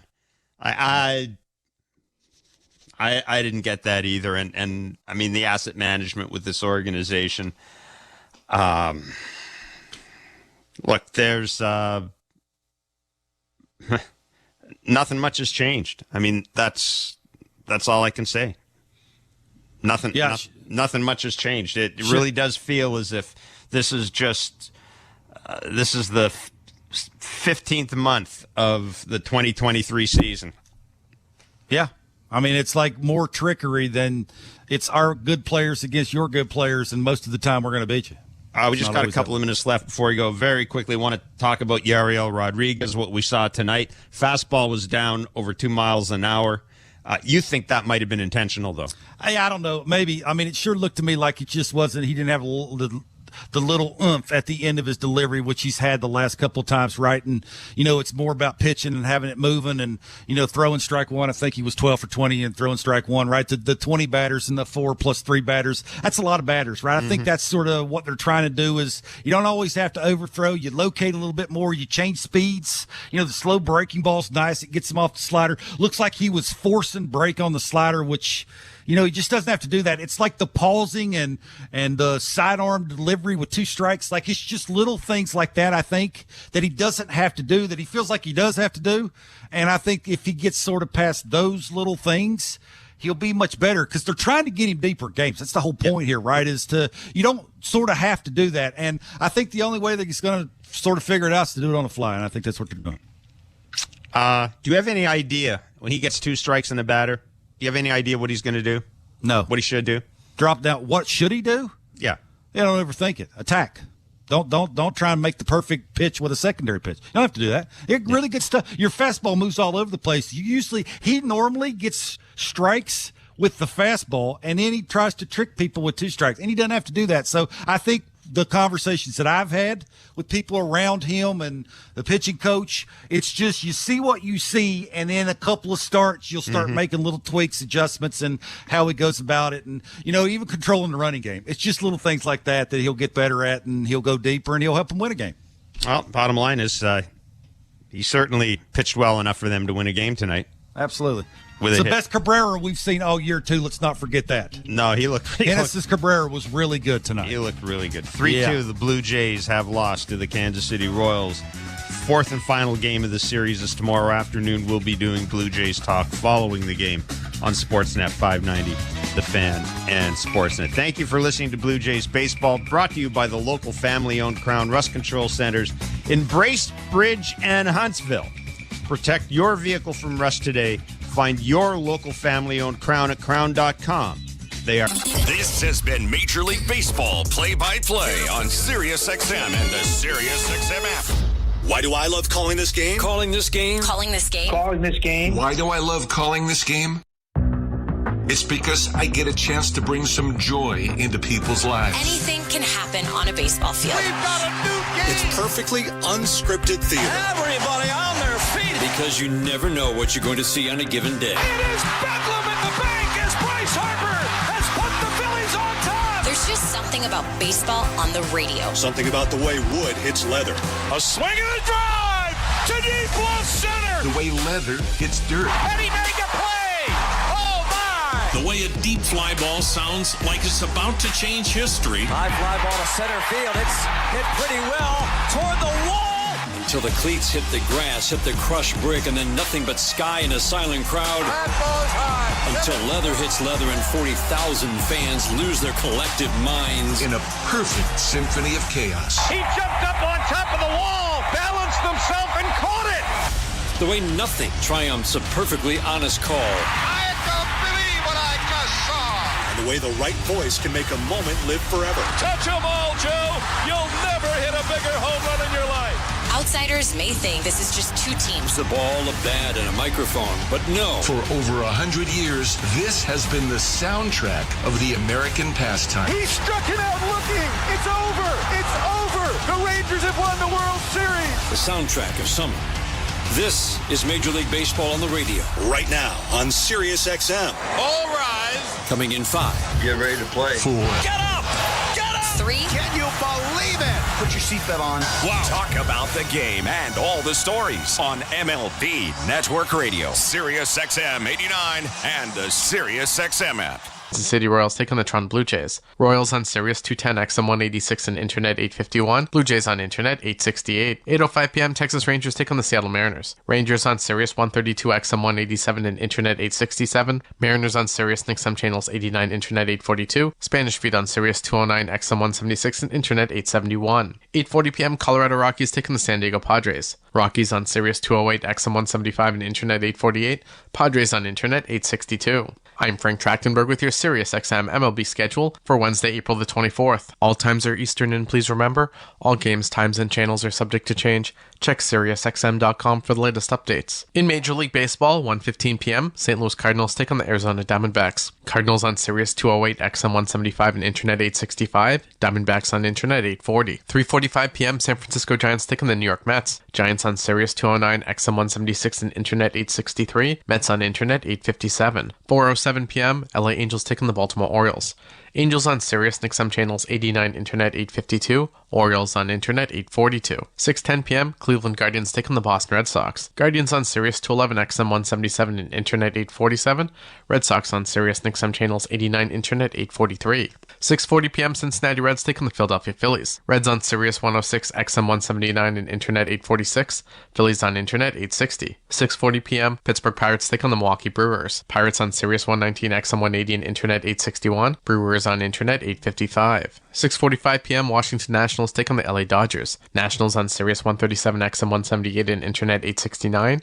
Dodgers on Internet 853. Spanish feed on Internet 870. 6:50 p.m., Tampa Bay Rays take on the Detroit Tigers. Rays on Sirius 138 XM 181 and Internet 866. Tigers on Internet 849. 7:05 p.m., New York Yankees take on the Oakland A's. Yankees on Sirius 139 XM 182 and Internet 858. A's on Internet 859. SiriusXM Fantasy Sports Radio is the place for expert advice, strategy, and information from the best fantasy sports analysis to win your league. Plus, hear pick-by-pick coverage of live drafts and interviews with top players, coaches, and team executives on SiriusXM 87. With Josh Naylor and Jose Ramirez leading the way, Xavier Scruggs from SiriusXM MLB Network Radio is impressed with what the Cleveland Guardians have done so far this season. They're one of the more exciting teams to watch play baseball, and I think mostly because they come up in so many clutch situations, and it's been that way since the season has really started.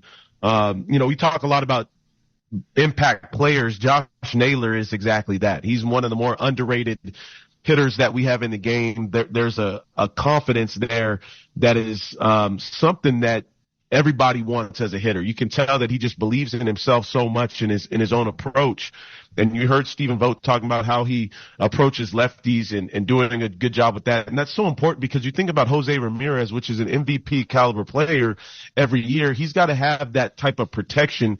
And that's something that they've kind of battled over the past few years. So it's nice to have some consistency there with Josh Naylor and what he's doing.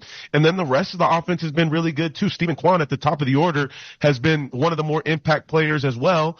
OPS close to 900. You got Fry doing his thing as well. Jose Ramirez is still trying to find it a little bit, but guys have stepped up in some big situations, and the pitching we knew was kind of going to be there. Even though they lost Shane Bieber, they're doing everything the right way, and they're winning in big clutch situations.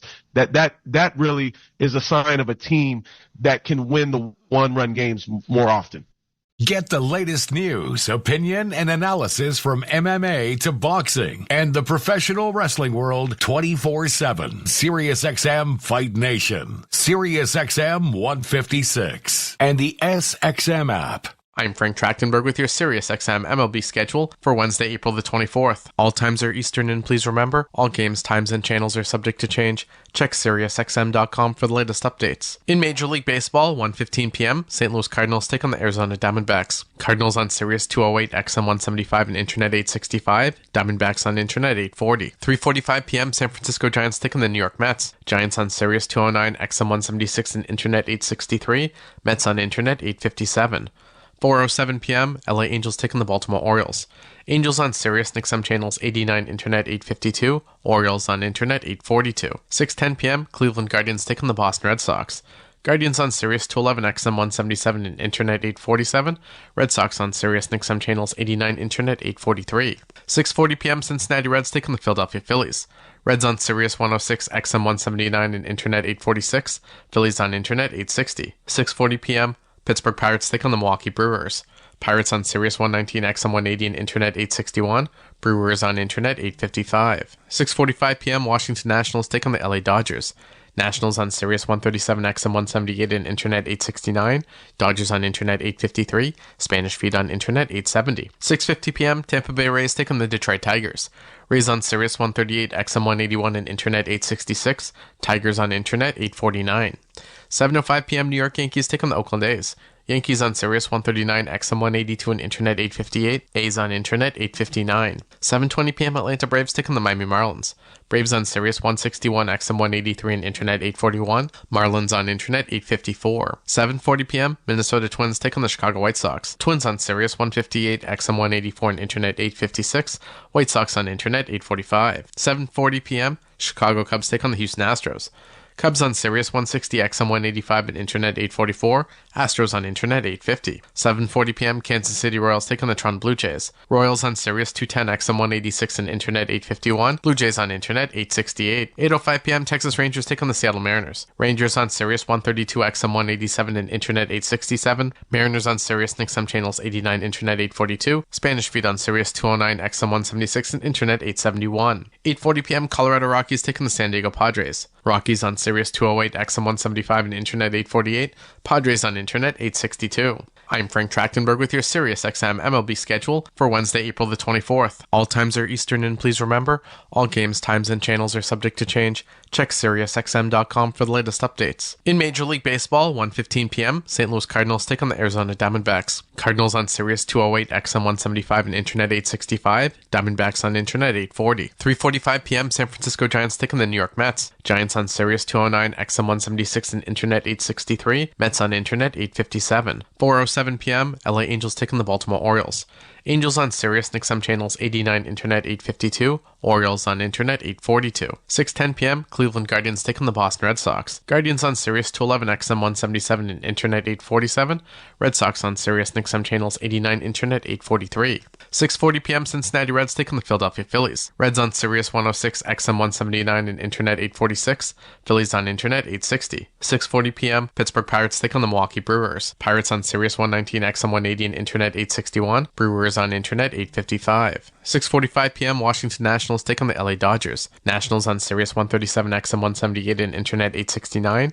Dodgers on Internet 853. Spanish feed on Internet 870. 6:50 p.m., Tampa Bay Rays take on the Detroit Tigers. Rays on Sirius 138 XM 181 and Internet 866. Tigers on Internet 849. 7:05 p.m., New York Yankees take on the Oakland A's. Yankees on Sirius 139 XM 182 and Internet 858. A's on Internet 859. Mad Dog Sports Radio has the best sports talk in the business, covering sports with a passion and knowledge you need. Mad Dog Sports Radio, Sirius XM 86, and the SXM app.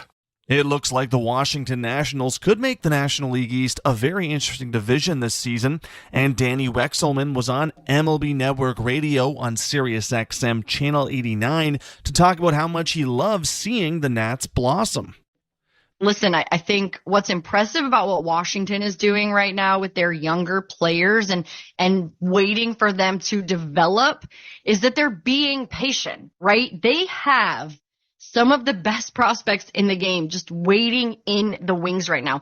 CJ was traded to Washington from San Diego, and I think that might have been the best thing for him in the way that he's been able to grow and mature there. He loves to play. Like, I covered him in high school. He's just a kid who loves to play the game, and he's kind of quiet. He doesn't say a ton and kind of just goes about his business and does his own thing, but I think you're kind of watching him blossom into the person and the player that he can be and a leader for this team. Oh, by the way, you have James Wood, Dylan Cruz, Robert Hassel waiting in the wings to come up for Washington, and when the time is right, they're going to call those guys up, and I think this team is going to contend next year. This is not the year for them next year, though. I do think they're going to be able to potentially grab a wild card spot. They're going to make it really interesting in the National League East. That was Danny Wexelman from Home Plate on Sirius XM MLB Network Radio, Channel 89. MLB Network Radio is your home for 24/7 baseball talk, featuring on-site coverage of every major event from spring training through the World Series and expert analysis from former general managers and players. Sirius XM, Channel 89. I'm Frank Trachtenberg with your Sirius XM MLB schedule for Wednesday, April the 24th. All times are Eastern, and please remember, all games, times, and channels are subject to change. Check SiriusXM.com for the latest updates. In Major League Baseball, 1:15 p.m., St. Louis Cardinals take on the Arizona Diamondbacks. Cardinals on Sirius 208 XM 175 and Internet 865. Diamondbacks on Internet 840. 3:45 p.m., San Francisco Giants take on the New York Mets. Giants on Sirius 209 XM 176 and Internet 863. Mets on Internet 857. 4:07 p.m., LA Angels take on the Baltimore Orioles. Angels on Sirius XM channels 89 Internet 852. Orioles on Internet 842. 6:10 p.m., Cleveland Guardians take on the Boston Red Sox. Guardians on Sirius 211 XM 177 and Internet 847. Red Sox on Sirius and XM channels 89, Internet 843. 6:40 p.m. Cincinnati Reds take on the Philadelphia Phillies. Reds on Sirius 106 XM 179 and Internet 846. Phillies on Internet 860. 6:40 p.m. Pittsburgh Pirates take on the Milwaukee Brewers. Pirates on Sirius 119 XM 180 and Internet 861. Brewers on Internet 855. 6:45 p.m. Washington Nationals take on the LA Dodgers. Nationals on Sirius 137 XM 178 and Internet 869. Dodgers on Internet 853. Spanish feed on Internet 870. 6:50 p.m. Tampa Bay Rays take on the Detroit Tigers. Rays on Sirius 138 XM 181 and Internet 866. Tigers on Internet 849. 7:05 p.m. New York Yankees take on the Oakland A's. Yankees on Sirius 139 XM 182 and Internet 858. A's on Internet 859. 7:20 p.m. Atlanta Braves take on the Miami Marlins. Braves on Sirius 161 XM 183 and Internet 841. Marlins on Internet 854. 7:40 p.m. Minnesota Twins take on the Chicago White Sox. Twins on Sirius 158 XM 184 and Internet 856. White Sox on Internet 845. 7:40 p.m. Chicago Cubs take on the Houston Astros. Cubs on Sirius 160 XM 185 and Internet 844. Astros on Internet 850. 7:40 p.m. Kansas City Royals take on the Toronto Blue Jays. Royals on Sirius 210 XM 186 and Internet 851. Blue Jays on Internet 868. 8:05 p.m. Texas Rangers take on the Seattle Mariners. Rangers on Sirius 132 XM 187 and Internet 867. Mariners on Sirius and XM channels 89, Internet 842. Spanish feed on Sirius 209 XM 176 and Internet 871. 8:40 p.m. Colorado Rockies take on the San Diego Padres. Rockies on Sirius 208 XM 175 and Internet 848. Padres on Internet 862. I'm Frank Trachtenberg with your Sirius XM MLB schedule for Wednesday, April the 24th. All times are Eastern, and please remember, all games, times, and channels are subject to change. Check SiriusXM.com for the latest updates. In Major League Baseball, 1:15 p.m., St. Louis Cardinals take on the Arizona Diamondbacks. Cardinals on Sirius 208 XM 175 and Internet 865. Diamondbacks on Internet 840. 3:45 p.m., San Francisco Giants take on the New York Mets. Giants on Sirius 209 XM 176 and Internet 863. Mets on Internet 857. 4:07 p.m., LA Angels take on the Baltimore Orioles. Angels on Sirius and XM channels 89, Internet 852. Orioles on Internet 842. 6:10 p.m., Cleveland Guardians take on the Boston Red Sox. Guardians on Sirius 211 XM 177 and Internet 847. Red Sox on Sirius and XM channels 89, Internet 843. 6:40 p.m., Cincinnati Reds take on the Philadelphia Phillies. Reds on Sirius 106 XM 179 and Internet 846. Phillies on Internet 860. 6:40 p.m., Pittsburgh Pirates take on the Milwaukee Brewers. Pirates on Sirius 119 XM 180 and Internet 861. Brewers on Internet 855. 6:45 p.m., Washington Nationals take on the LA Dodgers. Nationals on Sirius 137 XM 178 and Internet 869.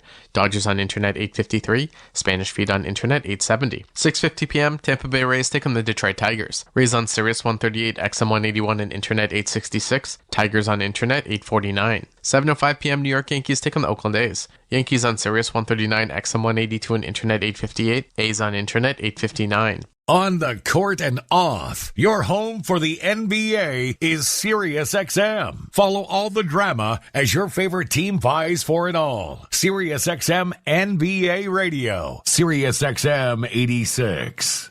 Host Eduardo Perez from the leadoff spot was on SiriusXM MLB Network Radio to talk about the stellar rotation happening over in Philadelphia for the Phillies and how that's led to so much consistency with the team. This team was always going to be as good as their number 3 and 4 starters. And you're right, Turnbull has done well as that number 5, but Christopher Sanchez has been fantastic. And those two lefties, Ranger Suarez, who is having a great start to the season, with Christopher Sanchez, is keeping that bullpen on point.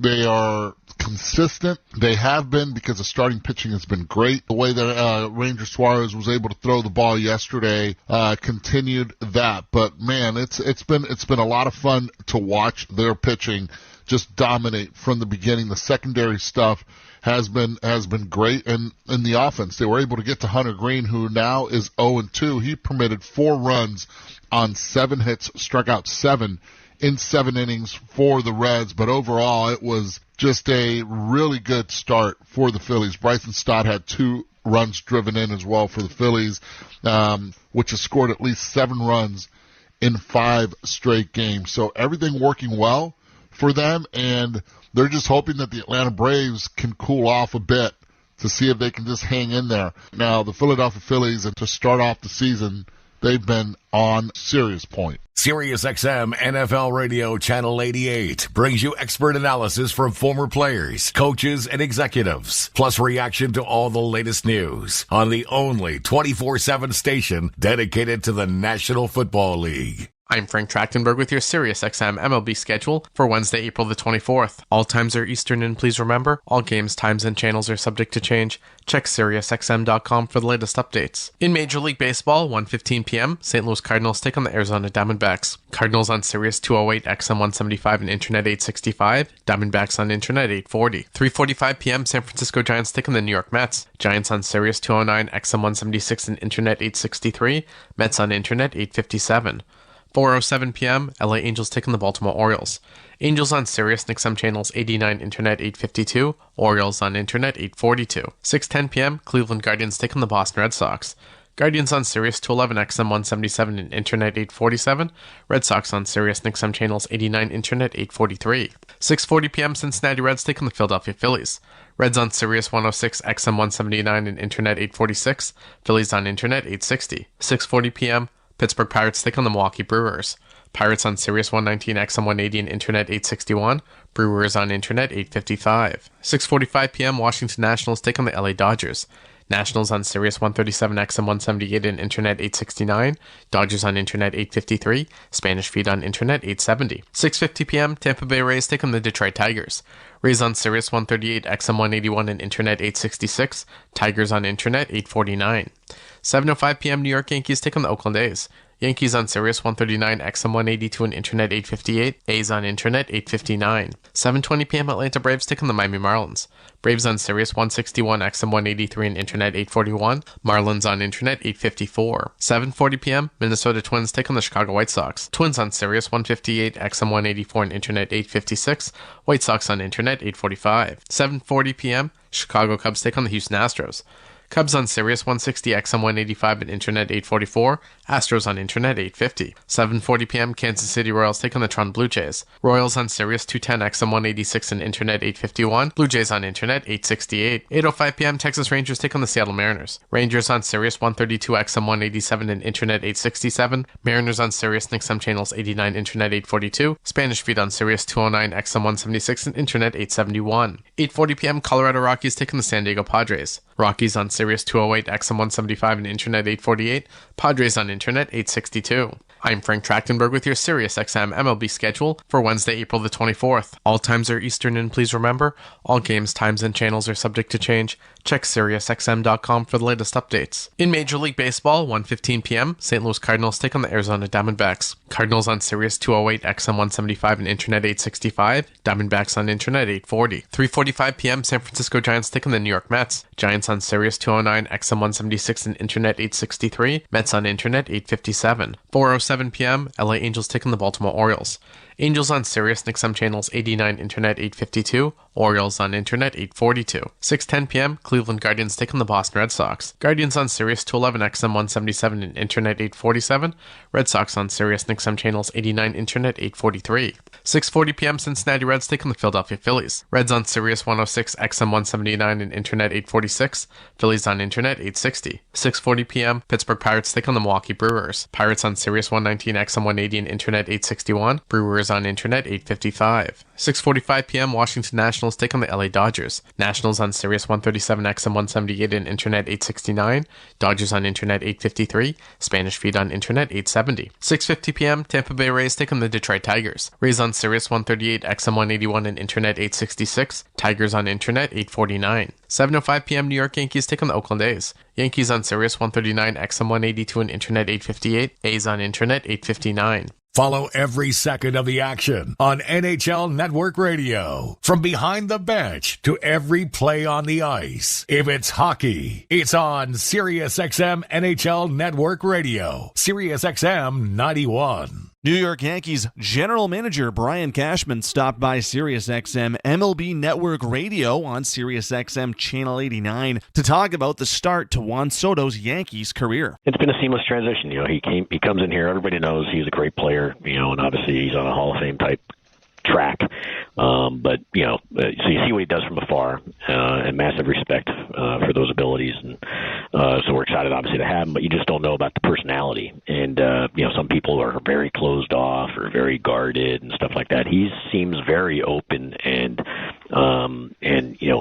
fully engaged with our fans, with his teammates, and so he's letting everybody in. So it's obviously that's not fake. It just seems to be who he is, and so it feels like he's been here a long time. Because of that, because how easily he allows people, whether it's in the clubhouse or how he's engaging the fans on the field and just communicating with them with his body language. In between innings in the outfield when he's warming up in right field, or obviously at the plate when he does something special and he obviously gestures to them as he's rounding the bases after a home run or something like that. Or to his teammates, he just seems to be very open and allowing people in, which obviously resonates with everybody. So we're lucky to have him. Certainly, we'd love to have him for a long time, but we're certainly going to enjoy him for the short term at the very least because he's obviously one of the game's greats. Hear it all on demand. Your favorite shows, your favorite games. Don't miss a second of your favorite SiriusXM programming on demand with the SiriusXM app. Download it now for free. I'm Frank Trachtenberg with your SiriusXM MLB schedule for Wednesday, April the 24th. All times are Eastern, and please remember, all games, times, and channels are subject to change. Check SiriusXM.com for the latest updates. In Major League Baseball, 1:15 p.m., St. Louis Cardinals take on the Arizona Diamondbacks. Cardinals on Sirius 208, XM 175, and Internet 865. Diamondbacks on Internet 840. 3:45 p.m., San Francisco Giants take on the New York Mets. Giants on Sirius 209, XM 176, and Internet 863.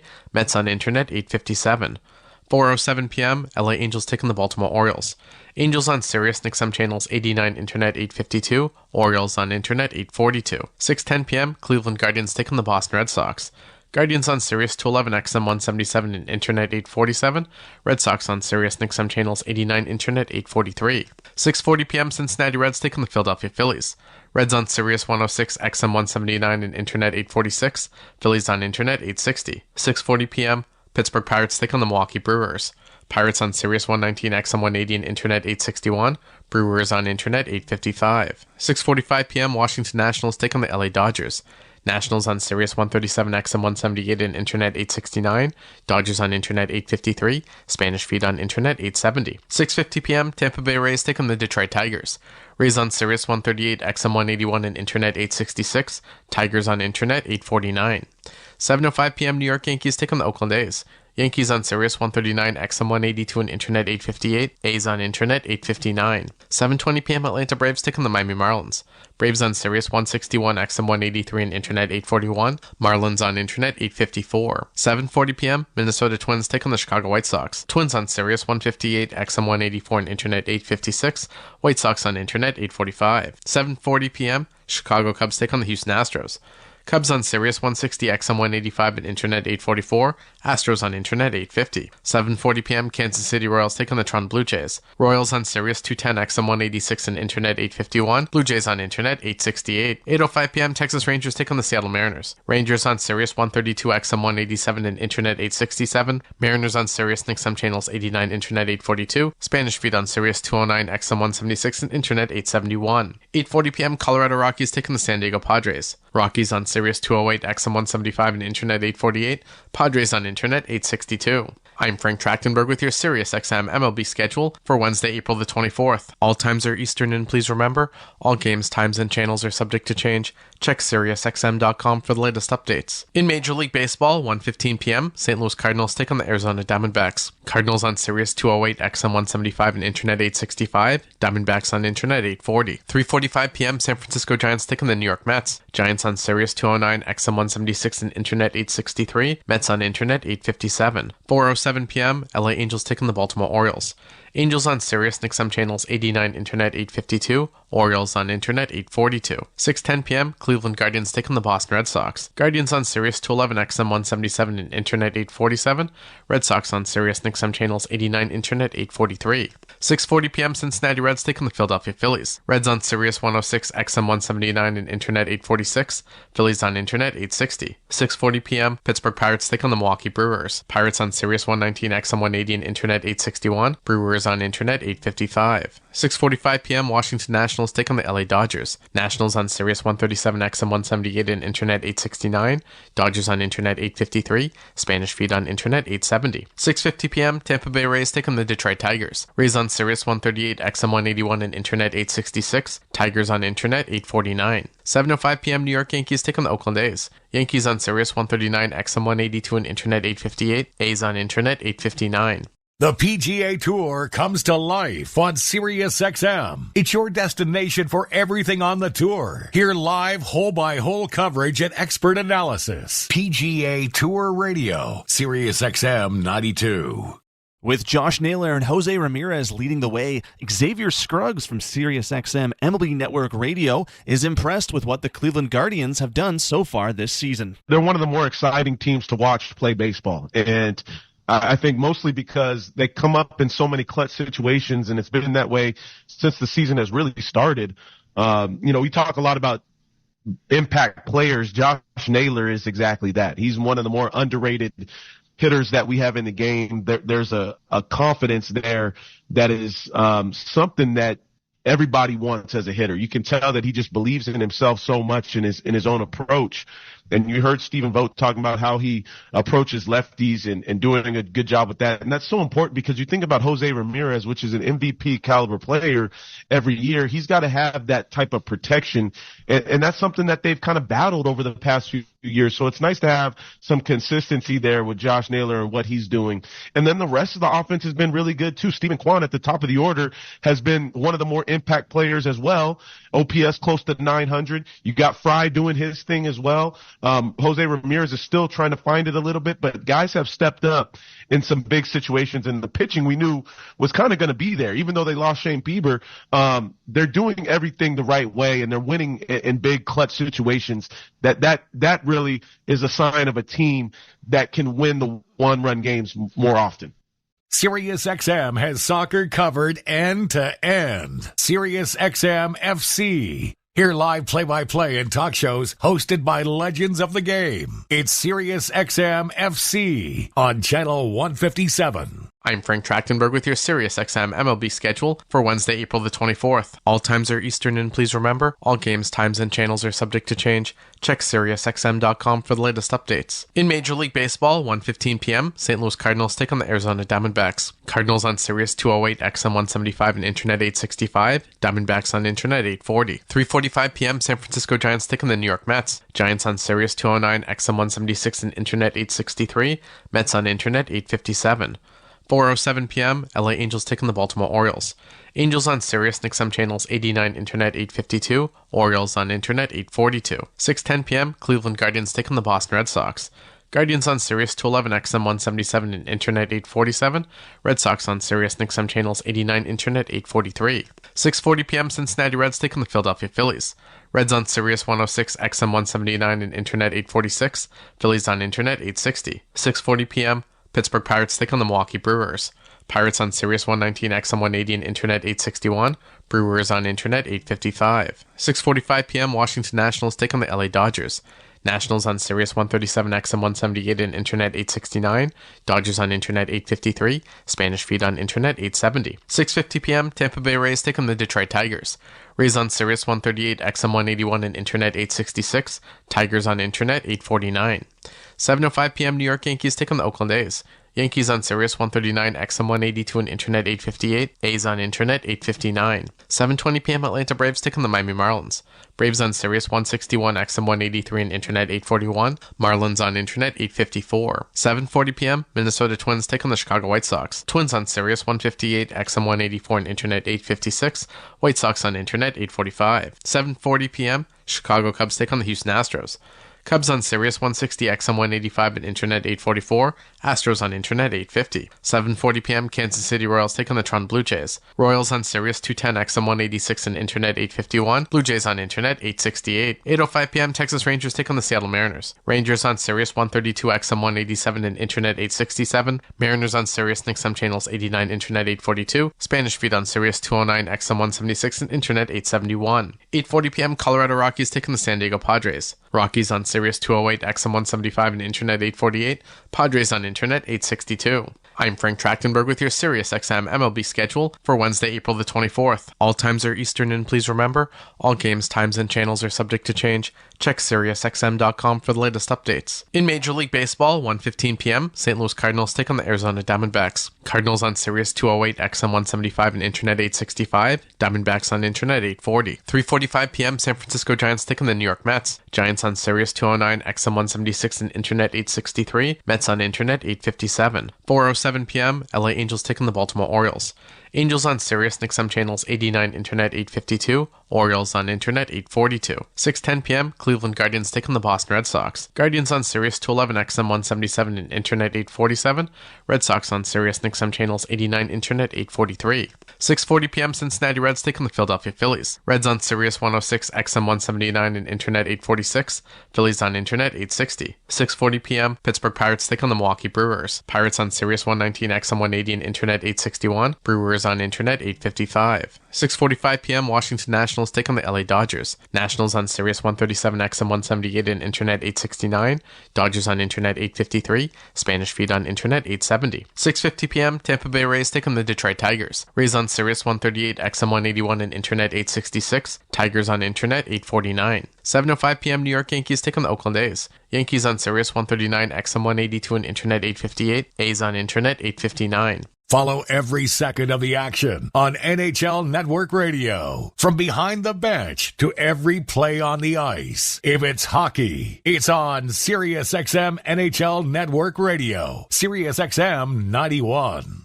It looks like the Washington Nationals could make the National League East a very interesting division this season, and Danny Wexelman was on MLB Network Radio on SiriusXM Channel 89 to talk about how much he loves seeing the Nats blossom. Listen, I think what's impressive about what Washington is doing right now with their younger players and waiting for them to develop is that they're being patient, right? They have some of the best prospects in the game just waiting in the wings right now. CJ was traded to Washington from San Diego, and I think that might have been the best thing for him in the way that he's been able to grow and mature there. He loves to play. Like, I covered him in high school. He's just a kid who loves to play the game, and he's kind of quiet. He doesn't say a ton and kind of just goes about his business and does his own thing, but I think you're kind of watching him blossom into the person and the player that he can be and a leader for this team. Oh, by the way, you have James Wood, Dylan Cruz, Robert Hassel waiting in the wings to come up for Washington. And when the time is right, they're going to call those guys up. And I think this team is going to contend next year. This is not the year for them next year, though. I do think they're going to be able to potentially grab a wild card spot. They're going to make it really interesting in the National League East. That was Danny Wexelman from Home Plate on SiriusXM MLB Network Radio, Channel 89. SiriusXM Fantasy Sports Radio is the place for expert advice, strategy, and information from the best fantasy sports analysis to win your league. Plus, hear pick-by-pick coverage of live drafts and interviews with top players, coaches, and team executives on SiriusXM 87. I'm Frank Trachtenberg with your SiriusXM MLB schedule for Wednesday, April the 24th. All times are Eastern, and please remember, all games, times, and channels are subject to change. Check SiriusXM.com for the latest updates. In Major League Baseball, 1:15 p.m., St. Louis Cardinals take on the Arizona Diamondbacks. Cardinals on Sirius 208, XM 175 and Internet 865. Diamondbacks on Internet 840. 3:45 p.m., San Francisco Giants take on the New York Mets. Giants on Sirius 209, XM 176 and Internet 863. Mets on Internet 857. 4:07 p.m., LA Angels take on the Baltimore Orioles. Angels on Sirius XM channels 89, Internet 852. Orioles on Internet 842. 6:10 p.m., Cleveland Guardians take on the Boston Red Sox. Guardians on Sirius 211, XM 177 and Internet 847. Red Sox on Sirius XM channels 89, Internet 843. 6:40 p.m., Cincinnati Reds take on the Philadelphia Phillies. Reds on Sirius 106, XM 179 and Internet 846. Phillies on Internet 860. 6:40 p.m., Pittsburgh Pirates take on the Milwaukee Brewers.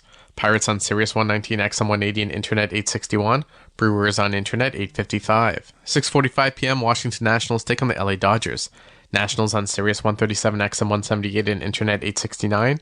Dodgers on Internet 853. Spanish feed on Internet 870. 6:50 p.m. Tampa Bay Rays take on the Detroit Tigers. Rays on Sirius 138 XM 181 and Internet 866. Tigers on Internet 849. 7:05 p.m. New York Yankees take on the Oakland A's. Yankees on Sirius 139, XM 182 and Internet 858. A's on Internet 859. 7:20 p.m. Atlanta Braves take on the Miami Marlins. Braves on Sirius 161, XM 183 and Internet 841. Marlins on Internet 854. 7:40 p.m. Minnesota Twins take on the Chicago White Sox. Twins on Sirius 158, XM 184 and Internet 856. White Sox on Internet 845. 7:40 p.m. Chicago Cubs take on the Houston Astros. Cubs on Sirius 160, XM 185 and Internet 844. Astros on Internet 850. 7:40 p.m. Kansas City Royals take on the Toronto Blue Jays. Royals on Sirius 210, XM 186 and Internet 851. Blue Jays on Internet 868. 8:05 p.m. Texas Rangers take on the Seattle Mariners. Rangers on Sirius 132, XM 187 and Internet 867. Mariners on Sirius XM channels 89, Internet 842. Spanish feed on Sirius 209, XM 176 and Internet 871. 8:40 p.m. Colorado Rockies take on the San Diego Padres. Rockies on Sirius 208, XM 175 and Internet 848. Padres on Internet 862. I'm Frank Trachtenberg with your Sirius XM MLB schedule for Wednesday, April the 24th. All times are Eastern, and please remember, all games, times, and channels are subject to change. Check SiriusXM.com for the latest updates. In Major League Baseball, 1:15 p.m., St. Louis Cardinals take on the Arizona Diamondbacks. Cardinals on Sirius 208, XM 175 and Internet 865. Diamondbacks on Internet 840. 3:45 p.m., San Francisco Giants take on the New York Mets. Giants on Sirius 209, XM 176 and Internet 863. Mets on Internet 857. 4:07 p.m., LA Angels take on the Baltimore Orioles. Angels on Sirius XM channels 89, Internet 852. Orioles on Internet 842. 6:10 p.m., Cleveland Guardians take on the Boston Red Sox. Guardians on Sirius 211, XM 177 and Internet 847. Red Sox on Sirius XM channels 89, Internet 843. 6:40 p.m., Cincinnati Reds take on the Philadelphia Phillies. Reds on Sirius 106, XM 179 and Internet 846. Phillies on Internet 860. 6:40 p.m., Pittsburgh Pirates take on the Milwaukee Brewers. Pirates on Sirius 119, XM 180 and Internet 861. Brewers on Internet 855. 6:45 p.m., Washington Nationals take on the LA Dodgers. Nationals on Sirius 137, XM 178 and Internet 869. Dodgers on Internet 853. Spanish feed on Internet 870. 6:50 p.m., Tampa Bay Rays take on the Detroit Tigers. Rays on Sirius 138, XM 181 and Internet 866. Tigers on Internet 849. 7:05 p.m., New York Yankees take on the Oakland A's. Yankees on Sirius 139, XM 182 and Internet 858. A's on Internet 859. Get the latest news, opinion, and analysis from MMA to boxing and the professional wrestling world 24/7. SiriusXM Fight Nation, SiriusXM 156, and the SXM app.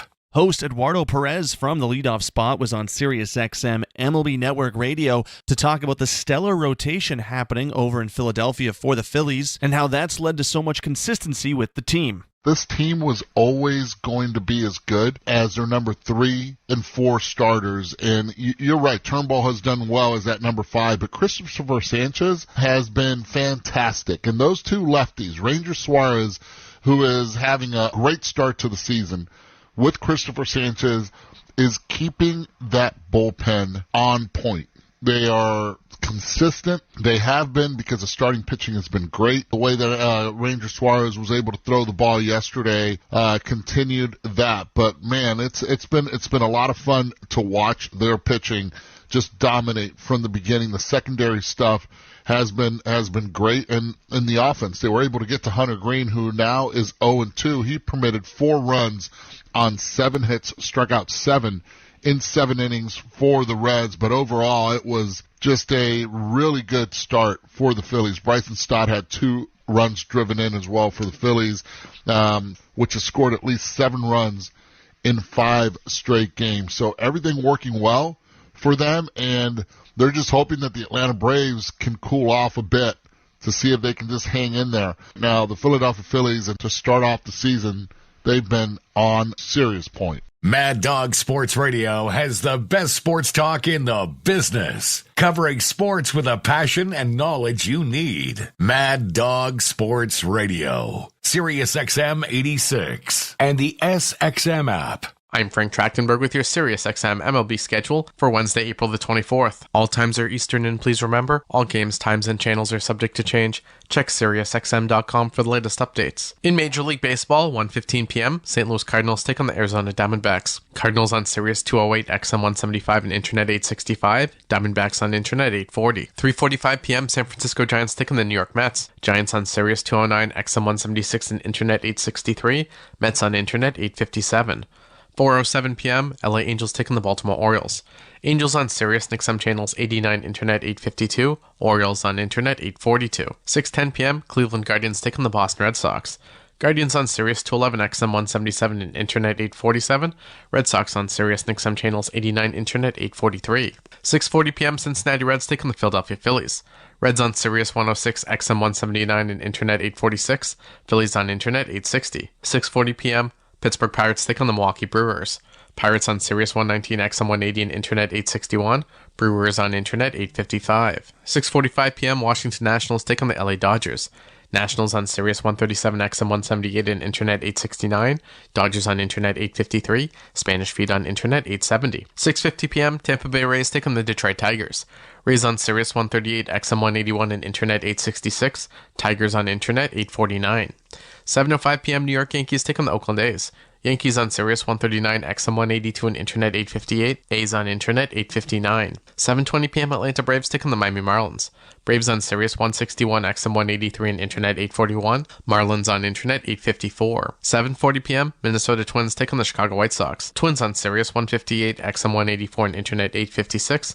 White Sox on Internet 845. 7:40 p.m., Chicago Cubs take on the Houston Astros. Cubs on Sirius 160, XM 185, and Internet 844. Astros on Internet 850. 7:40 p.m., Kansas City Royals take on the Toronto Blue Jays. Royals on Sirius 210, XM 186, and Internet 851. Blue Jays on Internet 868. 8:05 p.m., Texas Rangers take on the Seattle Mariners. Rangers on Sirius 132, XM 187, and Internet 867. Mariners on Sirius and XM channels 89, Internet 842. Spanish feed on Sirius 209, XM 176, and Internet 871. 8:40 p.m., Colorado Rockies take on the San Diego Padres. Rockies on Sirius 208, XM 175, and Internet 848. Padres on Internet 862. I'm Frank Trachtenberg with your SiriusXM MLB schedule for Wednesday, April the 24th. All times are Eastern, and please remember, all games, times, and channels are subject to change. Check SiriusXM.com for the latest updates. In Major League Baseball, 1:15 p.m., St. Louis Cardinals take on the Arizona Diamondbacks. Cardinals on Sirius 208, XM 175, and Internet 865. Diamondbacks on Internet 840. 3:45 p.m., San Francisco Giants take on the New York Mets. Giants on Sirius 209, XM 176, and Internet 863. Mets on Internet 857. 4:07 p.m., LA Angels take on the Baltimore Orioles. Angels on Sirius and XM channels 89, Internet 852. Orioles on Internet 842. 6:10 p.m., Cleveland Guardians take on the Boston Red Sox. Guardians on Sirius 211, XM 177, and Internet 847. Red Sox on Sirius and XM channels 89, Internet 843. 6:40 p.m., Cincinnati Reds take on the Philadelphia Phillies. Reds on Sirius 106, XM 179, and Internet 846. Phillies on Internet 860. 6:40 p.m., Pittsburgh Pirates take on the Milwaukee Brewers. Pirates on Sirius 119, XM 180, and Internet 861. Brewers on Internet 855. 6:45 p.m., Washington Nationals take on the LA Dodgers. Nationals on Sirius 137, XM 178, and Internet 869.